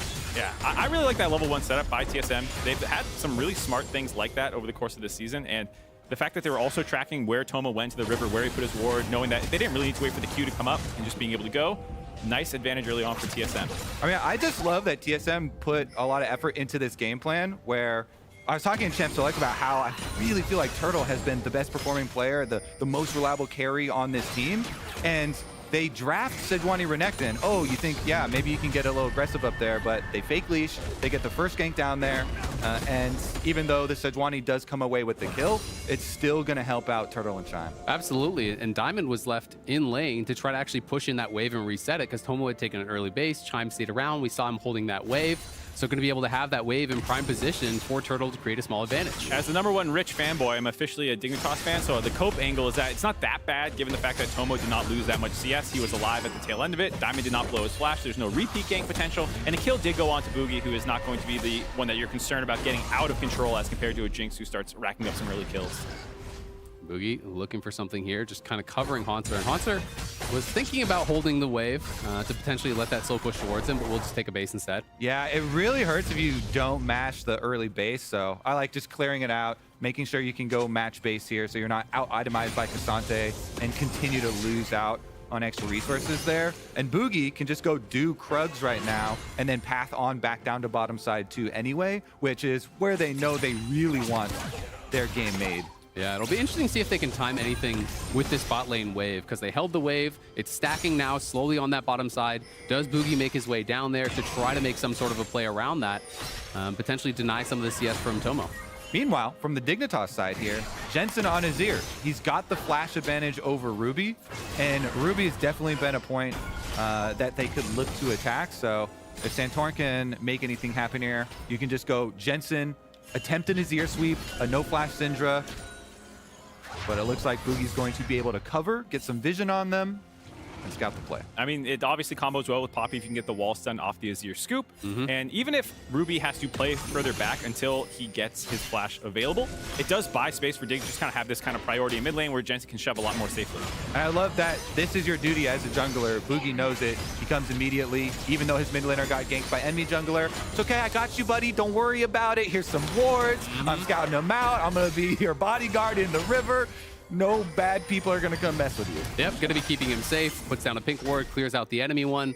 And just trying to cover him, you know, during that flash timer where he's missing it. Syndra, thankfully, has pretty good range, can farm pretty safely from distance. But up towards the top side, things looking pretty even. Rich does have a slight HP advantage and largely has had the push in this lane, has been winning out a lot of these trades. My boy. I gotta say, this is why Azael would not be a good jungler, the whole like supporting people when they are down like a summoner or something. Whereas if you watch the Twitter interactions between him and Rafa, he just roasts him at any point. He always like screenshotting their win rates and stuff, being like, what's going on? Hey, that's roasting myself as well. I'm involved in these games, Mark. But it sounds like you're pointing the blame. I will say, I took a peek at that match history, and he had a 25 kill Kinjin game in there that was red, and I was like, I've been there. It was tough. I think the team had about 30 kills. I had 25 of them. It didn't go our way. It sounds like you didn't carry hard enough for Azael. This is why you're playing by facts. That's facts. Yeah, it's actually why I've been moved over to this side of the desk. If you were a little smarter, you would have carried that game. Someone with a brain would have found a way by now. I mean, you have 25 kills. Just win the game, man. Yeah. Just kill the Nexus, idiot. Backdoor with Kindred ult. Doesn't that work? Yeah. I should have Kindred ulted my own Nexus so they couldn't kill me. Oh, there you go. That's where I went wrong. I'm realizing now, yeah. Creative use of game mechanics. Chime coming through mid, helping them push it out as TSM looking to move up towards Herald. Both ADs down on bot side, so a fight breaks out. It is just going to be a 4v4, though Diamond looks like he's not quite heading up there. Yeah, TSM has just done such better prep work here. They've got better control of the waves. They get first onto the mid wave, push it into the tower, topside Renekton, Haunter's able to push as well. Then you leak on over to the Rift Herald. So really good execution on a couple of these plans from TSM, and it's afforded them almost 1,000 gold lead over Dignitas thus far. That, plus the fact that Ruby with his flash back up is safe now to actually start trading a little bit more aggressively onto Jensen. You saw him shove him out a wave there, able to get control of that now up in CS despite being 10 behind before. Almost got a turret play. I don't think he actually ended up getting it, but speaking of the fact that TSM is moving around the map as a team a lot better and covering for Ruby so that he can start exerting his own presence in lane. Yeah, I was probably looking for Jensen to do some, Azir attempts to go for sweeps and flash plays here, but too good of defense there. Santorin and Jensen not able to make it good during that flash cooldown. Meanwhile, topside, your boy Rich doing just fine up there in that matchup with very little jungle intervention.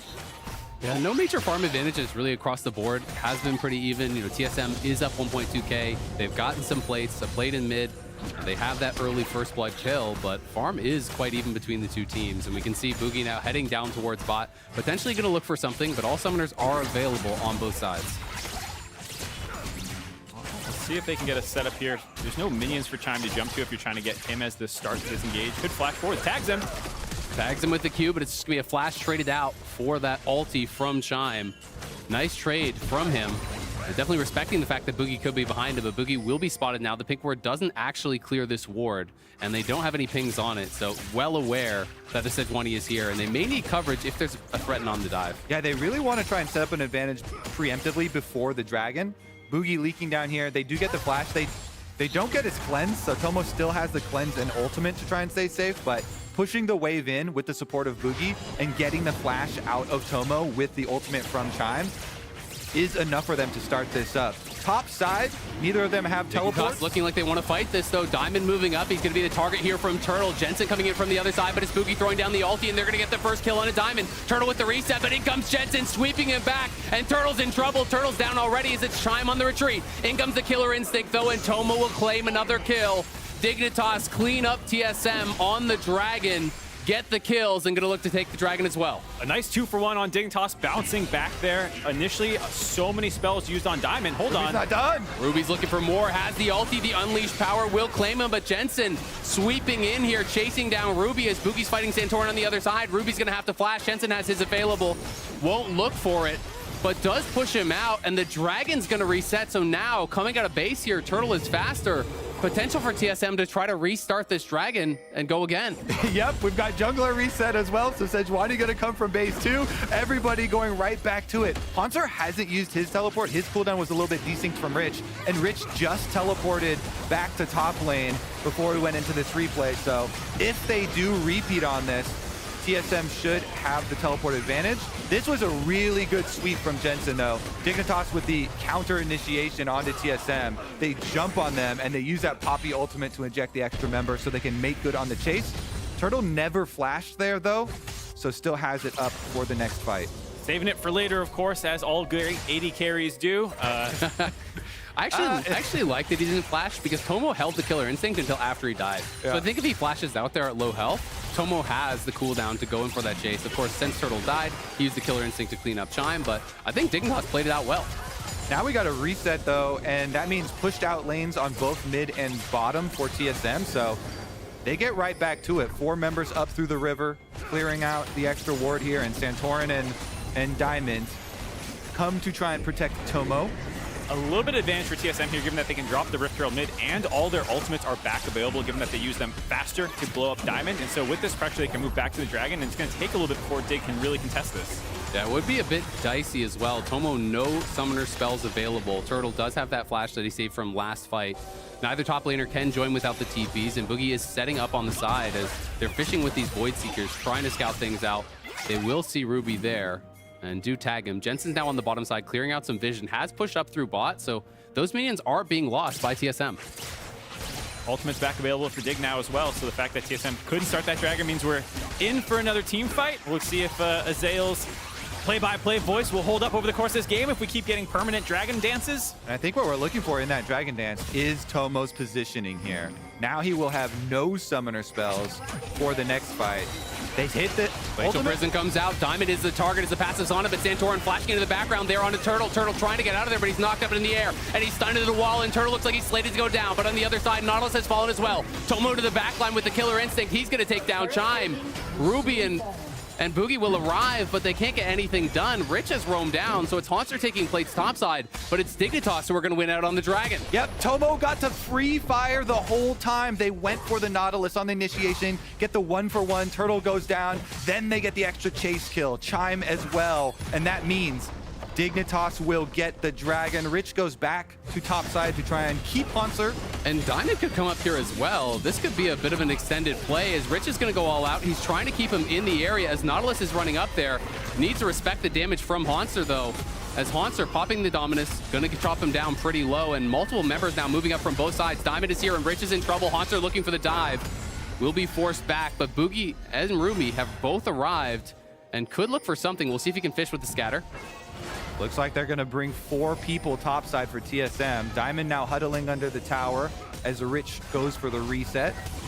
During this time, though, Jensen has just leaked out to the bot side, so TSM has overloaded the top side of the map, trying to find that kill or potentially the turret, but it's been such a slow developing play. The fact that Rich was not able to get taken down means that TSM moved back onto the Herald, and it looks like Digger going to be happy to sack this one and just keep pushing out on the bot side. We'll see, though, because Rich TP's back. They're aware that this is happening. The tower will go down on bot side. Is Santorin going to move up? Looks like it's probably going to be too late, even if they wanted to at this point. Should be able to claim this bottom tier 1, put a little pressure on the mid tier 1 as well. It's going to boost Jensen even farther up this gold chart you see on the left here if he can finish this one out. Ruby knows he's all alone in the defense down there, and there's a Nautilus roaming through the river, so he has to be a little bit careful. Probably cede that objective over to Dignitas, and while Dignitas do give up that extra one on top side, they get the tower bottom side for the Azir. TSM looking to push through mid though, gonna drop the Herald, so tier 1 is cracked. Doesn't look like they're positioning to go for another charge though. Yep, that one gets cleaned up quickly by Tomo, and at the end of all of that, 600 gold lead for the side of TSM, even in kills. You can see who's strong for each team. The fact that Tomo has been cleaning up a lot of these, he's starting to try and get a little bit more gold, but Jensen does feel like the main carry. And I gotta say, TSM, the way they've been fighting these, they've been really jumping on Diamond. They should have really good peel to keep Turtle alive if the Braum ult is there, the Unbreakable, you have Sejuani ult as well, but they keep using these offensively, and that's twice now that Turtle has kind of been punished as a result. He had a really good flash on the Poppy E to actually not get wall stunned, but there was just too much additional follow-up. Yeah, I like the point bringing up the possibility of the peel, because you remember JDG team fighting at MSI and Syndra Scatter the Weeks peeling over and over and over. So Syndra plus Braum, try and help that out a little bit. It is, of course, you know, point and click, Nautilus ultimate, and Cassante is a bit notorious in the mobility, but she'll make your ass thoughts. Do your best efforts, yeah. We do have one of our questions from draft answered. It's going to be the Even Shroud first here from Santorin, so going that more supportive route. I know you've been a pretty big fan, Kobe, of a lot of these supportive builds out of jungle. Yeah, ever since the cost reduction to Even Shroud and Abyssal, you can get huge value out of Even Shroud plus a Sunfire for your own magic damage burn, and Abyssal amping your teammates plus amping your Sunfire. And it is a very cheap build to get going, which is perfect for pro play. Kobe, hoping to see more Maokai with it as well. Kobe has always loved interesting builds, but as he gets older, every birthday, he looks for more and more supportive builds to play in the jungle. You know what as Kobe his really old loves? man hands Winning. come in. Kobe really loves winning, but there's been a shift in his gameplay from the early days to... No, he's actually an ageist one trick way back too. Rich, Haunter scrapping back and forth here. Haunter has established a nearly 20 CS advantage. Of course, some of that will be evened out here, but doing well here up against Rich, who really has been kind of taking the league by storm since joining. So many people quick to praise Rich. People were talking about him as the best top laner in the league. People were talking about him as even a potential MVP candidate. Yeah, and a lot of it was specifically on the Cassante. Then, of course, they had the Quinn game too, giving people a little bit more hope, but we'll see how they transition this, because this game is very, very close, easily winnable. But I do have to feel like Dignitas set up here with the money that Jensen's got, and Tomo now with 2-item power spike on the Kai'Sa as we have a fight over blue buff. Yeah, going to be able to move in and try to take this down. Jensen was in the area, so TSM was a little bit hesitant to move back for it. Diamond potentially fishing. Chime going to connect. There's a hook coming in. It's a flash wall stun there from Santorin. They're looking for Boogie. Tomo trying to join, but Turtle is coming in as well. The TPs are going to arrive, and Diamond's going to go down. Turtle gets the first reset. The Chompers are going to be placed onto Rich there, and Rich is now the target. Nice flash out from Ruby, but they lose the Braum. Boogie's going to be sure to follow. Rich going all out, trying to chase over the wall. The Void Sector will connect, and in goes Jensen, sweeping him back for the double kill. Turtle trying to return fire here, has him low, but Santorin on the chase. It's a flash back from Turtle. Oh, he can't quite get him. Then goes Tomo and gets the shutdown onto Jinx. Santorin escapes with barely any health. Haunter had no TP to answer the play, and Rich's teleport made all the difference. What an exciting skirmish. And at the end, Tomo with the W and flash kills Turtle. Both summoner spells down. Jensen, Azir really cleaning up. This scaling for Dignitas is going to look good. I am a broken record. Look who is at the front of this fight again, absorbing all the enemy spells. Diamond gets blown up, buying time for Rich to teleport in, and kind of pinching them in this position where Santorin has had some really nice jumps on the enemy team, allows so much of the mobility for Dignitas to go over the wall, find these extra members, continue this chase time and time again to find all 4 members of TSM. Santorin doesn't have the damage with this build, but, you know, setting up the rest of the team very well. Yeah, I mean, Turtle had a heal flashed him there, so was able to juke him, but then Tomo walks up to finish the job. And those 2 kills, those kills on the 2 carries there, Ruby and Wild Turtle, would not have happened if Jensen doesn't push the play forward, going for that initial Azir sweep. Absolutely. It's got to be frustrating for Turtle, though. He was 1 crit away from getting multiple kills there. Dignitas is really low on health, but we're back to live. We're back to the Dragon. Boogie trying to move in. Diamond will connect with the hook. Won't be much more than that, though, but Ruby has arrived. Is there a look at a steal? It's not going to happen. Santorin will secure it, now looking to move forward for the fight, but Turtle is in the area. Boogie pretty chunked down, though, so it would be a risky one to take here for TSM. Yeah, it looks like they're going to have to retreat back to the tower, but Dignitas, that means they've got early route on some damage on it. The siege going to leave a little bit of a mark as we've got Cassante trying to stack up Qs on Haunter in the river. And it will just be a rotation up towards the top of the map. Baron about to spawn, so Dignitas going to go take over Vision. Really good game out of Jensen so far. You can see him hurting a lot now with 2 items completed, poking people as they try and move through these choke points. And it is something that's going to be kind of hard for TSM if they're not there first. They don't have a lot of great tools to buy space walking forward. You have basically Scour the Weak, as well as the Jinx Zap to kind of try and face check things. But if you're not there first, like that's when it's scary, when you're walking into Scour the Weeks. But if you're just having to shoot these at every brush that you kind of walk into, it's kind of going to be difficult. I agree. It is going to be tough. And the front line looks stronger for Dignitas. And I don't know that TSM from behind against this Fed Azir really win front to back. So your options start to become more limited. Yep. They're going to have to get a pick here to get Jinx excited.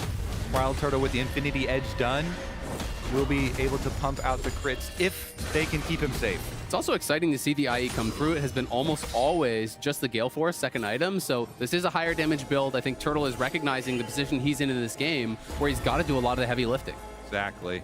And they move into the river here, try and push out Dignitas. Bottom side, now it's going to be the other foot. TSM, they've got the teleport advantage on Haunter. A little bit left on the cooldown here for Rich.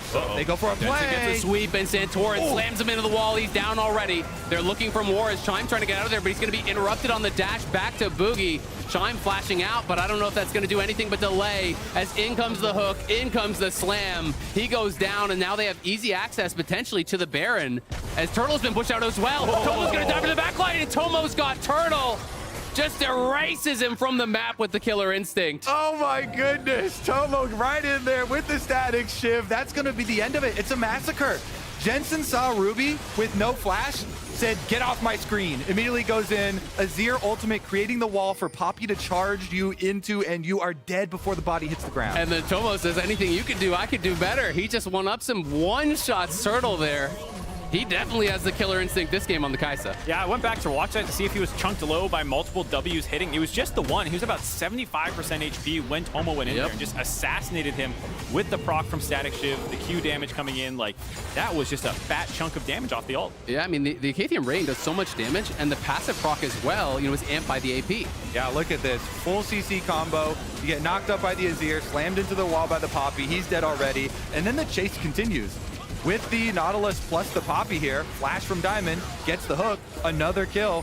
And now Tomo's like, I need to participate. I'm bored. I'm here too. Take it. He got the mark from the previous W that he had hit on Wild Turtle. He waited the duration, jumps in with that killer instinct. He knows that the Braum was already dead, so the extra peel wasn't there. It was just Sejuani. Full assassination. Oh, Next. that's nice. Next. It's my birthday. You're supposed to be Paid actors. Paid actors. Fake tweet. Fake tweet. Fake that comment. TikTok that's like, ain't no way. I don't care that something good happened for you. It should have happened to me instead. That should be about Kobe and I. Come it's on, our guys. birthday. Get it together. Fans these days. No respect. Uh-oh. No respect for the crocodile either. No alligator respect here. Haunts are in the dirt. Azil, you were asking, why did they ban that Malphite? Yeah, true. I was asking that. Look what happens. Yep, Haunts are going to be made into boots as he goes down. Did have a really good time in lane, honestly. 40 CS up, was trading well with Rich, but the map has kind of fallen around him. Boogie gonna look, does connect to the Glacial Prison on a Jensen, but Jensen sweeps back, stays safe, and now the teleport's coming in here. Rich has arrived. Dignitas step forward. The turret is theirs. Nice footwork by Jensen, shuffling back to stop that engage from coming up big. Without that ultimate and with Haunter down, it's easy for them to grab this bot inhibitor, crack TSM's base open. 7,000 gold lead now, just 23 minutes in. A much more aggressive and decisive dig than we've seen. Even in a lot of their wins, it felt more slow roll, tough fights. Here, they've been basically in control ever since the first Dragon fight that they've won. Yeah, it feels really refreshing here. And it's the whole team. This is not a Rich highlight show. Rich has been a side character in this one. He's in the background. Exactly. My man doesn't even have lines in this game. He's cheering up in top lane. Good job, team! Great I'm absorbing pressure, I think. He's top laner 4. It's just so nice to see, though, so much more confidence from these players, namely Santorin, Jensen, Tomo. Yeah. All three of them making really big moves. And Santorin has been getting a lot of criticism, from myself included, has not been playing up to his very high standards that he's set for himself in this league. So it is nice to see him have a really strong game. Yeah, but criticism from a play-by-play, you shrug it right off. Yeah, What like does rain Azale off know? your back. Yeah, what does he know? Not much. He just talks fast good. Debatable. So from here, it should be a fairly easy game for Dignitas to close out. They have so many engage tools. Not a ton of mobility on either backline member. Oh, teleport's just being used defensively. Ruby clearly worried about the collapse coming in as he saw a Diamond moving through the jungle. So teleport will be forced. Not the end of the world, but Turtle here could be in trouble as he's by himself, and in comes Diamond with the ulti. The killer instinct is there, and Turtle is just gone. I feel so bad for him. You cannot even play this game anymore. You cannot play it at all. Diamond right over the wall. That's the point and click, and they're not done yet. Rich wants another piece. Flashes out, is able to survive, but like you said earlier, the fact that even if you flash the Nautilus ultimate, since it's going to come in, it's going to give plasma stacks, and the fact that we've seen how much damage Tomo does, you're never safe if any hard CC lands and Tomo has an angle to take his ultimate. Turtle needs his front line around it, right? If that's coming in, the Braum needs to be there, or there's no point in using summoners, you're just going to go down. Rich, nice buffer on the W there to immune the stun coming through from Sejuani, but it's Jensen pushing up through top lane, just taking even more for Dig. And if Dignitas can actually finish this game, they already in summer will be better than their spring iteration. It's very nice to see the improvements for this team. Jensen now level 16 on the Azir. Moving in, scatter over the wall. They're going to look for Rich. Rich taking a lot of damage there, but Turtle doesn't have access just yet. And Rich is looking to turn around onto Boogie. Chime trying to get involved as well. Tomo connects the Void Seeker, but not going to go into the back line now. Knows it would be a death sentence with all of TSM around. Not the worst look possible, but the ultimate that Turtle shot was not able to get any of the splash damage onto the actual carries. And so while Rich got low, it was going to take a lot more resources to finish him off. A nice little skirmish there out of TSM, but you can see a bit of the wallet diff coming in. Yeah, those are the plays you have to look for, though. These scatter the weeks over the wall, trying to find some picks through the jungle, see if you can scrape together some money. But it's going to be tough. Ruby is a full item completion behind. Jensen is looking closer to 4 items than Ruby is to 3. So that is really, really difficult. Yes, Syndra scales a lot better, post rework than pre, but they're going to look for a TP, and Ruby does not have teleport to escape this time. It's the same It rush. looks like it's a death sentence now. Here comes Santor, and here comes Jensen. Ruby trying to turn it around, but you don't have enough gold to make that ulti matter. Jensen once again says, get off my screen, teleports up there, they take care of business, and this is Dignitas just running over the entire map now. You can easily just take all jungle camps. TSM gets kind of strangled of resources here and makes it really difficult to forge a comeback. Yeah, it's going to be tough from this position. We'll see if Dignitas can close this one out cleanly or if TSM can look to mount a comeback. Soul is going to be up here in 2 minutes. It's Haunter, though, that's in trouble. Rich going to go all out. He's flashing in for the plasma, and here is Tomo flying in through the jungle, knocking down another. Tomo has been relentless this game for Dignitas. He's a heat-seeking missile. As soon as anyone has plasma stacks in and they're isolated, he's going to go flying in, strike them down, blow them up to 6 kills now. Yeah, he's not going to stop anytime soon either. With Hourglass completed, you get to go right into the middle. Ooh. With your team so far ahead too. Just dive right in there, both him and Azir. See who can have a deeper dive. I really like the itemization of this game out of Dignitas. The double even shroud, if people don't know, it's not just the person you mobilize, but people around that champion that you've hit. So basically, if they hit different targets, Santorin and Diamond can potentially put that debuff on the entire team of TSM for the backline to go blow people up. You have the double Zonias, even though it is an AP heavy comp on the side of Dignitas, you have Rich for extra damage. And so this is just one of these team comps that is very unique to this current meta, it feels like. Yeah, absolutely. And now the Baron in the back pocket here for Dignitas feels like they have just about everything they need to close this one out.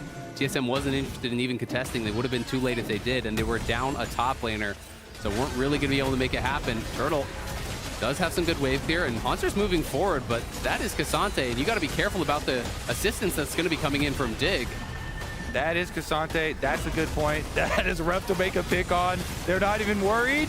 Boogie could be in some trouble. The hook connects, but that is going to be it. Santorin looking for a slam against the wall, doesn't find it. And they were looking for that pick in 4v5 with Jensen pushing up on top side. So they have to rotate over, deal with that minion wave, clean it out before their inhibitor turrets are gone. Haunter in trouble now. They're just trying to focus down the turret, and then they're going to turn for the fight, but the Glacial Prison connects on Rich. Rich down low. Santorin low as well. And here comes the reset from Turtle. He's trying to go forward, but the Void Seeker has connected. Does Tomo dive into the back line to turn it around? The Zap can't connect, and the flash comes in from Diamond to keep himself safe from the Braum Q. Haunter, though, getting shredded by Tomo.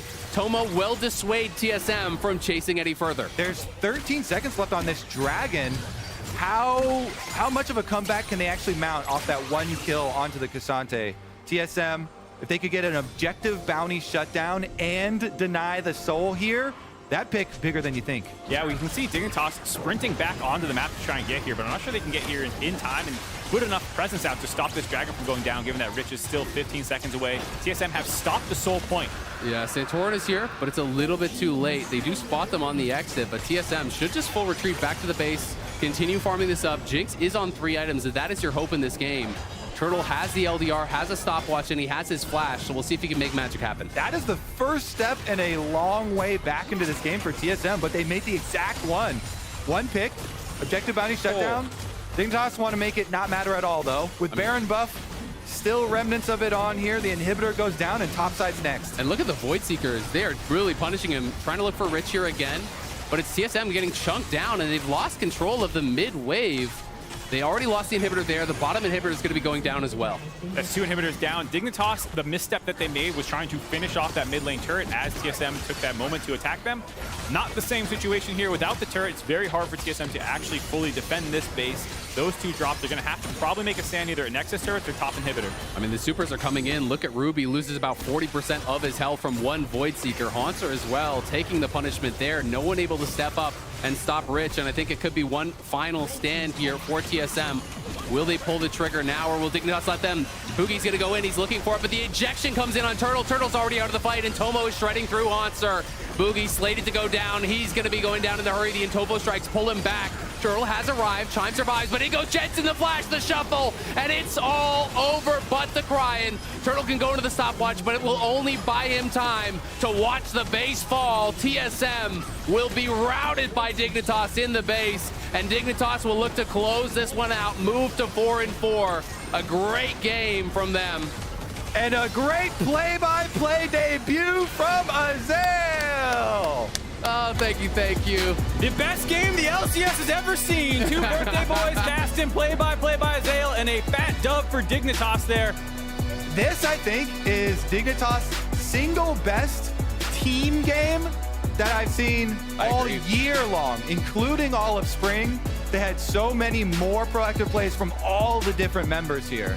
Santorin, 6 kills. Jensen, 6 kills. Tomo, 6 kills. They're the devil. Dignitas confirmed Evil. Was really nice to just see everyone getting involved, right? There's been so much hype around Rich, and I think deservedly so. He's been playing amazing, but this was a game that was not about him. It was about the rest of the squad making it happen, working really well together.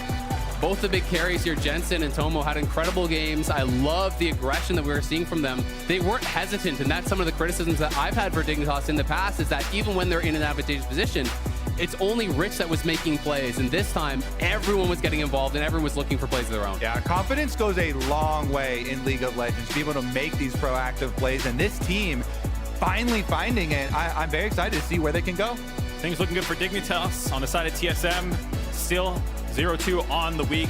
A bit closer game in the early game, like the level 1, but after that, it didn't feel like there were too many game plans that they had once the first couple Dragon fights didn't go their way. Yeah. It felt like a tough team comp to play from behind. So much of it should have been about trying to win early, Renekton, Syndra, these kinds of things. Like you said, it does scale a little better, but it's basically just Turtle with your late game option. They fell behind very quickly in this game. Yeah, I mean, Ruby got really behind. You know, Turtle was in an okay spot, but it felt like they were getting peeled apart. He kept getting picked off, you know, wasn't with the rest of the squad. So it is really difficult. But hey, LCS fans, Fantasy LCS is happening on Sleeper. It's not too late to sign up, start a league with your friends, and then crush your dreams with your own LCS super team. You can head on over to sleeper.com or sleeper.app to give it a try. Yeah, and we're going to go to break. EG versus IMT is on the other side. But first, Solo and Balulu are going to go head-to-head in game on. And then after that, we have the Armeo Power Hour. He's going to do a taste test of different mayos to figure out which one is his that mayo. Looks disgusting. His name's Armeo. Which one? What's in the fake mayo one? I don't want to know. That's not a question you can answer on Get podcast. your mind down to the gun. Hey, I'm Solo. Hello, I'm Balulu. And this is Game On, brought to you by Riot Games. I'm pretty bad at this, not gonna lie. So don't expect much from me. Team. Tree. FlyQuest? Yeah.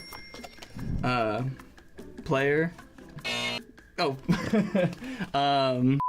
Okay. Cloud. Smite. Blabber? Okay. Champ. Old. Time. Zillion? Okay. Horse. Hickory. Lilia. Water. Okay. Game 5. Sound. Game 5? Sound?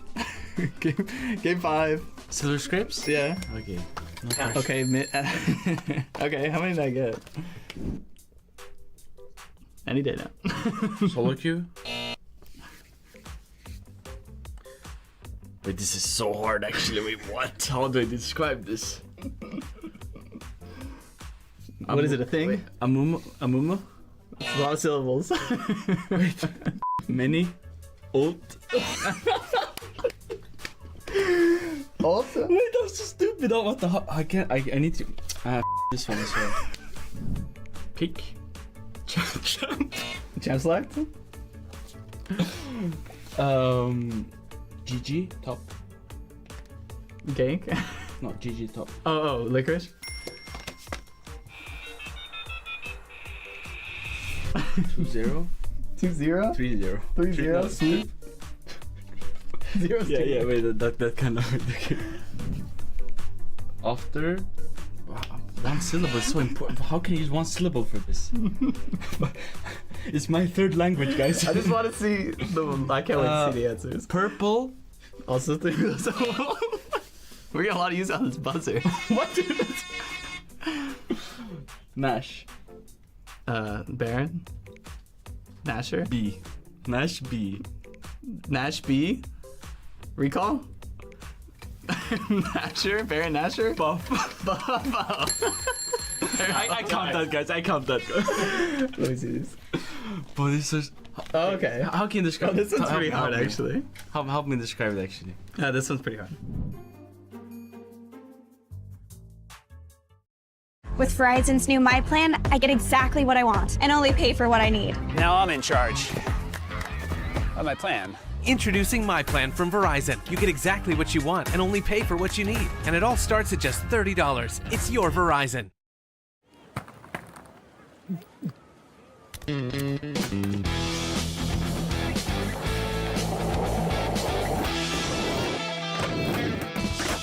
said you can't teach an old dog new tricks. Hmm? Typical beginner's mistake. Yes, they all start from the outside. So, will we help him? What else? Here, try it with Red Bull. Red Bull gives you wings.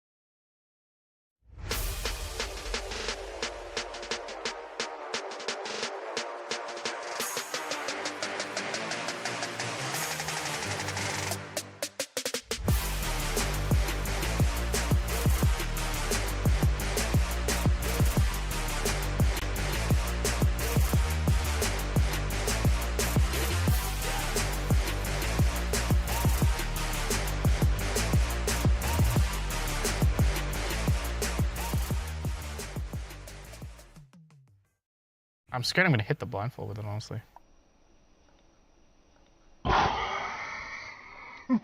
It's like, I can't feel where my mouth is. Welcome back for the Armeo taste test. Armeo, back in the LCS. A lot of people mispronounce your name. They say Armao.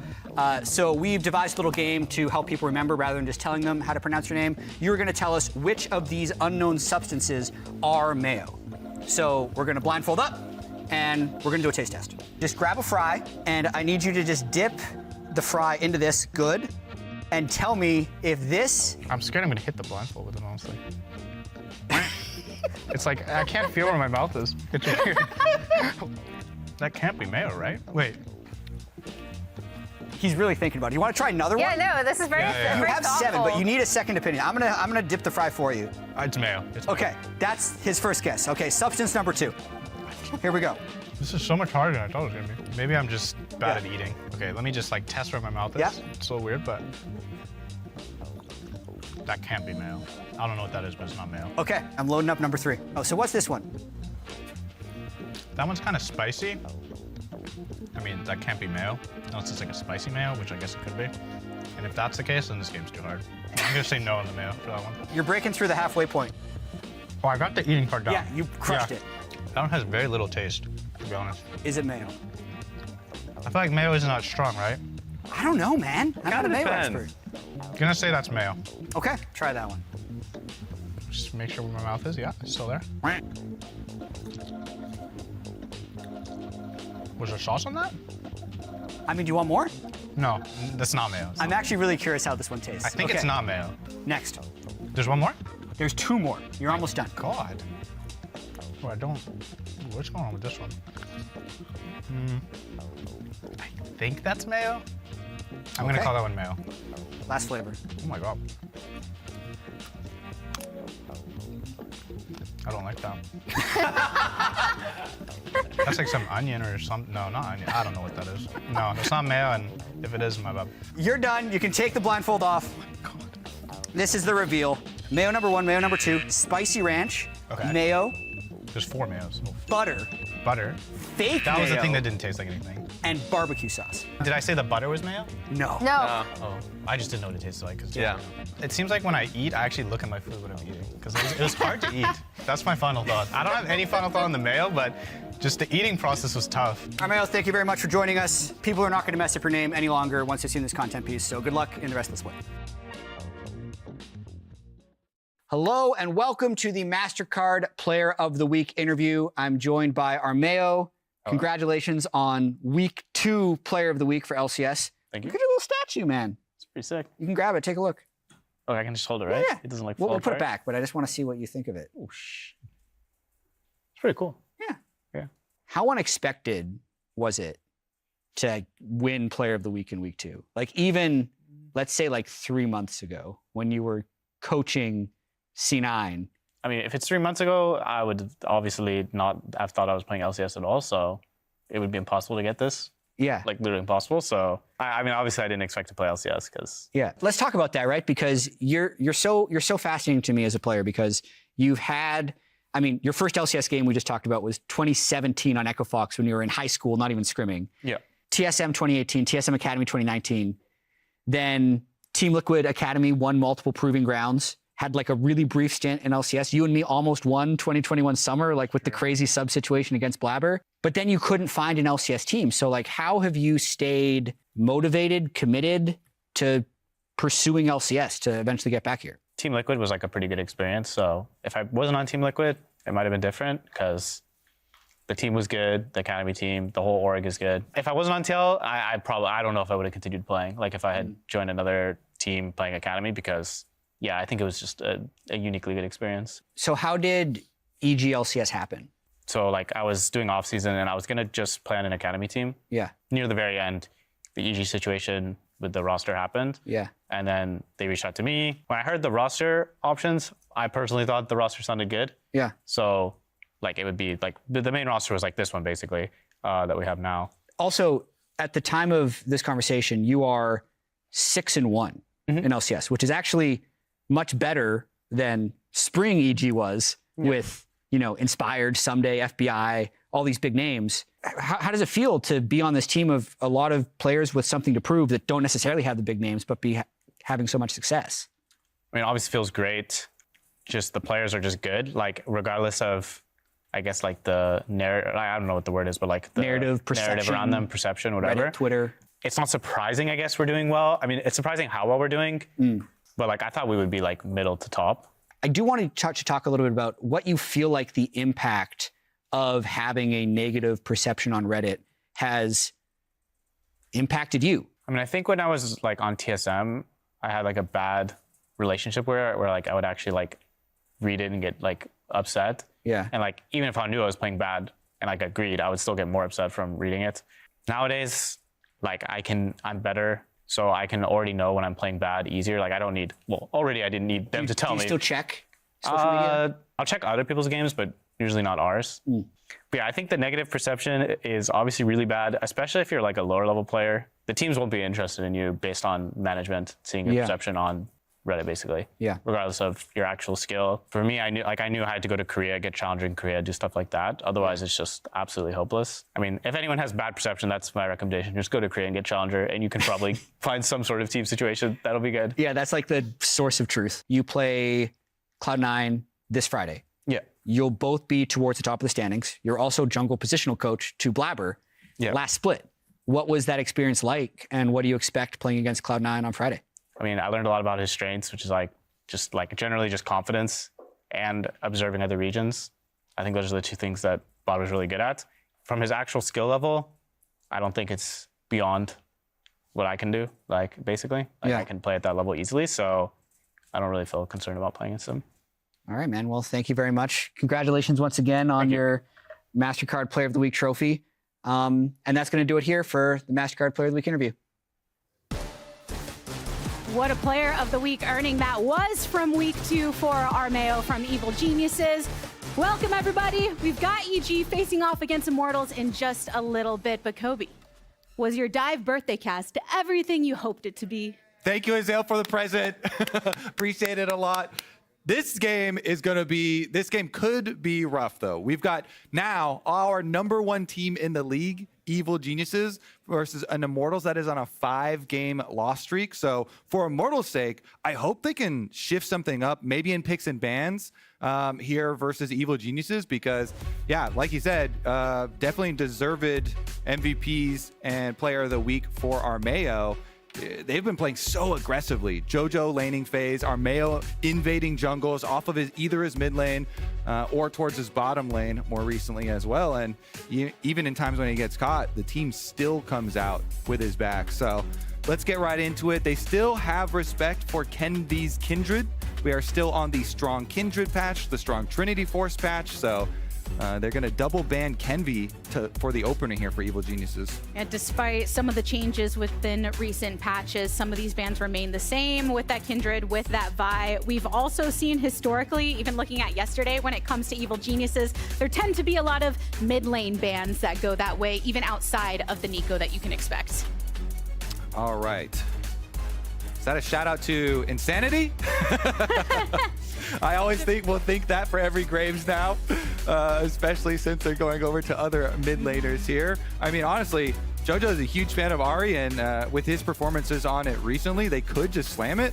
There's so much value in 1, 2, 3 with bottom lane and jungle picks, though. So it looks like we're going to grab the Sejuani first for Armeo, be that playmaker for the team, be the one to lead the charge.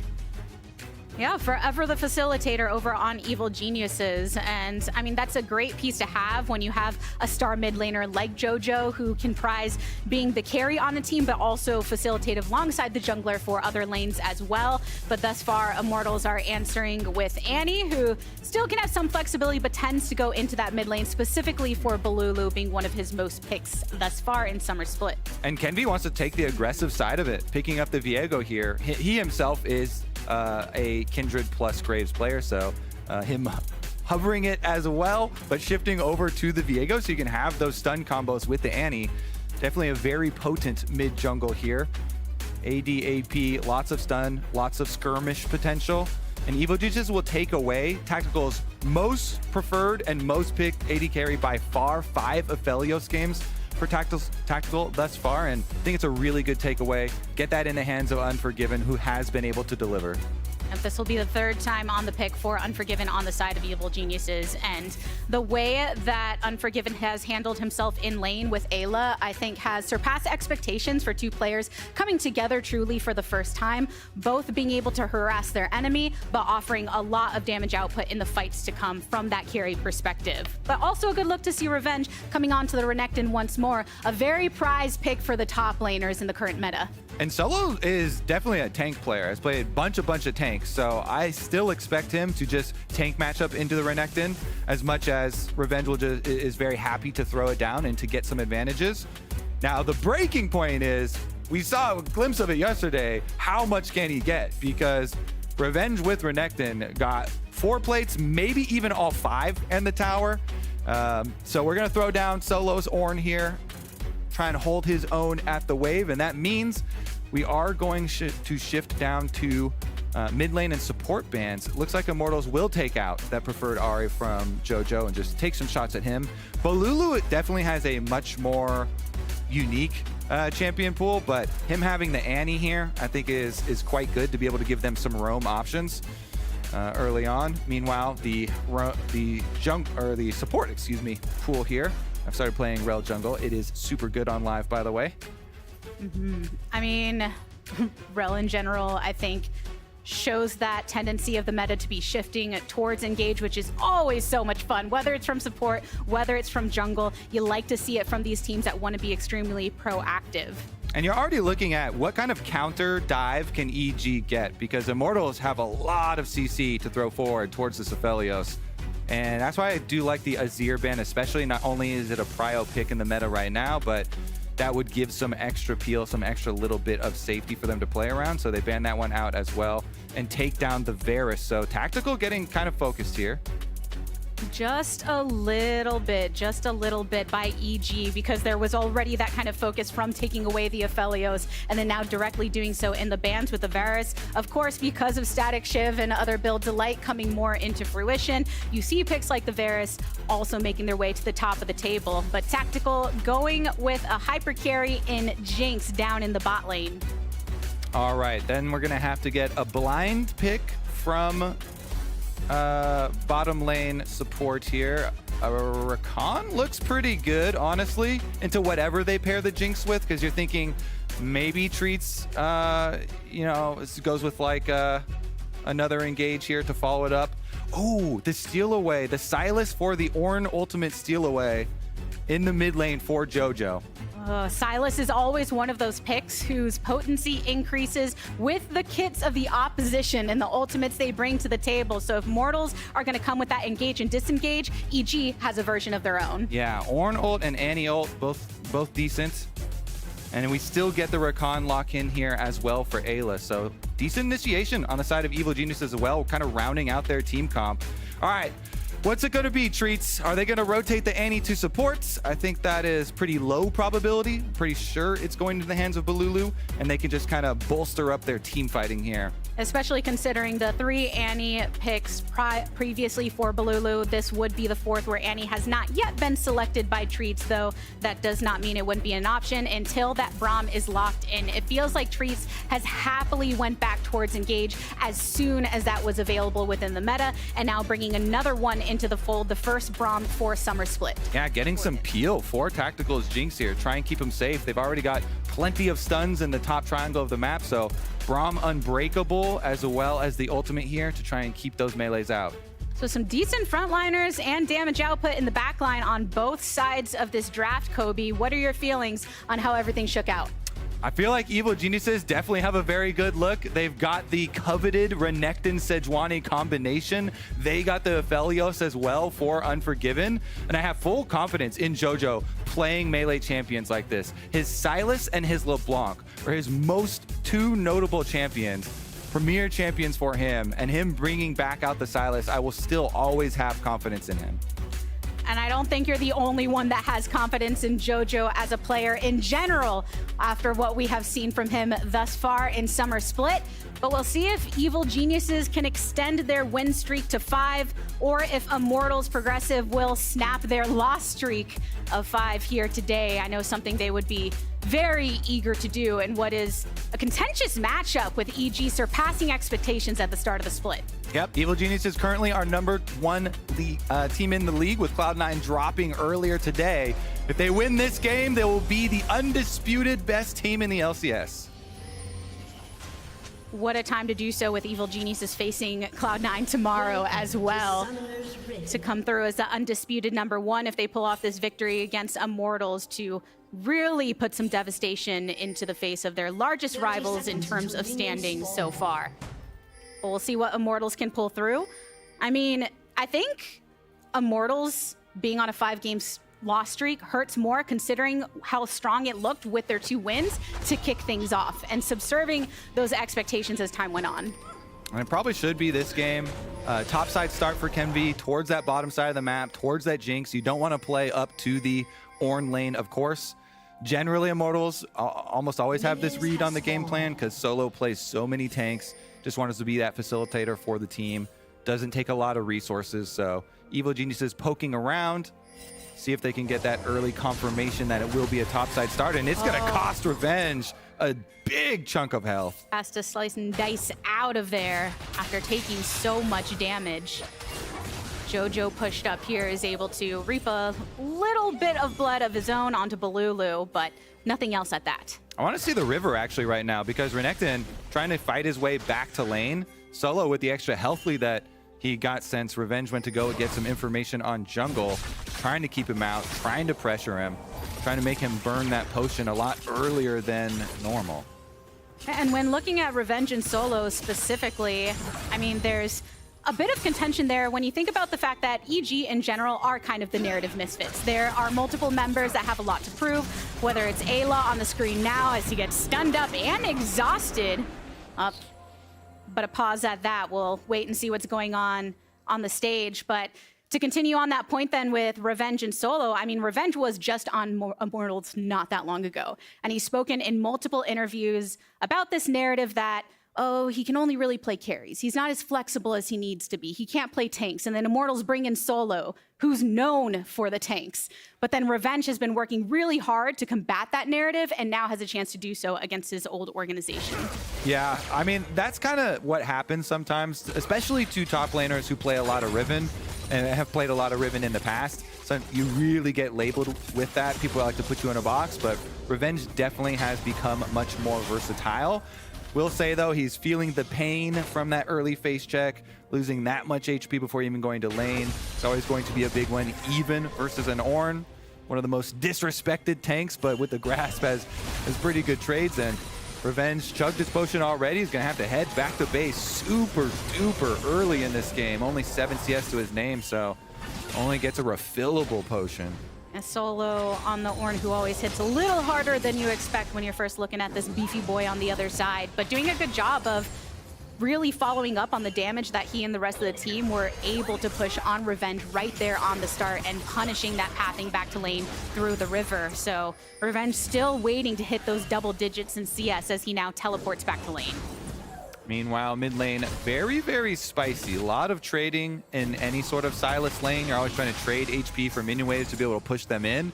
Balulu with a huge HP lead, but Jojo has the jungler here and just wanted to get that last little bit of it. Armail is going to force him to back off and look for Scuttle, but when your mid laner is recalling like that, you're going to have to wait on the teleports to come back. Looks like they're both going to match teleports to get back to mid lane. And it's going to be a little fight over Scuttle Crab as Treats comes to help Kenvi. Immortals have the angle on it, and after stunning Armail, flashes to get the dash over the back of the wall pit.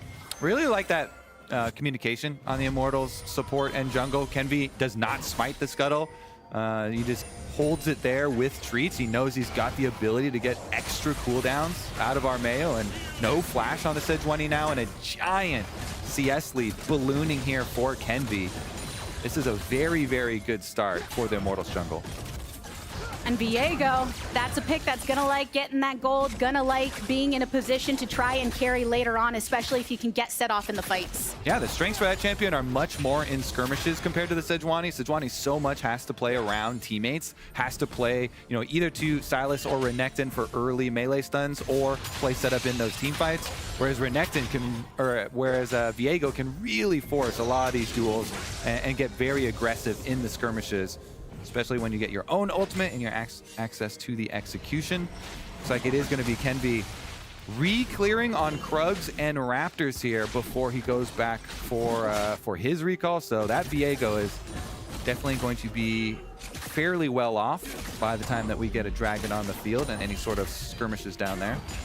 And while Kenvi has maintained that lead here on the Viego, Jojo has also initiated a slight one of his own on mid lane. Revenge has been working to shore up that deficit that he was put on earlier by getting harassed by Immortals now that he has returned to lane, though you can also think about the fact that he will get his teleport up at least before Solo, who had used it to get back his lane as well.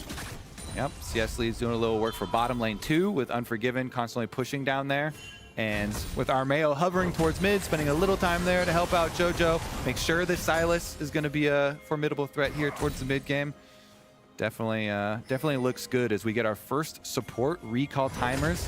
Always exciting to track your first support recall. And Rakan is going straight topside with the Sejuani, so they might actually go try and kill Solo, try and kill the tank.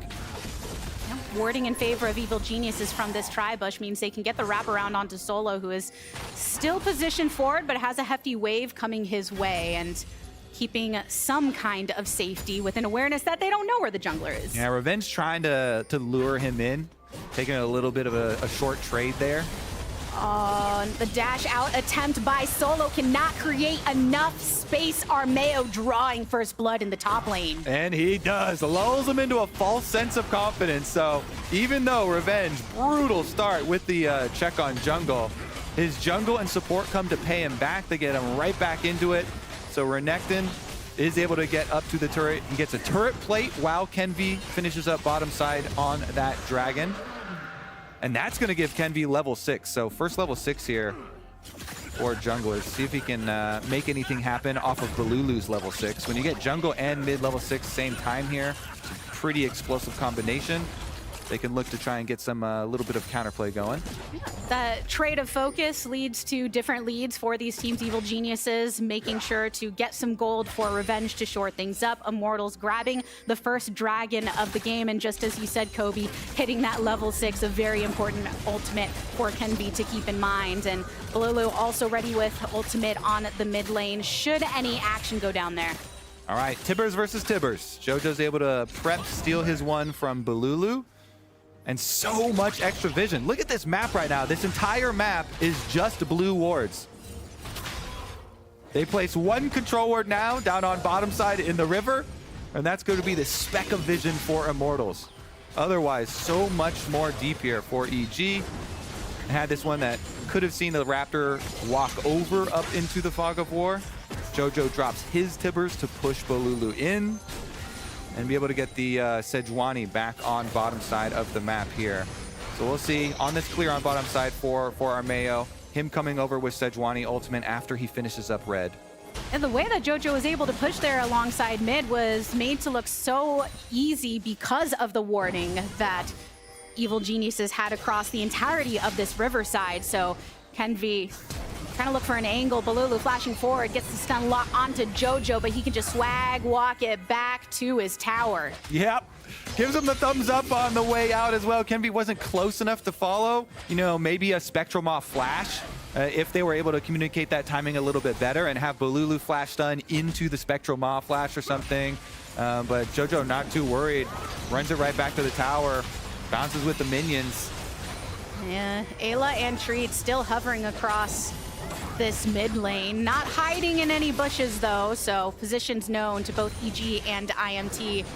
Tactical getting a chance to back here after shoving that wave down on the bot side with Unforgiven returning to reap some reward, but the focus in terms of objectives is up here at top, where the Rift Herald is. We just had Annie blow ultimate and flash, so EG say, okay, great, we've got big advantage now, see what we can get. Jojo's gonna teleport right back. The Silas ultimate a few seconds away, and they go. Treats gets stunned up. The Ornhorn has been drawn. Kenvi is looking for a target with a Heartbreaker. Revenge exhausted, stunned up by Balulu. Pops the Dominus, but Solo in the back of the pit flashes out of it. A big rocket coming from down. But Balulu has fallen.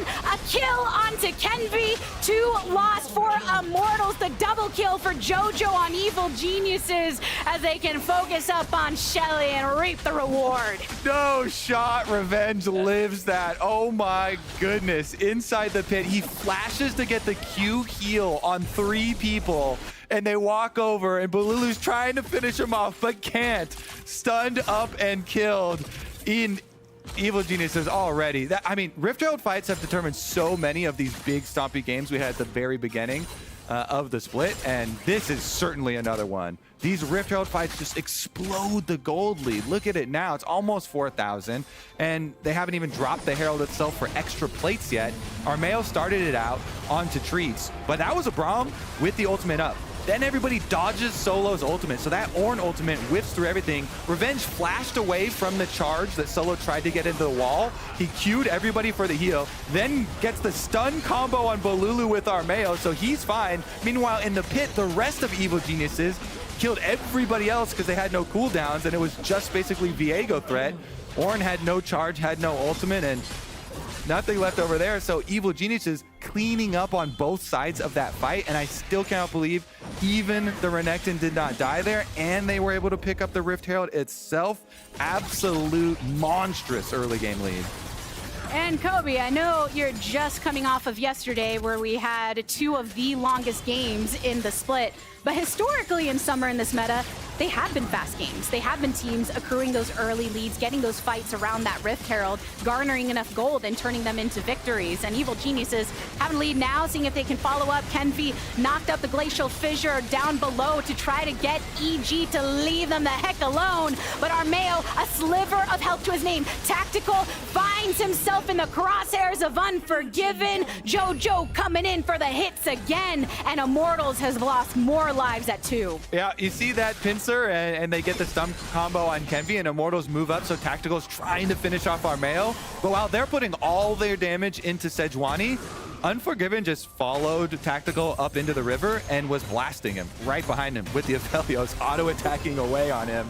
And so they complete the scrap in the river here and collect some extra kills. They are on the board here for Immortals, though, getting one. It's just too bad they gave back so much more, and it's 5,000 now, the lead for Evil Geniuses. You see all these mythics already completed for them, and JoJo with 4 kills now to his name and 4 stacks on his Dark Seal looks prepped to rule the game. So here's what I'm talking about.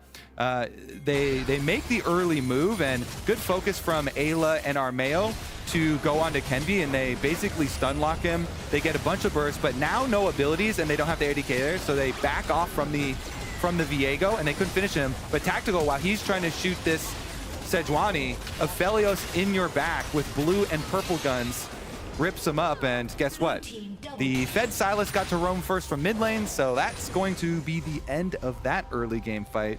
And when you have back-to-back early game fights like that over Rift Herald and Dragon taken by Evil Geniuses, that is the definition of early game snowball. Immortals, I think, was hoping for the Dragon stacking, but EG dismantling that as a possibility after grabbing that Drake after that fight victory. Ayla falling into some damage, but has a battle dance to rejoin Armeo in the safety of this river. But Unforgiven, look at the lead that he is pushing on to Tactical, just forming so much resilience in this bot lane to keep the clears going. Now investing this Rift Herald to try and get these plates gone, since there's only 35 seconds before these plates fall. This is just making me so hyped for the EG Cloud9 matchup that is coming, because EG are the real deal here, with people really underestimating them after the roster exploded in the offseason. Very excited to see that clash at the top of the table. See how they finish it out, though? A lot of work left to be done. It is just a big lead now. Oh, Armeo throws out the ultimate to get the lock onto Balulu, and JoJo wants to follow up with the damage. Slings his chains, just really racking him up. 5-0 now on the Silas, Kobe. Yeah, the lead continues to grow. Good move there from Armeo to be able to start it out with JoJo. They play off of it, and even under the tower, finish off the extra kill. Immortal is going to have a hard time stopping the bleeding. See, man, can they even... It's just so hard when it's snowballed this early on into the game. Maybe they can get the pick here for a shutdown. Oh, JoJo popping back to life just to be dead. Good finish up from Immortals to collapse. And it goes on to Tactical. They've got it where they want it, onto the Jinx. So Immortal is going to try and push as hard as they can after that. Little bit of damage here, maybe fish around for another pick, but Ayla's going to be too mobile, and they'll have to be content with just the big shutdown kill onto JoJo. That's what you have to do when you're facing a big early snowball like this.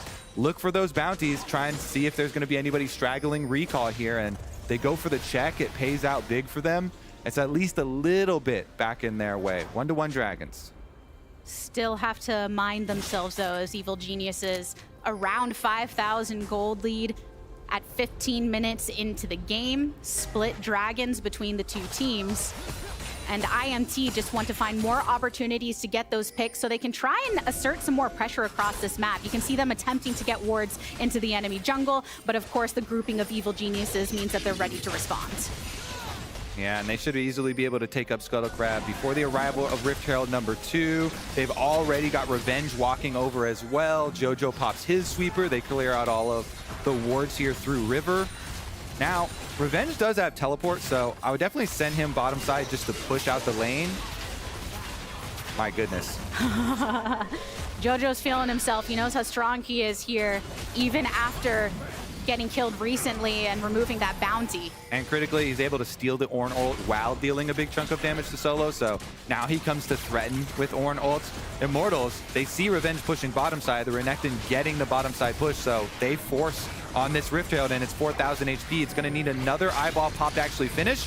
Teleport from both sides. Revenge gets caught on the chompers and flashes over the wall before popping the Dominus. Solo, as the tank, is positioning himself between IMT and the rest, but JoJo throws the stolen Ornn Horn into the back line, and thus Tactical is eliminated. Solo soon to follow. Immortals have to wallow in their tears as evil geniuses kill everybody but Balulu. Yeah, you're just waiting for it for JoJo, watching the minimap. This Silas with the Ornn ultimate stolen to walk his way down, find the flank, and bowl them all down. Immortals wiped again in another fight around another early objective. The Rift Herald will definitely get picked up, and then they can just transition down to the other half of the map with all of the outer towers killed early here. Evil Genius is already taking the full ring. All three, you can just move over to the dragon, keep that one stacking, use Rift Herald number 2 to press even further into Immortals territory.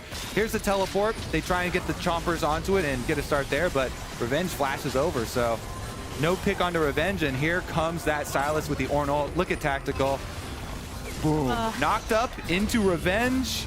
Stun. Renekton gets him basically dead. Ayla gets there for the knockup, and Tactical did not get to move anymore. Instantly wiped the fight here by EG. Really good job just piling in there behind that Ornn ultimate engage. And Ornn ultimate does love the narrow corridors of the jungle, and JoJo with his pathing made sure to take full advantage to set up the rest of Evil Geniuses. All right, what can Immortals do to stop this bleeding? Because it is gushing out of them right now. Can they get their red buff? Trying to defend some resources here. But Armeo and Ayla are ready to step up, another stun up onto Treats.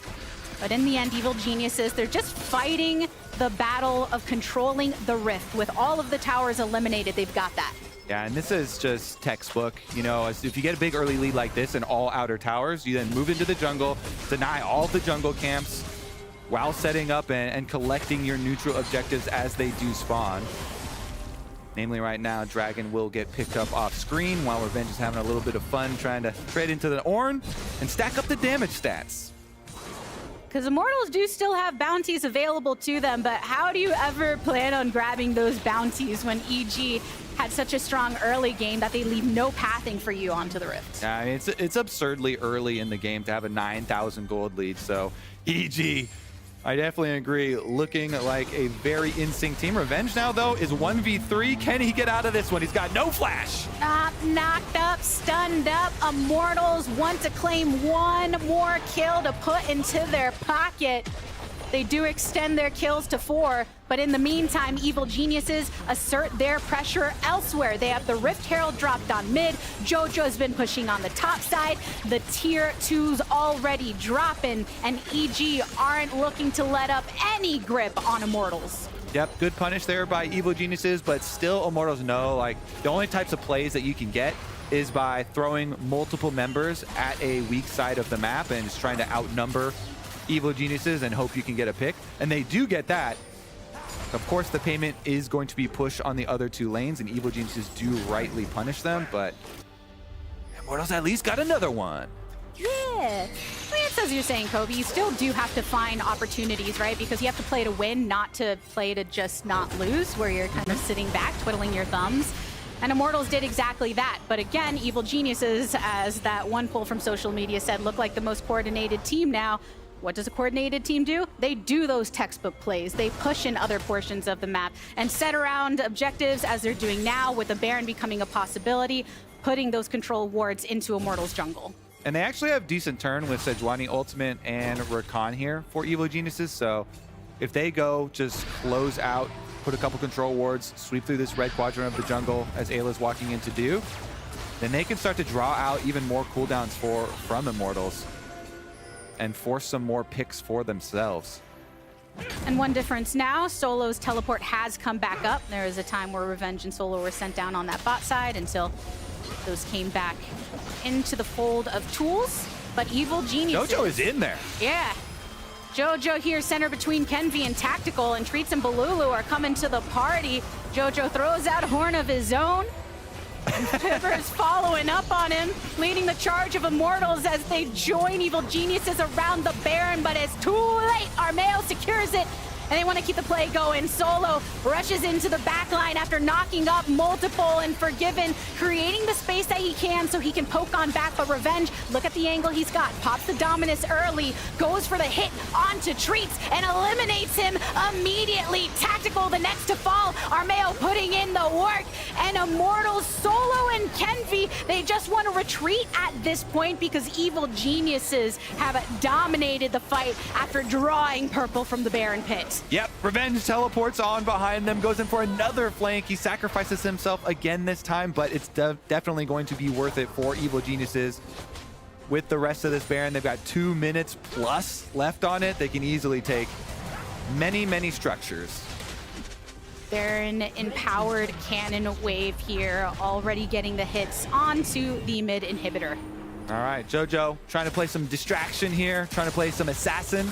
I would like to point out, you can see he popped an elixir, the blue elixir for the extra damage too, going for this. So he was planning this for a little while off of base. Had the elixir, wanted to get an assassination play onto Tactical, get some summoner spells, gets the enemy team away from it. Jinx Rocket, the execution on Baron damage was increased to 1200, so good attempt there from Tactical to try and steal. During this little engage, though, the whole time they're just waiting for Revenge to teleport. So Revenge gets in, the Renekton is here, the flank is ready, he sees the angle, flash in with the slice and dice into the queue, gets them there, and even though he does get focused down, the entire team wipes them. And there's one version of that play where JoJo distracts across mid, ends up dying, but Evil Geniuses can make something work of Baron or get a bit more of a scrappy fight. But there's this version where he does that. Ayla comes in, gives him a little bit of mobility, work back that sustain on Silas. All of the players on Evil Geniuses knowing the limits of their champions. Revenge being a good example by how he was able to affect that fight to really set him up for the rest of them to knock him down as they knock more turrets down on this map, ushering this wave on the bot side with 4. Yeah, and Armeo on the Sejuani amping so much of JoJo's damage too, with the build, with the Even Shroud, with the Abyssal. You just see the value here is through the roof, and guess what? Exposed inhibitors in mid and bottom will be dealt with fairly quickly. JoJo's going back for the minion wave, but the rest of the team wanted to finish the job early, so Immortals see, all right, I guess we have a couple seconds while JoJo's not on our screen. Maybe we at least get to clear an extra minion wave here. Yeah, JoJo was hovering over in that topside jungle, and now with that wave coming across mid, has joined the team. He's looking to see if they can find Tactical in some trouble, though. Ayla going after him, Kenvi into the backline, tries to make something happen for Immortals, but now they're already down 1, and Evil Geniuses see that go button, and they are ready to hit it hard by taking down this mid inhib and making sure that this base is cracked open for Immortals and leaving them with little hope to regain control. All right, looks like it's going to be a...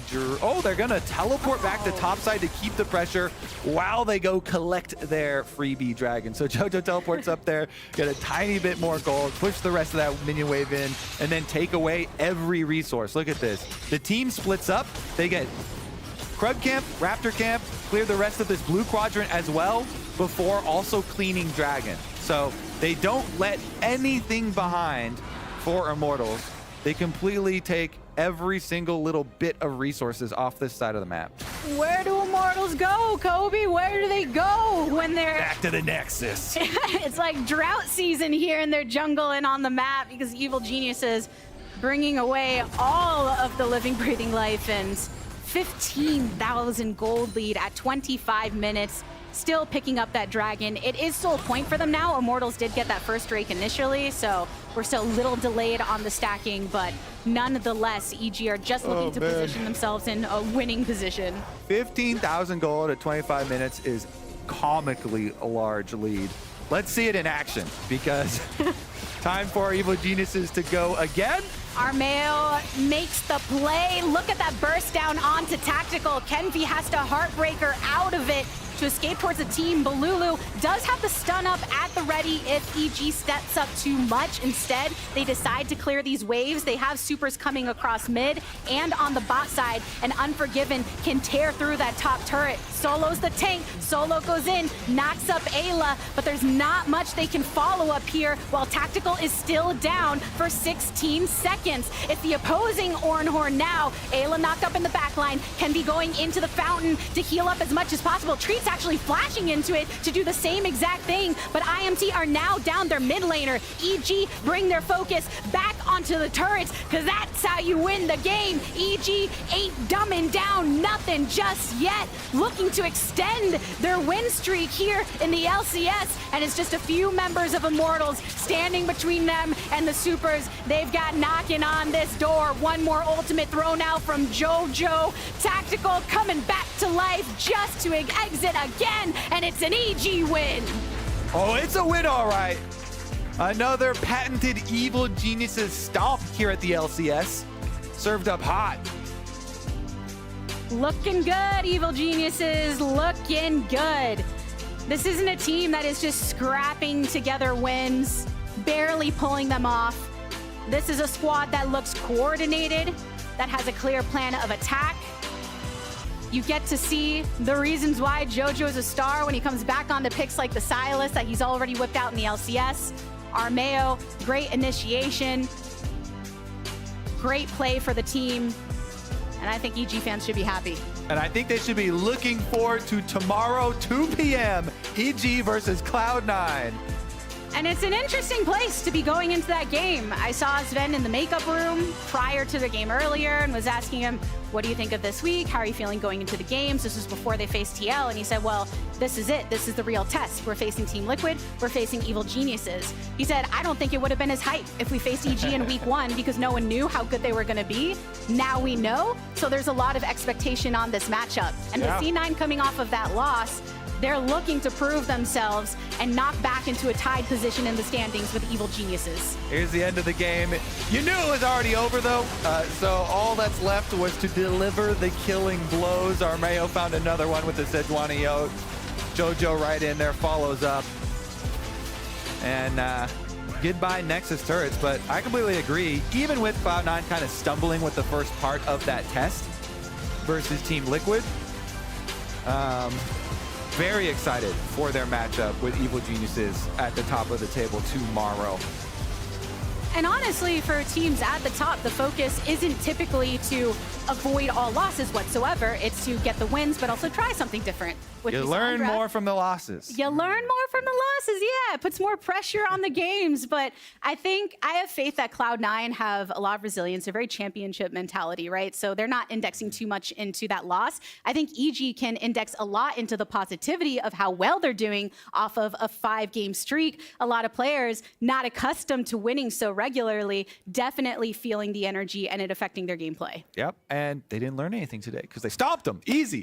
They didn't learn anything. I guess we'll see the test tomorrow once again in the LCS for them. But for now, tickets are officially on sale for the LCS Championship in Newark, New Jersey on August 19th and 20th. So head on over to Ticketmaster.com right now to claim your spot.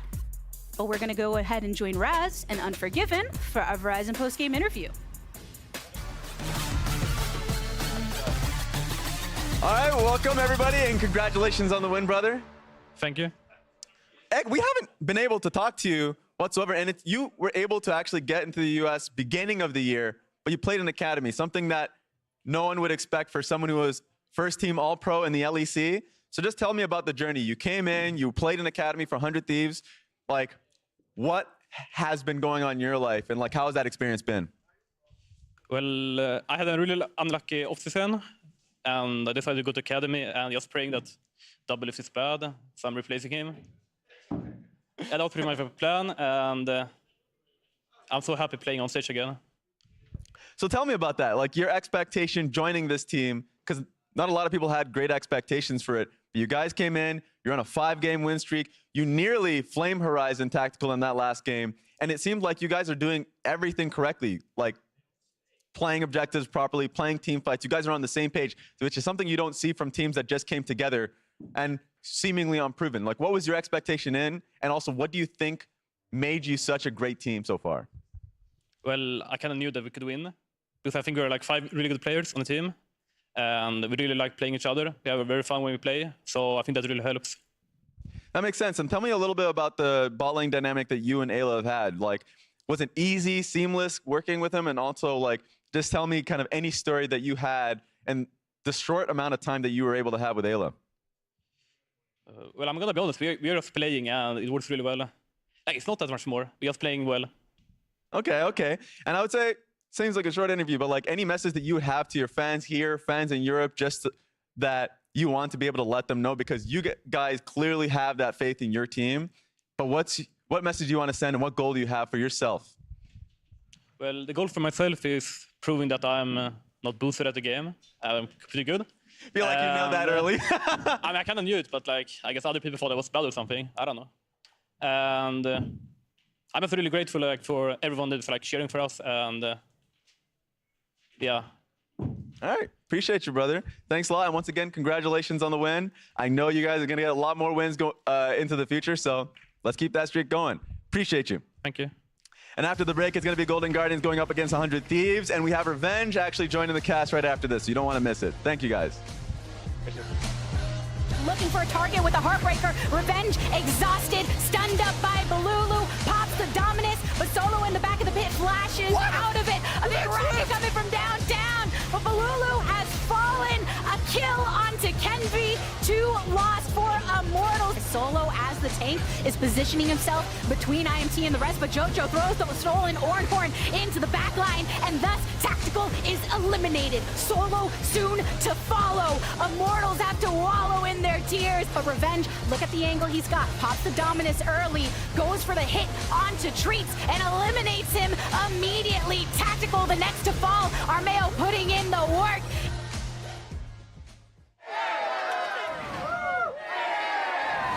Red Bull gives you wings. Red Bull gives you wings.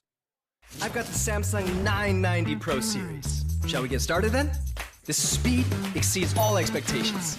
Reading speeds are 40% quicker than before, and writing speeds are 55% faster. With the in-house controller, the per-watt performance has improved up to 50%. The 990 Pro's nickel coating controller for its smart thermal solution technology controls heat. Playing computer games? Obviously the best.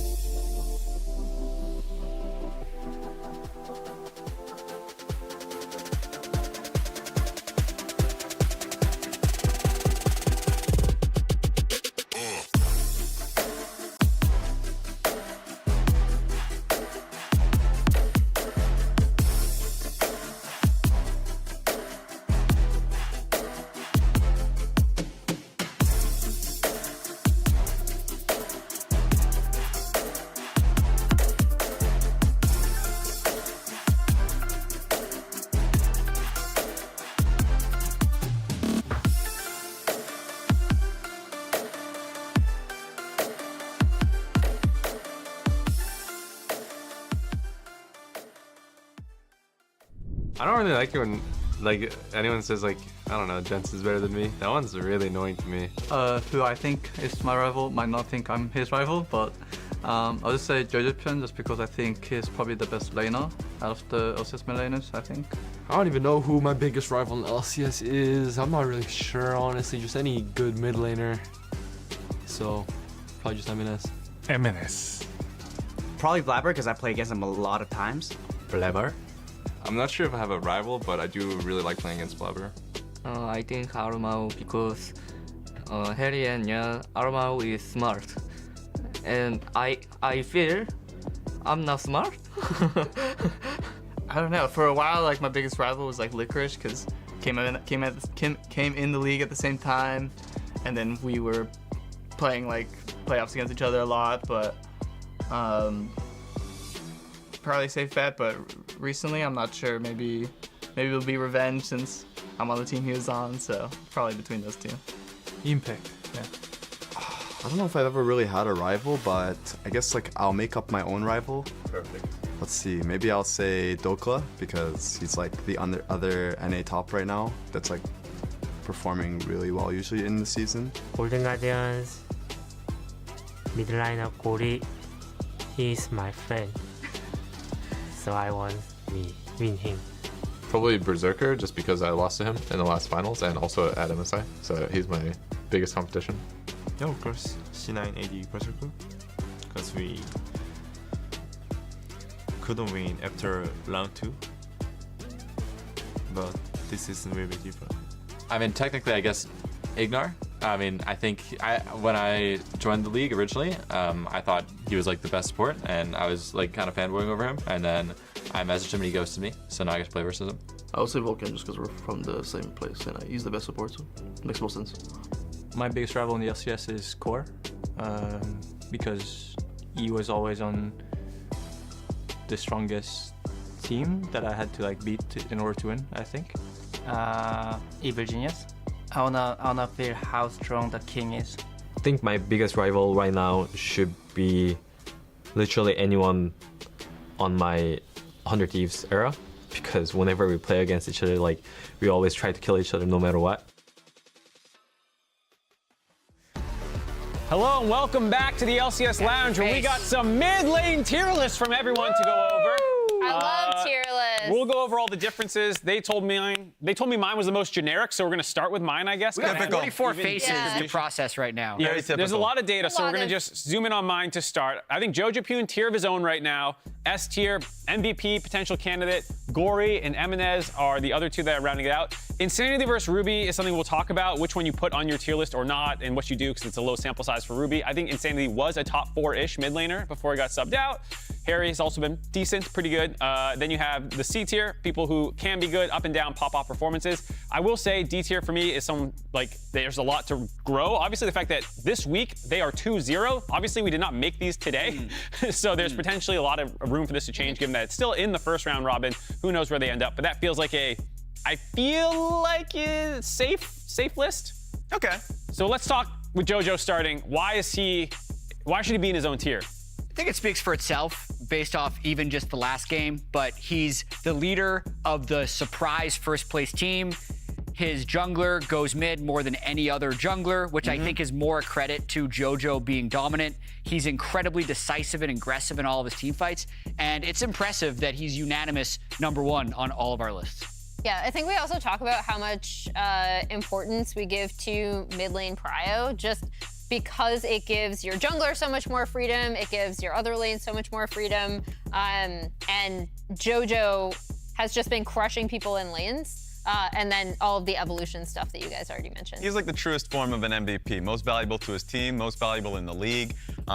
Obviously short sample size with the amount of games that we've had so far, but it's near halfway done. You're the only other person to have someone else's S tier. Why M&S? Talk to me about it. Behind JoJo, because M&S is still one of the best, if not, not yet the best, but one of the best mid laners right now in the league, and he's extremely flexible. Even though he is going to be trapped in a situation near the end of the split with MVPs when his team is too good, he is in a position where he's playing Cassante mid, he can play tanks, they're able to flex multiple times between him and top lane. He had one off game, I feel like, at the beginning of the split, but past that, he's been performing really well in team fights.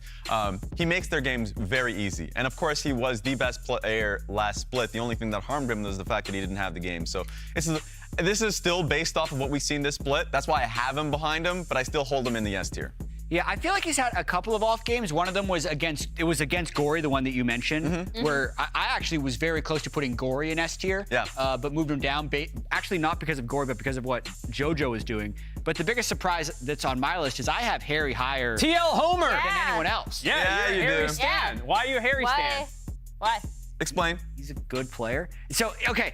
What makes him a good player, Jack? So I think specifically he is a very strong laner, and he's able to draw a lot of pressure. I think there are actually, I kind of feel like he's JoJo light. And I said this even when he came in the league, that he could follow a similar trajectory. He's not JoJo. How light? The way like he plays. Like 0 calorie. 1 tier below.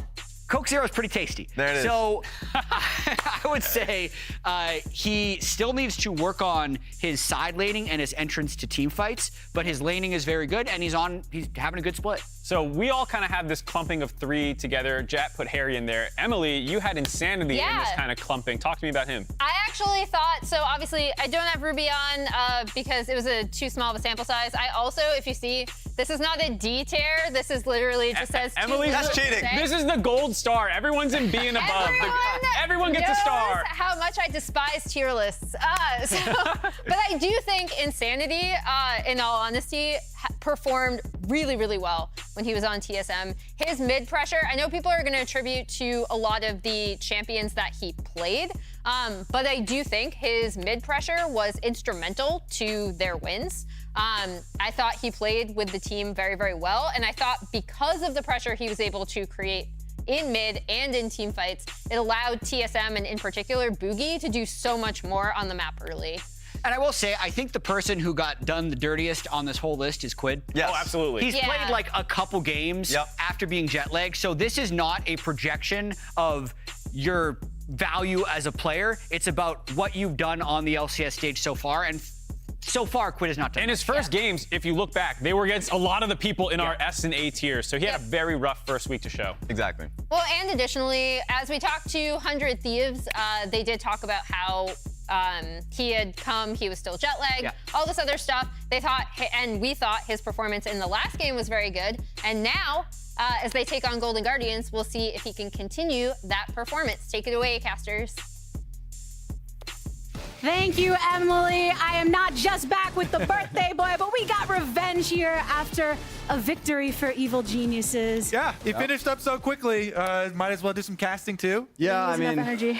it was a bit too easy. So I mean, they did. To be fair, they did make me sweat a little bit. They did cheese me level 1, and I was like, the game was going a little weird because of that. You lost like 300-400 HP almost. Yeah, I was like, oh, this is gonna be an interesting game. But I knew that the rest of my team also was just gonna win really hard. So it was just, I'm glad to be here. So. Before we talk more about Golden Guardians and 100 Thieves, I do just want to know quickly, how does it feel to be on this winning streak?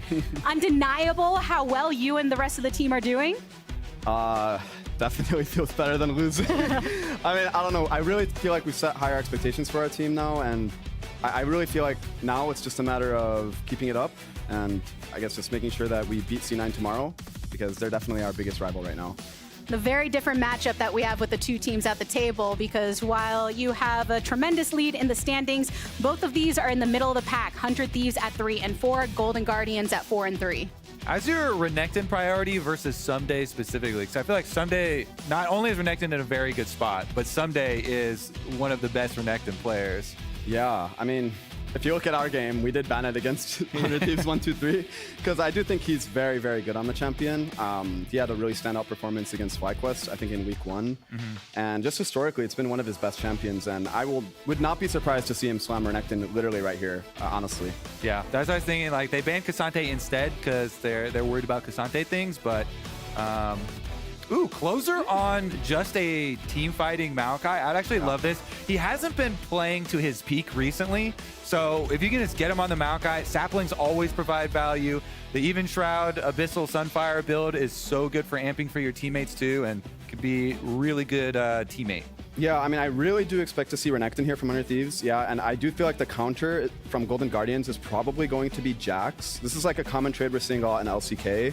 And it is somewhat of a skill matchup, the Renekton Jax lane, where Jax does kind of outscale Renekton, but he pairs really well with Sejuani. Oh, wow, and they go Yone. Okay, that's... Into the Azir. I love it. Because Palafox, I feel like, is the only other... I'm assuming this is mid lane. It technically could be flex, but Palafox is the other mid laner that will slam this. And then we've also had now other mid laners starting to whip it out and absolutely demolish with it. Yeah. I believe JoJo. Yeah. We had a game of Yone the other day. It was pretty good. It does feel like Golden Guardians are one of the harder teams to lock down in terms of draft, though, because of their use of flex picks. Do you feel that as a team when you're facing against them? Yeah, I mean, I do think Golden Guardians have a bigger pool in their mid and tops than most of the other mid and tops in the league. I mean, this Yone should definitely go mid, though. I do not expect a Yone-Renekton matchup. I think that's going to be really hard. That would be really hard for Licorice. But yeah, Gory is, definitely has a deep pool. Yeah. Plus, the Yone and Sejuani as a mid jungle is so high kill threat onto an Azir. I feel like you can just keep pressuring that Azir over and over and over. So definitely big insta-lock there from Gory. And now we get into the rest of the bans. You mentioned that Jax would have been kind of the default answer there into the Renekton, and so 100 Thieves take that one out at least, trying to give Someday not only his most iconic champion, but also some protection bans. Yeah, I'm curious what Licorice will play here now, because I feel like they're going to pinch him into just playing something more weak, like a tank. Yeah, they banned the Jax and Kennen. These are two of the matchups a lot of people are playing into the Renekton, so if he does go a tank now, I think that's going to be very good for 100 Thieves, and I do expect Someday we'll have a really good Renekton game. Yeah, he's been one of the best Renektons too at using that pushing advantage to invade in jungle, go either gank jungle or gank mid lane, get some deeper vision. So we've got the Aphelios lock in for Golden Guardians, and Doublelift's time to answer. They definitely need him on one of those carry champions. Not like a Ashe or something for the extra utility. People did not like that. Everyone has such a strong reaction to when he came on the Ashe and then saying, let's get Doublelift back on the carries that we know him to find success with. But we'll await what he picks. It's the Xayah once again. Okay. They have really been loving the Xayah Rakan. This team has one of the highest priorities on it, but even without Rakan, they still have the high Xayah priority. Is pretty interesting. Yeah, I do find that a bit interesting. I mean, I do think it's going to be nice to be playing the Xayah against the Yone and Sejuani combo, but yeah, I'm curious how the lane will go bot. And sticking to that Xayah again, as you said, prioritizing Rakan in the past, but not the case now, and a different look from the top lane. We got Rumble coming through for Licorice. Now, I remember asking Licorice all the way back in spring, and he was talking about his inspiration for Rumble was from Shanji. Do you have any top laners, LPO or LCK that you look for inspiration like that from, or are you also a Shanji lover? Honestly, I watch Bin and Keen and a lot. Honestly. Good choices. Yeah. Good choices. I try to see a lot how they play, and yeah, I do think those are the two best tops in the world right now. So, but Licorice playing Rumble. I mean, we actually versed him. I blinded Gragas and he played Rumble, and I thought that he played the lane pretty well as well. Mm-hmm. Not a lot of top laners are playing Rumble, I feel like, right now in this league, other than like him. Yeah. I think so.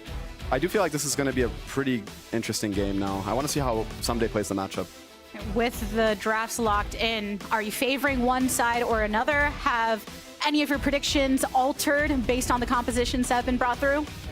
Honestly, I feel like 100 Thieves' draft is going to be a lot easier to play and probably will win, but I do think that Golden Guardians' draft is higher execution, and I'm curious because they do have a very good, Gory is a very good Yone, and I don't know, I do think it's going to be a really nice game to watch. Yeah, the play I'm drawing up in my head already right now for Golden Guardians is to get Licorice to roam like halfway from River to get the ultimate plus Yone plus Sejuani and kill Azir. But that should be able to put out a lot of pressure on mid lane.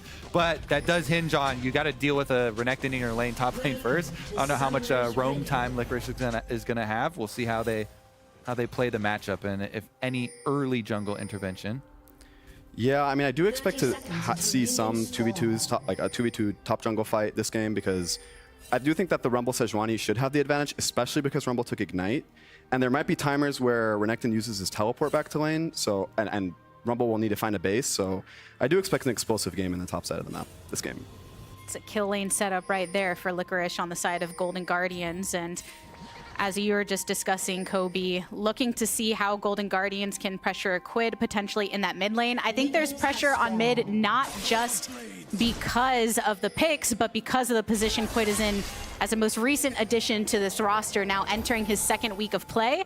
You get a little bit of that grace period for the traditional welcome to NA, and now people are looking to see what you can do once the team has been formatted a little longer, and their coach just came back to the States as well after a long time of working remotely, which I'm sure will do some work on their synergy.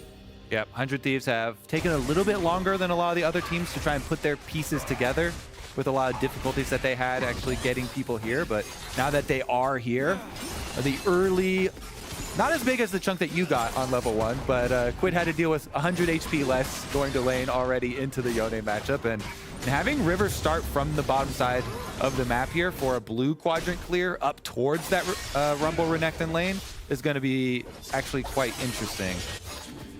Yeah, I mean, I'm curious if Maokai will try to cheese gank Rumble here, like maybe flash over the Baron pit, because I do think that's a really common thing that a lot of these junglers that can go over wall, or I mean, I guess Maokai can't go over walls, but a lot of people are doing this with Maokai, so I'm really curious with him doing these two camps, being topside this early. He might also reverse clear to bot, so we'll see, honestly. Leaving a little flexibility depending on what River and Golden Guardians want to do as well.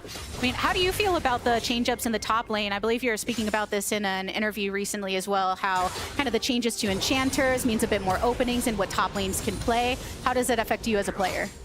I mean, it makes me happy because I feel like I showed myself as a player that I can play I can play tanks, which is something a lot of people thought I can't do, and now it's gonna kind of shift back more into the carries. Oh, somebody getting a really nice trade, actually.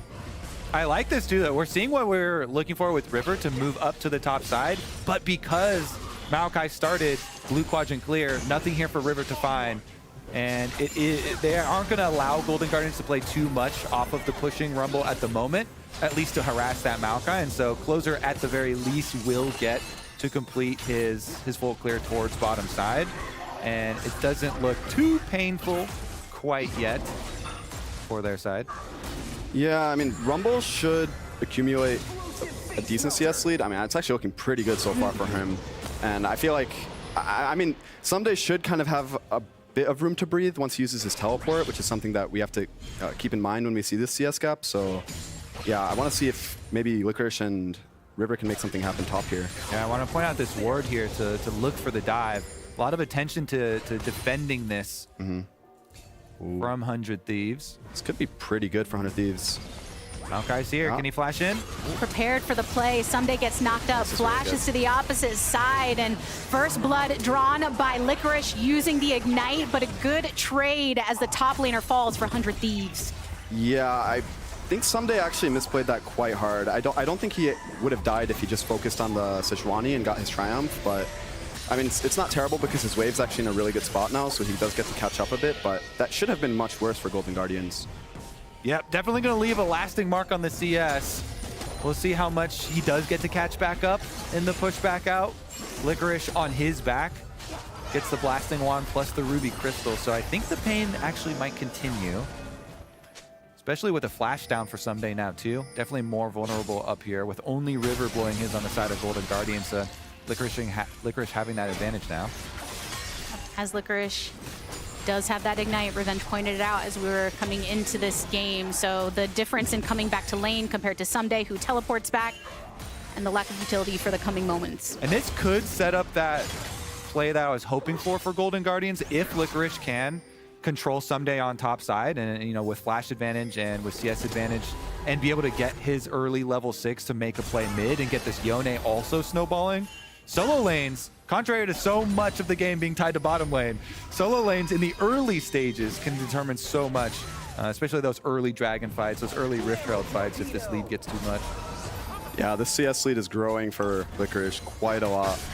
I'm curious if they will be able to break Someday out, maybe in a Rift fight somehow. I think that's going to be very important for Renekton in this game. If he keeps landing against Rumble like this in an isolated way, it's going to be pretty rough. And those CS leads are across the table for Golden Guardians at that. A lot of the harass from Gory onto Quid across the mid lane means that he has built up that lead. And we'll see what they can make of it. 1.2k gold right now for Golden Guardians against 100 Thieves.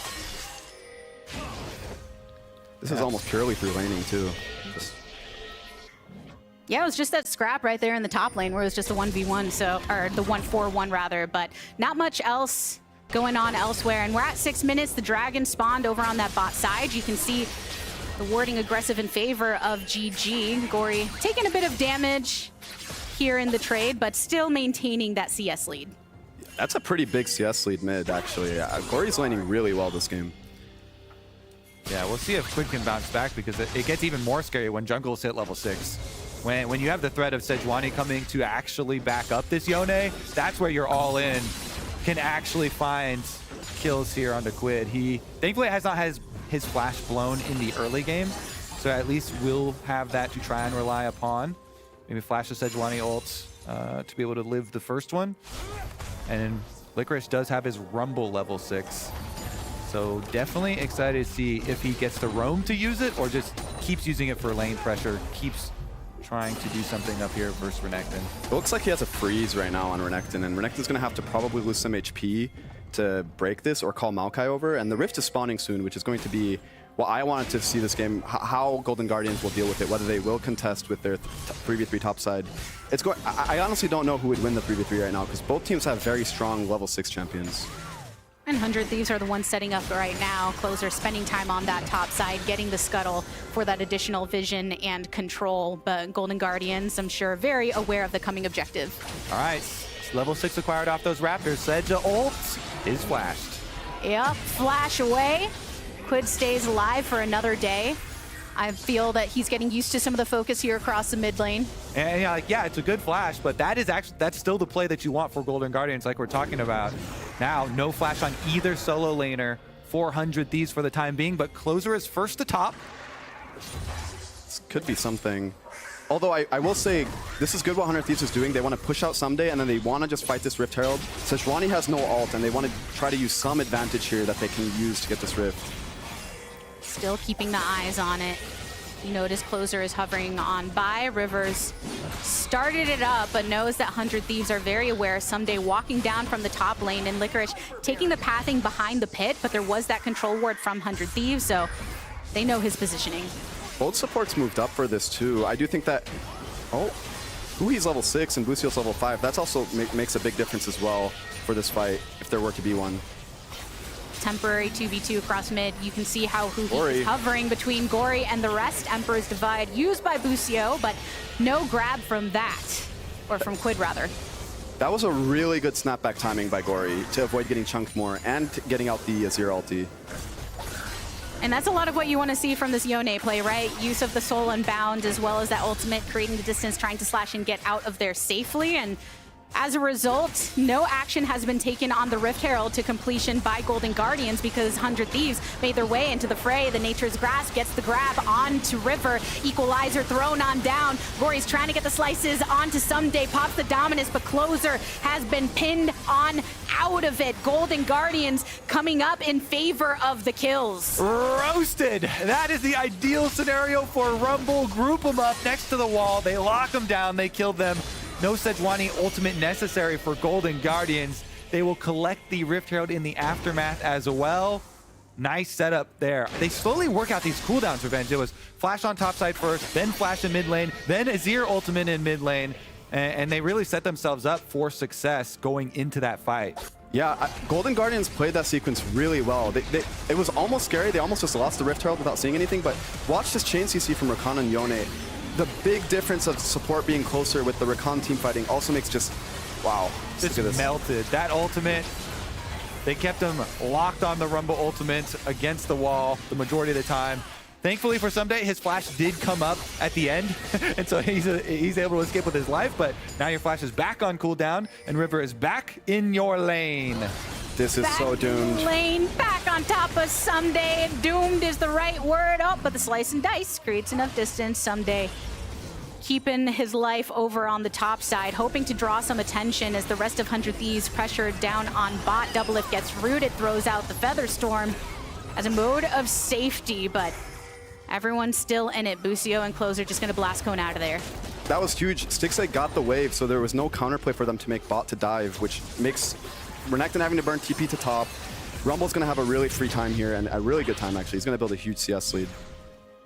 But this Dragon, though. Yeah, they're starting it up and burning that one down. That one's already gone by the time Sejuani even gets back to blue quadrant in the jungle. So while Golden Guardians avoid the dive, they can't do anything about the Dragon out in the river. So over 3,000 gold lead for Golden Guardians, and pressure over on the top side taking that Rift Herald. 100 Thieves able to respond with this Dragon take. What do you make of where these two teams stand right now? Your expectations based on the draft coming across that 10-minute mark? I think Golden Guardians is laning really well, both mid and top. I think that that's making a really, really big difference in this game.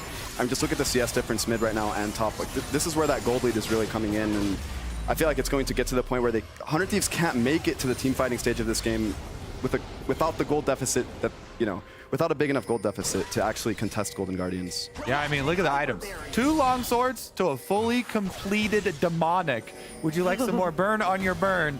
That is definitely a big power difference up on the top side there for Licorice. This Rumble pick, like you said, pretty much unique to him in LCS.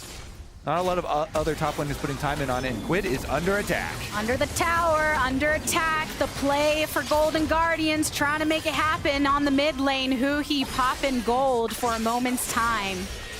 Well played to Quid, but man, Glory missing that last Q's got a sting. That should have been a kill.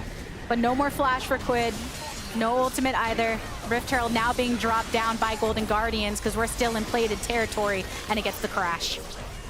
And at least for 100 Thieves, they do have double of pushing the wave on top side, but someday under tower, he gets it! Ooh, Lordy, Licorice wants to get hella aggro on Someday, and he says not today. Licorice definitely getting way too hyped there, going for that. I mean, that definitely will let Renekton breathe a bit. I don't know how much it'll change for the matchup, though. I think that Rumble will continue to keep pushing him in, but yeah, well played to Someday. All right, 2 long swords and a tower. That's what you need to win that duel. Right under tower. Someday barely squeaks it out with the Ignite ticking on him, too. It was so close. He's on the roam here through his support recall timer, though, and gets multiple deep wards, but Busio finds them immediately. I just want to point out that they did change Rumble recently, so I wonder if Licorice is still really familiar with the damage that the new Rumble does, because that does also, I feel like, yeah, this is super close. Yeah, and Someday immediately he dashes away from the wall, away from the Rumble ultimate, barely got ticked by it, and so every little bit matters there. Nice little movement from him, gets the lockdown, and that's something back into it. Get yourself an Iron Spike whip. It was this patch in 13.12 that they did make those changes, trying to make adjustments for Rumble in both of the solo lanes in regular gameplay, but yeah, maybe feeling out those margins a little bit. Still almost like a 1,400 gold lead in top for Rumble, but yeah, I mean, I don't think it's going to get much easier for Renekton. I do think that he's going to have to kind of get, I guess, a bit of help from team fights this game. Just, you know, I think that that's going to be Renekton's best chance to kind of come back into this game. See what 100 Thieves can do to try and break into some of this gold lead that Golden Guardians has built for themselves. It's the waiting game for when they can even out some of the itemization. Still 1.5 minutes until the next dragon spawns, but the team fight timers will be popping with neutral objectives soon enough. And the mid lane is going to be a problem for 100 Thieves also, with Gory being level 11 and having almost 1,000 gold lead in mid lane for himself too, as Stixay's been rotated with Huhi on over and a decent amount of chunk, but not going to be too much. I mean, since you move your Yone versus your Azir matchup down to a side lane and Azir does not have flash still, the lead that Gory has is slowly increasing. It does get harder for Azir to side lane against Yone, especially when he picks up that, what's it called, Gale Force, because the kill angles for Yone just increases drastically, and Quid's going to have to respect that and kind of give the Yone push, and it just gets harder and harder throughout the game. Yeah, you basically are forced to always give pressure, so the Yone gets to push the wave first, gets the first move to the rest of the team, and Azir has to like hug turret. When you have no flash, the all-ins from Gory there, too threatening, and it kind of pins 100 Thieves with very little options. I hate playing games like this because, you know, your solo laners are just pinned on their side lane turrets, and you're just kind of like, Hopefully I can get my jungle camps, guys. Is it chill? Yeah, this is looking pretty rough for 100 Thieves. It's going to come down to, you know, can they survive long enough for Xayah to get those items? The good thing going for 100 Thieves is that there isn't dragon stacking happening right now for Golden Guardians. So the way Golden Guardians are going to have to win this game is by pulling Nash and kind of baiting them in and fighting them there. Because it's not going to be a dragon stack, you know, soul game win condition for Golden Guardians, which does increase 100 Thieves' chances, I think, to win this game. But you did also say, Revenge, that Quid will have to be worried when Gory hit that Gale Force, and guess who just did that on his recent back? Yeah, I'm expecting to see Gory try something inside lane, probably in like the next minute or two here, definitely. But nonetheless, a win condition for 100 Thieves as they pick up their second dragon, using some of that pressure that they were asserting with the movement of their bot lane. I like this call from Golden Guardians because you just said, yeah, they're not dragon stacking to win this game, right? So and they fully sack that bottom side of the map and get 2 towers, the upper and the middle outer towers taken for... Yeah, Nature's Grasp collapse with the Emperor's Divide means that Closer reaps the reward with a kill on Gory. I think Gory was being a bit impatient there. It would have been huge if he had waited a bit longer there, because this was a huge timing for 100 Thieves. They picked up that dragon now, they traded, which, you know, one being, I guess, in a losing position, and now they're getting bot turret and a kill. This is super good for 100 Thieves. Yeah, that's a bunch of money back for some scaling here for 100 Thieves. It's the angle that they needed when it looked like they were getting suffocated by Golden Guardians, but opening up one portion of the map. You can see the warding in their favor on that bot side as well. The team fighting gets pretty straightforward for them later on. So if they are able to scale into some 5-on-5s, then we'll see the benefits of Maokai frontline, huge CC, setting up for Azir Xayah, 2 of the safest backline carries in the game, and having the safest support there, the Milio, with the extra cleanse for them. If they can get there, then that will be a pretty big win condition for them. I will say it does get harder for Rumble to play the game in team fights compared to just laning. Laning as Rumble is definitely a lot easier to pull off, so I want to see how Licorice actually plays out of lane with this advantage, because it is very easy to die as Rumble in fights. You get CC'd one time, you don't have Zanya, you don't have any tank stats, you kind of just get melted, and you're just kind of like an ult bot at some point in the game. So yeah, I'm really curious to see how he plays. Yeah, Golden Guardians gonna have to be careful about giving over any extra money, because 100 Thieves are stacking up the dragons, and oh, the stun. River gets it. Double lift. You're in a bit of trouble. Pops the Feather Storm. Uses it as the disengage. So he doesn't Feather Storm the ultimate initially because he's just trying to wait it out and save everything, because he has Emilio in his back pocket, you know? So you always have that extra blanket of safety there, and they're not too worried about it. Meanwhile, though, there goes Licorice, another outer tower. This one should be traded. See how much damage Quid has up on the top side one. But Rift Herald charges always must be answered. That Rift Herald getting secondary turret is going to be so much more gold for the side of Golden Guardians. They're going to power this one through. Already knocking it down, and Someday knows that he's not enough to be able to stand against the onslaught of Golden Guardians, who are hoping that Gory can survive amongst Closer and Quid on the top side. This time Gory flashes away from the Emperor's Divide, but the damage coming on through. Quid responds with a flash of his own, and elimination of the Golden Guardians mid laner means 100 Thieves comes out on top, Pretty well played to Gory at the start, but again, 2 crucial Qs missed there. If you look really closely, he could have had his knock-up charge sooner if he had landed one of the Qs, and then the final one as well. I mean, really close to being an outplay by Gory, but this is huge for 100 Thieves. Quid is definitely stepping up. Yeah, close doesn't count. We just said you have to be worried about how much gold you're giving over to this 100 Thieves squad for their scaling. Quid getting some here. Reverses. Okay, I see the low health bar of Quid, but there's a very healthy Closer nearby. Nonetheless, gonna step up. Lucio nearby for 100 Thieves to continue contesting. I do like how 100 Thieves has actually been playing this game out, though, in the mid game. They recognize that Yone is going to be a big threat in the side lane against the Azir, so they've been covering him. I would like to have seen Golden Guardians try to match the pressure on the Yone side more, just to try to get him, you know, let him bully the Azir like he should have, especially at that one-item spike. But this is definitely well played to 100 Thieves. I think they're recognizing how they should be playing the game in mid-game, and I think that they've kind of found a way to actually win this game from a position that should not have been easy to do. Yeah, they've done a really good job minimizing their losses. during the time where they are weaker and have a lot less options, denying Golden Guardians from really blowing open that lead. See about the next one, though, because Dragon number 3, 37 seconds away, and already 100 Thieves moving in with the control wards. Maokai saplings on each brush here. We love a Maokai setup if you're a fan of 100 Thieves. Always something that you have to be wary around these neutral objectives because of the sapling placement. River making sure to clear out some wards.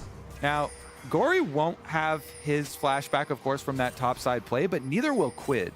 So I wonder if there's a flank angle where they can actually punish. 100 Thieves has the flexibility here, whether if they don't want to fight this Drake and give it, it isn't the end of the world.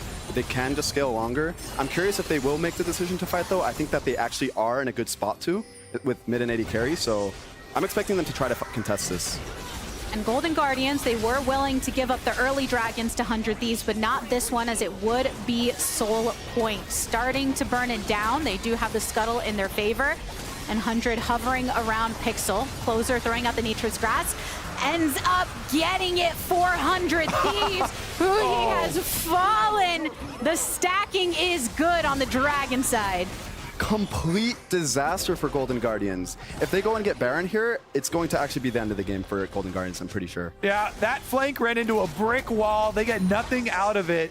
Not only did 100 Thieves get the smite on the dragon, but Baron started up, and they still have Milio and Xayah ultimate. Double F should be really safe in this one. Gory teleporting to try to find the angle, and Busio getting burned fairly low by Licorice, but Licorice is in some trouble. That's 100 Thieves securing the Baron here, but River giving his life on the exit. Double It, Featherstorm already activated and throwing more autos into Gory. Look at that damage raining through, and Closer here for the lockdown. Unfortunately for 100, Gory throws back the aggro. But still a good look from the team that was down 3,000 gold not that long ago. This is so well done by 100 Thieves. They recognize their win condition this game and how to prevent their losses, and now they should take away the rest of this game with their scaling. And they're on Soul Point now. Yep, scaling nicely into those 5-on-5s. Able to attack it here, able to get the smites as well. All right, Baron and Dragon Soul Point for them, cruising. Let's take another look at the flank, as Gory does teleport behind them with the Yone. And Busio's under attack first. Licorice chunks him down, then the blast cone over from Gory, forces the flash. But during that time, they burn down and finish the Baron, and then 100 Thieves turn. Stixxay immediately deleted. Double F can finish him off. And Gory tries to make some magic happen. Does get out over the wall, and then he's got Huhi on his back. Nice knock up there. Rakan knock up into kill, and that means you have to back off. But you should be happy backing off with that. Still overall, very, very big wins here for the 100 Thieves. I just want to point out why 100 Thieves was not scared to go Baron there, despite Golden Guardians having Sejuani up still. Xayah's very, very good at securing that Baron with her feathers, and it's really good that 100 Thieves recognized that, went for it. You know, a lot of people do get scared to go for Baron, especially when the enemy jungler is up, but yeah, it's very good that 100 Thieves went for this aggressive way, especially because people have been criticizing them for being more passive this split. Yeah. It is also one thing to talk about timing your smite and someone else's ability like Blade Caller, but then actually executing on it, you really get a sense of relief there. And now with that Baron, with those rewards, 4-1 split push pretty easy for them as you send Renekton down towards mid lane, and they take over this red quadrant of the jungle. Maokai saplings everywhere, it gets so annoying. 100 Thieves have really made magic happen here in the mid game. I mean, Revenge, you were commending their mid game. You feel like it's differed a lot from what we've seen earlier on in the split. Yeah, I want to commend them for their mid game, and I also want to say that I do think Golden Guardians definitely lost sight of what their win condition was entering mid game and how they should have played around Gory. But, you know, nonetheless, I do think 100 Thieves have been doing the right steps despite having a tragic early game, honestly. Yeah, I think Quid deserves some respect here for not dying in the Azir versus Yone Sejuani pressure, especially with possible threats of Rumble roaming down and Rumble ultimates even to make it more difficult. And he's definitely played it well, especially towards that top side where they get the outplay. He lives with only a couple hundred HP. 100 Thieves, though, they're going to return to finish the job. Baron's out, though. Equalizers thrown down just to create that line of separation between 100 Thieves and the GG turret here. But I mean, having Quid on a comfortable pick like the Azir, following some victories for 100 Thieves when you're trying to build his confidence, is a great thing for the team. You've heard in multiple interviews his teammates talking about he's a great player, really strong in scrims, taking a little time to get adjusted to the stage after a late entry with the visa issues, and we want to give him that room to show out and prove why we all want to play with him. And Revenge, I feel like that makes a big difference, right? When your teammates clearly want to play with you and are encouraging you to be the best version of yourself in game. Yeah, as a player, I'll say a team environment can kind of make or break a team, and a player as well. Some people do handle bad team environments differently, and good team environments, especially in situations like 100 Thieves were in, where they were losing, they had to use subs. It's super important to be able to integrate them, integrate a player back in your team. Quid, who has a lot of mechanical prowess that earns the attention to get in here on 100 Thieves, but also a reserved introvert that's looking for that chance to show out here in the LCS, and maybe around this dragon will be the opportunity to do so. Falling into the sight of Huhi for now, goes golden after throwing the ulti, and boom, Licorice finishes him off, which means Golden Guardians push 100 Thieves away. Nice curse. We just cursed him so hard. How does it feel, Revenge, to be on the other side of a caster curse? God. That's really unfortunate. I feel like this fight should have been super 100 Thieves favored. They should have been able to contest that soul point and get it, but I do think that now this does prolong the game a lot longer, and it's going to come down to the next Baron to see, who takes it away. Because I think that 100 Thieves should be able to start the Baron with the Xayah, smite, I guess, guarantee in a way. So we'll see. There's a couple chance to have that, makes me feel like the Callista smite, for instance. Yeah, Blade Connor. A couple with that additional layer to their kit. But 100 Thieves will have to find an opportunity to do that, considering the last fight didn't quite go their way. Yeah, I mean, he's definitely going to want that one back, right?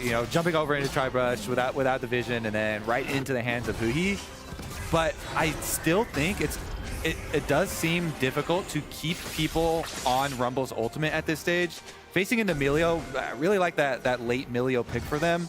Having that ultimate to be able to get people mobility in these team fights, to get away from all this engage from Golden Guardians and have that counter.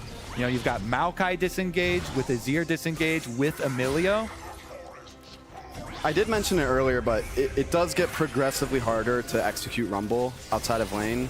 I feel like especially in this meta with all the mobility in the game and just how much damage some of these champions have, like mid and AD out of lane, I feel like you can't really itemize resist well as Rumble, so you just get popped and you just become an ult bot in a way. So yeah, it does become harder and harder. Yeah, and if you're an ult bot and your ult is harder to get value out of, then that is a tough spot to be on. So let's see what Golden Guardians can do here. Yone in the late game can also work some magic, though. See what Gory can do. So I know, Revenge, you were saying that kind of in that mid-game part of it was Golden Guardians forgetting what their win conditions were. At this point in time, Gold somewhat evened out compared to before, and 100 Thieves a bit in the driver's seat. What angle do you think they should take? Well, I mentioned it earlier a bit, but they're going to just maybe pull the Nash. Maybe it's taking, yeah, They're going to go for the 50-50 steal again with the Xayah secure. Make it happen. Equalizer thrown across the pit. Closer securing another Baron. Quid comes out of stasis. Multiple knock-up onto members of 100 Thieves as they're on the retreat, and Golden Guardians cannot take any of the purple coats off of them. Another successful Baron, another successful escape out afterwards, too.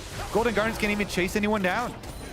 I do expect 100 Thieves to be able to at least break the base open with this Baron. It's going to be really important that they do that, because that will give them so much more map access to be able to get this soul in the next 2 minutes. So that should be their goal now. I expect them to play 2 lanes, mid-bot, like they're doing now, and just kind of push open that base, sink the waves, and yeah, take over the map. Just play at your range. They definitely have a pretty safe route available to them with all the peel tools that we just mentioned.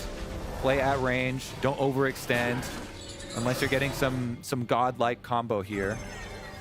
And Golden Guardians, well, the gold lead never got super crazy like it has in some of the games of this split. They did still maintain it all the way until this very moment on this Baron play. 100 Thieves officially ripping it towards that point of neutrality, and still over a minute and a half to go with this Red Bull Baron buff and moving through the jungle with these waves. I don't think they're doing a great job so far of syncing the waves mid and bot, but yeah, I do think that it's still going to give them access to this dragon with good vision, and I think securing the soul will make the game a lot easier for them to win as well. That Baron buff is going to fall pretty much at the exact time that that dragon spawns way into the backline. Closer goes and gives his life in the process. That is a big oopsie. Yeah, you can say that again. Oh, that is definitely going to buy Golden Guardians some more time. And that is not the timing they're looking for. The Baron, like the Baron siege power now, they're not done. Oh, still going for it. Quid pops the watch. Who he has fallen. Doublelift executing with the autos to the best he can. And multiple members down on both sides. Licorice picks up the double kill. 4 down for 100 Thieves. Someday is the only one standing. And those follow-up kills means you don't get your soul. Guess what? Your death timers are a couple seconds after Dragon's going to arrive. Golden Guardians just chased themselves down. A soul denial here. They should be able to pick up the dragon, just get there on spawn, burst it down. These Golden Guardian games have been wild this split, man. They're just going back and forth, back and forth. Yeah. It's crazy. You got to be careful, all right? Yone, you can snap back at any time. So you hitched a little ride there. Closer W in on the Yone, and he's already going back to his body into the rest of the team under tower. That's one thing. But then up onto a ward. That ward, hero. The hero ward for Golden Guardians. Rumble ultimate in the brush into Rakan jumping over, knocking them up, and that wipe. They're trying to fight it. Smite fight. Oh, Closer's attempting. Closer gets it. Oh, what a smite secure from Closer. Just reaping up these neutral objectives. Just honestly bad fundamentals from Golden Guardians. They should have at least tried to zone the jungler. There's no reason they should have gone for a smite fight there. Yeah, that's crazy. The rest of the 100 Thieves team was still trying to rotate over, was still coming from base. It's Closer and Someday staring them down, looking at this dragon and going, okay. Kill them. Just kill them. Look at them. Maokai's in. Look at that. Closer's like, all right, fine. I'll finish it myself. Maokai Q does so much now, by the way. Yeah, he's cracking up. Maokai Q, in their efforts to tune Maokai jungle, that thing is such a strong tool for securing those smites. Combos it well there. Hats off to Closer. The secures on the objectives all game long for 100 Thieves. Closer said that twisted advance was a little sus. I'm gonna make up for it. He did. He really did, honestly. I mean, it's pretty... I'm sure doublelift is laughing there because he's like, man, there's no way we should have gotten this, but hey, we take those. The trouble's not over, though. 100 Thieves, Quid teleporting in, Lucio marked below. A couple summoners taken off the table here, but with the passive of the Zir, you can push GG back. Now, it is a Cloud Soul, obviously not the strongest of the souls, so this game could go to an Elder situation. That's always going to be a banger, so I'm pretty curious if it'll go to that again, because yesterday was also a banger with Golden Guardians. The games have been longer this week. Much more so. Mostly Golden Guardians games have been longer this week. Yeah, not our game so far, but... Not yours, but... Yeah, what's going on there, huh? I don't know. I really don't. Finishing pretty quick earlier today. This one, though, 100 Thieves, honestly, man, okay. Yes, the secure probably shouldn't have happened, but the secure did put them in a pretty good spot to try and play back to that same strategy we were talking about with their team fight. Straightforward, pretty safe peeling for their backline, for Quid, for doublelift. And Golden Guardians trying to mix it up again. If they can get some more of those the straggling picks, force them out into a bad area. Right now they're down a person though, because Gory is bottom lane pushing out, does have his teleport ready to look for a flank. And there's a decently deep ward behind the blue buff. Yeah, I mean, Golden Guardians does not want to give 100 Thieves that easy mid-push access into Baron. I mean, they were trying, but I think it would have been pretty crucial if Yone had shifted up, but it looks like they're trying to do something about this Baron situation again, because they don't want to give 100 Thieves that free smite secure with Xayah. Yeah, and Gory pushes the wave into bottom tower. Gonna stop off on red before he gets here, but these Barons have been dying so fast. That stop off on red, that means you probably don't get there in time. This thing is gonna melt. Same attempted response by Golden Guardians, throwing down multiple ultimates, and it's a reversal this time around. Revenge secures Baron number 3 of the game. Oh, there's Gory, fresh red in tow, and he knew he could have faith in River. Blade Caller Smite's only going to work so many times. River gets this one, and now the Baron Steel is on the other side. What a banger. Not much else to say, just what a banger. Every Golden Guardians game is a banger this split. Okay. 36 minutes into the game, we're back at a 3.4K gold lead for Golden Guardians. A lot has happened since the last time. Yeah, I feel like we've been through a lot together up here, Revenge. Yeah, man, I don't know. I don't even know what's going to happen next. I mean, Elder's going to come up. It's going to be the same thing happening probably. I mean, Golden Guardians did try to change things up for that Baron. They tried to contest mid more. I would have liked to see the Yone shift up because they were winning that mid push with Aphelios weapons, but they did give 100 Thieves that angle again to do this, and I feel like if they mess this up and give it to Elder, give this an Elder, it's going to be really bad. Oh, wow. Yeah, just slips in and yoinks it. River. In and out so quick. River putting in the work to keep Golden Guardians with their heads above water here, but they have more ground to cover. The reason this Baron is so crucial now is that they're going to be able to keep 100 Thieves pushed in really deep. They're going to be able to keep that bot vision or bot side vision for this Elder, and whoever gets this Elder wins the game. So it is going to come down to that. Yeah, Baron duration here is going to last until the Elder spawns. Face check. But just the big champs face checking in the brush as you expect them to do for the rest of the team to keep them protected. The Golden Guardians with over a minute left on this Baron buff, seeing what they can do with it, having Gory on that top side pushing the wave with the majority of the team around mid. And Gory's got a Quicksilver now as well, so does have another out if they try and send too many resources there. Meanwhile, Stixa here, full damage with the Baron buff, trying to siege River, watching his bottom side. And he's going to have to siege some extra pressure here as they rotate bottom. Licorice trying to do the same. Nobody gets caught. Yeah, it's just really crucial what Golden Guardians are doing right now. To make it more simple, is anytime a team has Baron, it's really hard for the other team to push out and get their waves, deep onto the other side. And you always want to use these Barons before big objectives like Elder spawning to kind of get that vision, be in a good spot to fight, because that's, this will decide the game. Yep, and that big objective, Revenge, only 15 seconds until it comes up. Golden Guardians spending ample time ushering these waves down mid, down bot side to create that space between 100 Thieves and the Elder at hand. Gory does have teleport too to be able to join the rest of the team. Same can be said for Someday. Okay, Gory's got a pretty far TP flank here. Elder already down to half. Somebody's going to be late. Somebody's going to be late. Oh, Equalizer already used. Gory's Soul Unbound to slink back. The teleports directly into the pit on the 100 Thieves side. Who he goes golden. A big blast of damage onto multiple members of 100 Thieves. GA has been popped in the pit by one. Make that two. Make that multiple. Boozy on the opposite side of the pit already fallen. 100 Thieves, where'd you go? Golden Guardians eradicating the squad. Taking the ace. Taking the Elder. Taking everything. What a banger. I don't even know what else to say. I mean, Stixay was popping off there in that fight. That was really nice to see. He ran down the back line, 2v1'd him in the end, while the rest of the team secures the dragon, secures the kills in the pit, and secures the game. It didn't even look bad at the start for 100 Thieves. I mean, I feel like Gory messed up using his ultimate the way he did, and I feel like 100 Thieves were in that good position to fight, but man, Golden Guardians positioning and I guess just team synergy just let them take away that fight. Too much time till those timers get popped. You cannot dull the shine of Golden Guardians. GG. Wow, what a back and forth game with so many of these objectives contested by junglers. Yeah, I mean, that really came down to, I mean, that Baron steal from River was pretty MVP, honestly. I feel like that really put Golden Guardians in a spot to win this game.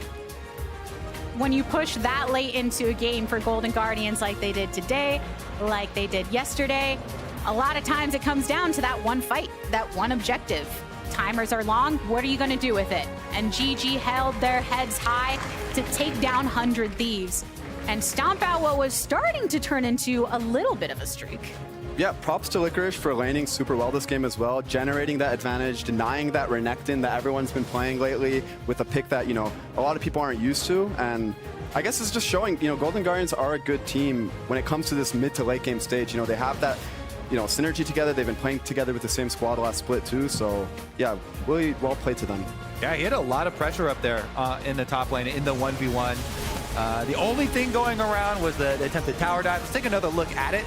In this one, Rumble ultimate and the Yone ultimate zone the rest of the team off the dragon. And then, you know, Closer's trying to get in for a contest here. He goes in onto Huhi, who has the stopwatch here. Instant Zonias. The Aphelios does so much damage though. Stixxay, he bursts 4 people. Aphelios with the Gale Force with the blue ultimate. And then look at this backline. He charges the backline while you get a sweep inside the pit. Stixxay 2v1s the 100 Thieves backline while the rest of Golden Guardians in that pit. Giga Chad. Actual Giga Chad gameplay. Wow. They disappeared before our eyes. And Golden Guardians, of all the teams, has talked more than anyone else about their strength being the mental game. I mean, Huhi has said this in interviews, Licorice, Stixxay, that they know how to keep themselves in it and find that win condition. And it feels like that's very prevalent revenge from the victory just now. Yeah, I mean, they definitely have to work on a bit of their early mid-game situations, but it's a pretty good look that we have a team like them, you know. Got some Strong good mental, late game, never surrender. you Go know. for those steals. I have confidence in you. I'm going to grab my red buff real quick. Go ahead and steal that Baron. Yep. And that's why you had to end your game so quick, because you knew this one was going to go longer. So you're just evening out the time a little bit. So thanks for doing that. I'm glad I was just here to cast a banger. I mean, just a Golden Guardians Good banger. job. Yeah, appreciate you having you as always on the caster desk. But for now, we are joining Emily and Licorice for our Verizon post-game interview. Thank you. I can think of no more ringing endorsement than I'm glad I got to cast a banger from Revenge. If you had to describe that game in a sentence, what would it be? Stixxay. Okay, that was a word, but yeah, okay. Yeah. It came down to that. So you think, obviously, we talked about a lot of breakpoints in this game backstage while we were watching the River Baron steal and then that final fight. I guess first take us through that final fight. What was going on from your perspective? I mean, the final fight is it's just scary at that point of the game. Like they have Cloud Soul, so the team fight is always just like a little bit harder. And then our only real advantage we had coming in there was Stixxay on Aphelios, where he is going to be able to do more damage than Xayah at that point in the game. So it was really just all up to him, and like he did a really good job. I didn't really see what he did, but they all died, so you know, I'm sure he did great. Yeah, everyone was kind of on top of each other at that point. In terms of as a Rumble, right? Because we talked about the team comps kind of going in terms of ease of execution, especially this late in the game. I think it's a little bit trickier for you guys. So as the Rumble on the team, obviously you're not frontlining, but talk to me about like what your role is in some of these team fights, or even poking out, right, to set up for that Baron steal, stuff like that. Yeah, I mean, really, I'm just trying to use my Rumble ult to zone carries and do as much damage as possible. Sorry. No, it's okay. And then generally just like flash on someone with an overheat. Like that's like really it. It's really one dimensional. It's like draw a line with your ultimate and then like flash on someone else and hope it goes well. Nice. You are obviously a Rumble enjoyer. I know they already brought up in cast about Shanji, who also plays it. In terms of looking at your career as a whole, one thing that's super interesting to me is that people might not know is that you were the original like C9 lost the offseason thing, and then you came in and absolutely smashed people. Now you're kind of back to that carry potential, especially on these red side drafts. So just talk me through like your role on this team and where you see yourself as a player now compared to when you first took to the LCS stage. I mean, I think I'm just a lot smarter than I used to be. Like, I think as a rookie coming in, the way I looked at it is I just wanted to fight everyone all the time and like hope it went well. And I mean, I think it's a really good rookie mindset, but I think like as the years have gone on, it's more like trying to take like calculated fights and that kind of thing. But it is, I think I've always been more of a carry player, and it's fun to play more of those. Nice. Well, congratulations on the breathtaking win, I guess I'll say. And we will throw it back to the lounge to close out the day. Welcome back to the lounge. We're going to take a look at the player of the game. The game's from over. Today's broadcast. Yeah, Golden Guardians won. The man is still roaming. He's looking for his next flank. Unfortunately, it was his lane mate who picked up the pog for that last one. Yeah, I think we have a first-time player of the game in Tomo as well. That was a big performance that he had earlier. Hulking, yeah. JoJo's nothing surprising. CoreJJ really popped off in the bot lane in his game. And Spica picking up the second win for FlyQuest. Wow, 280 carries. I hate you, Raz. Tomorrow's schedule as well. We have the match of the week. Whoa, you're ahead of yourself. There's a pog leaderboard. Oh, we haven't seen this in a while. Oh! JoJo! Licorice! A lot of twos. A lot of twos. A lot of twos. A lot of twos. I believe after all those twos, there are ones which we're not showing. Yeah. But JoJo is leading with 3 player of the games and only 8 games. Impressive stuff. This does matter for MVP, actually, weirdly enough. You get 3 points per player of the game. I'm also Same as first surprised place that's only 3, given that I think he's head and shoulders the leading favorite in terms of MVP, but he's actually not crushing in player of the games. Yeah, Armeo's stealing some of them. Look at that. Look at those two. Yeah. Give him back. No. No, he earned them. Okay, tomorrow's schedule. We'll conclude the first round robin of the LCS. Match of the week, Cloud9 versus EG up first, 6-2 versus 7-1. Golden Guardians now 5-3 against TL. The first 2 are absolute bangers. That sets the stage for the second round robin in a lot of ways. Yeah. You'll get your 1, 2, 3, 4 basically locked in.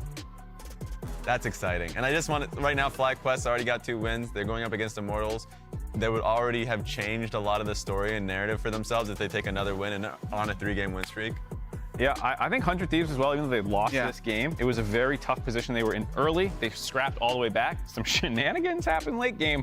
But I do think they are looking better. And with Energy struggling a little bit, TSM, IMT, and FlyQuest, I do think that they are well positioned to stay top 5, top 6, depending on where Dignitas goes from here. Yeah, even though you could see the records on the last graphic, here's a more organized version of the standings. EG alone in first. Nobody would have predicted that before the season started. For upgrade. Sure. FlyQuest still tied for last, but definitely feeling a lot more comfortable than they were when they were 6. Yeah. Spica said they had a 90% win rate in pre-LCS scrims. I don't trust the math. 90's a lot. I do. I know who I trust. I trust Romain of G2 because he tweets it out with the actual statistics and he has the amount of times that people have canceled scrims on them and stuff. Okay.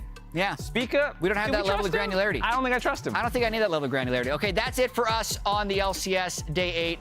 Who he is still here. He's you waiting. never know. He's waiting. He has Rakan ulti. He's gonna gank us tomorrow morning. Yes, he's gonna be here like already waiting. That's it for us. We'll be back tomorrow at 5 p.m. Eastern, 2 Pacific. We will see you then. Raz is breaking things. I missed. Imagine if like you knocked that over and like broke the whole TV. Yeah. Contact with a flash to dodge away from the glacial prison as Impact slices and dices back over the wall. Ignar doesn't have a flash to get away now. He re-engages with a Magnet Storm onto 3. Vic was dead and FBI got the kill. FlyQuest are trying to fight, but they're already slammed back down into the river. Vikla going in the stopwatch. Drake Soul secured. FlyQuest is crushing energy in the back. Ignar and FBI and Palafox are all killed. That's it. GG. FlyQuest are going to get their second win. Oh, no. Yeah, all right. Team Liquid just gives a free one already there. Cloud9, nice job on the pick, but now they got to get away afterwards. Blabber killed in response. Fudge locked up with a hostile takeover into the Cyclone. Yoshik still looking to push this one forward. Sven goes into the back and finds the target, but Fudge cannot complete the kill on Yawn. He's only re-engaged into another death and a double kill for the Aphelios. So Diamond moving up. He's going to be the target here from Turtle. Jensen coming in from the other side, but it's Boogie throwing down the ulti, and they're going to get the first kill on a Diamond. Turtle with the reset, but in comes Jensen sweeping it back, and Turtle's in trouble. Turtle's down already as it's Chime on the retreat. In comes the Killer Instinct, though, and Toma will claim another kill. You okay? Okay. Looks like Johnny. That's not one. Kill side. That's not. No flash? I'm holding more. Back up. Yeah. Just kind of. Yeah, Okay. Nice. Ooh, Big Benson. I know you love that money.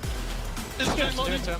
Solo, as the tank, is positioning himself between IMT and the rest, but JoJo throws the stolen Oranhorn into the back line, and thus Tactical is eliminated. Solo soon to follow. Immortals have to wallow in their tears, but Revenge, look at the angle he's got. Pops the Dominus early, goes for the hit onto Treats, and eliminates him immediately. Tactical, the next to fall. Armeo putting in the work.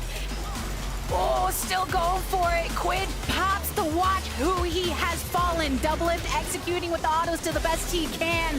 And multiple members down on both sides. A big blast of damage onto multiple members of 100 Thieves. GA has been popped in the pit by one. Make that 2, make that have multiple Boozy on the opposite side of the pit already fallen. 100 Thieves, where'd you go? Golden Guardians eradicating the squad, taking the ace, taking the elder, taking everything. Dive birthday cast. It is For Mark's my birthday. It's Kobe's birthday. For my birthday present, I also want Raz to twerk. I thought he was gonna do it when you brought it up a second time.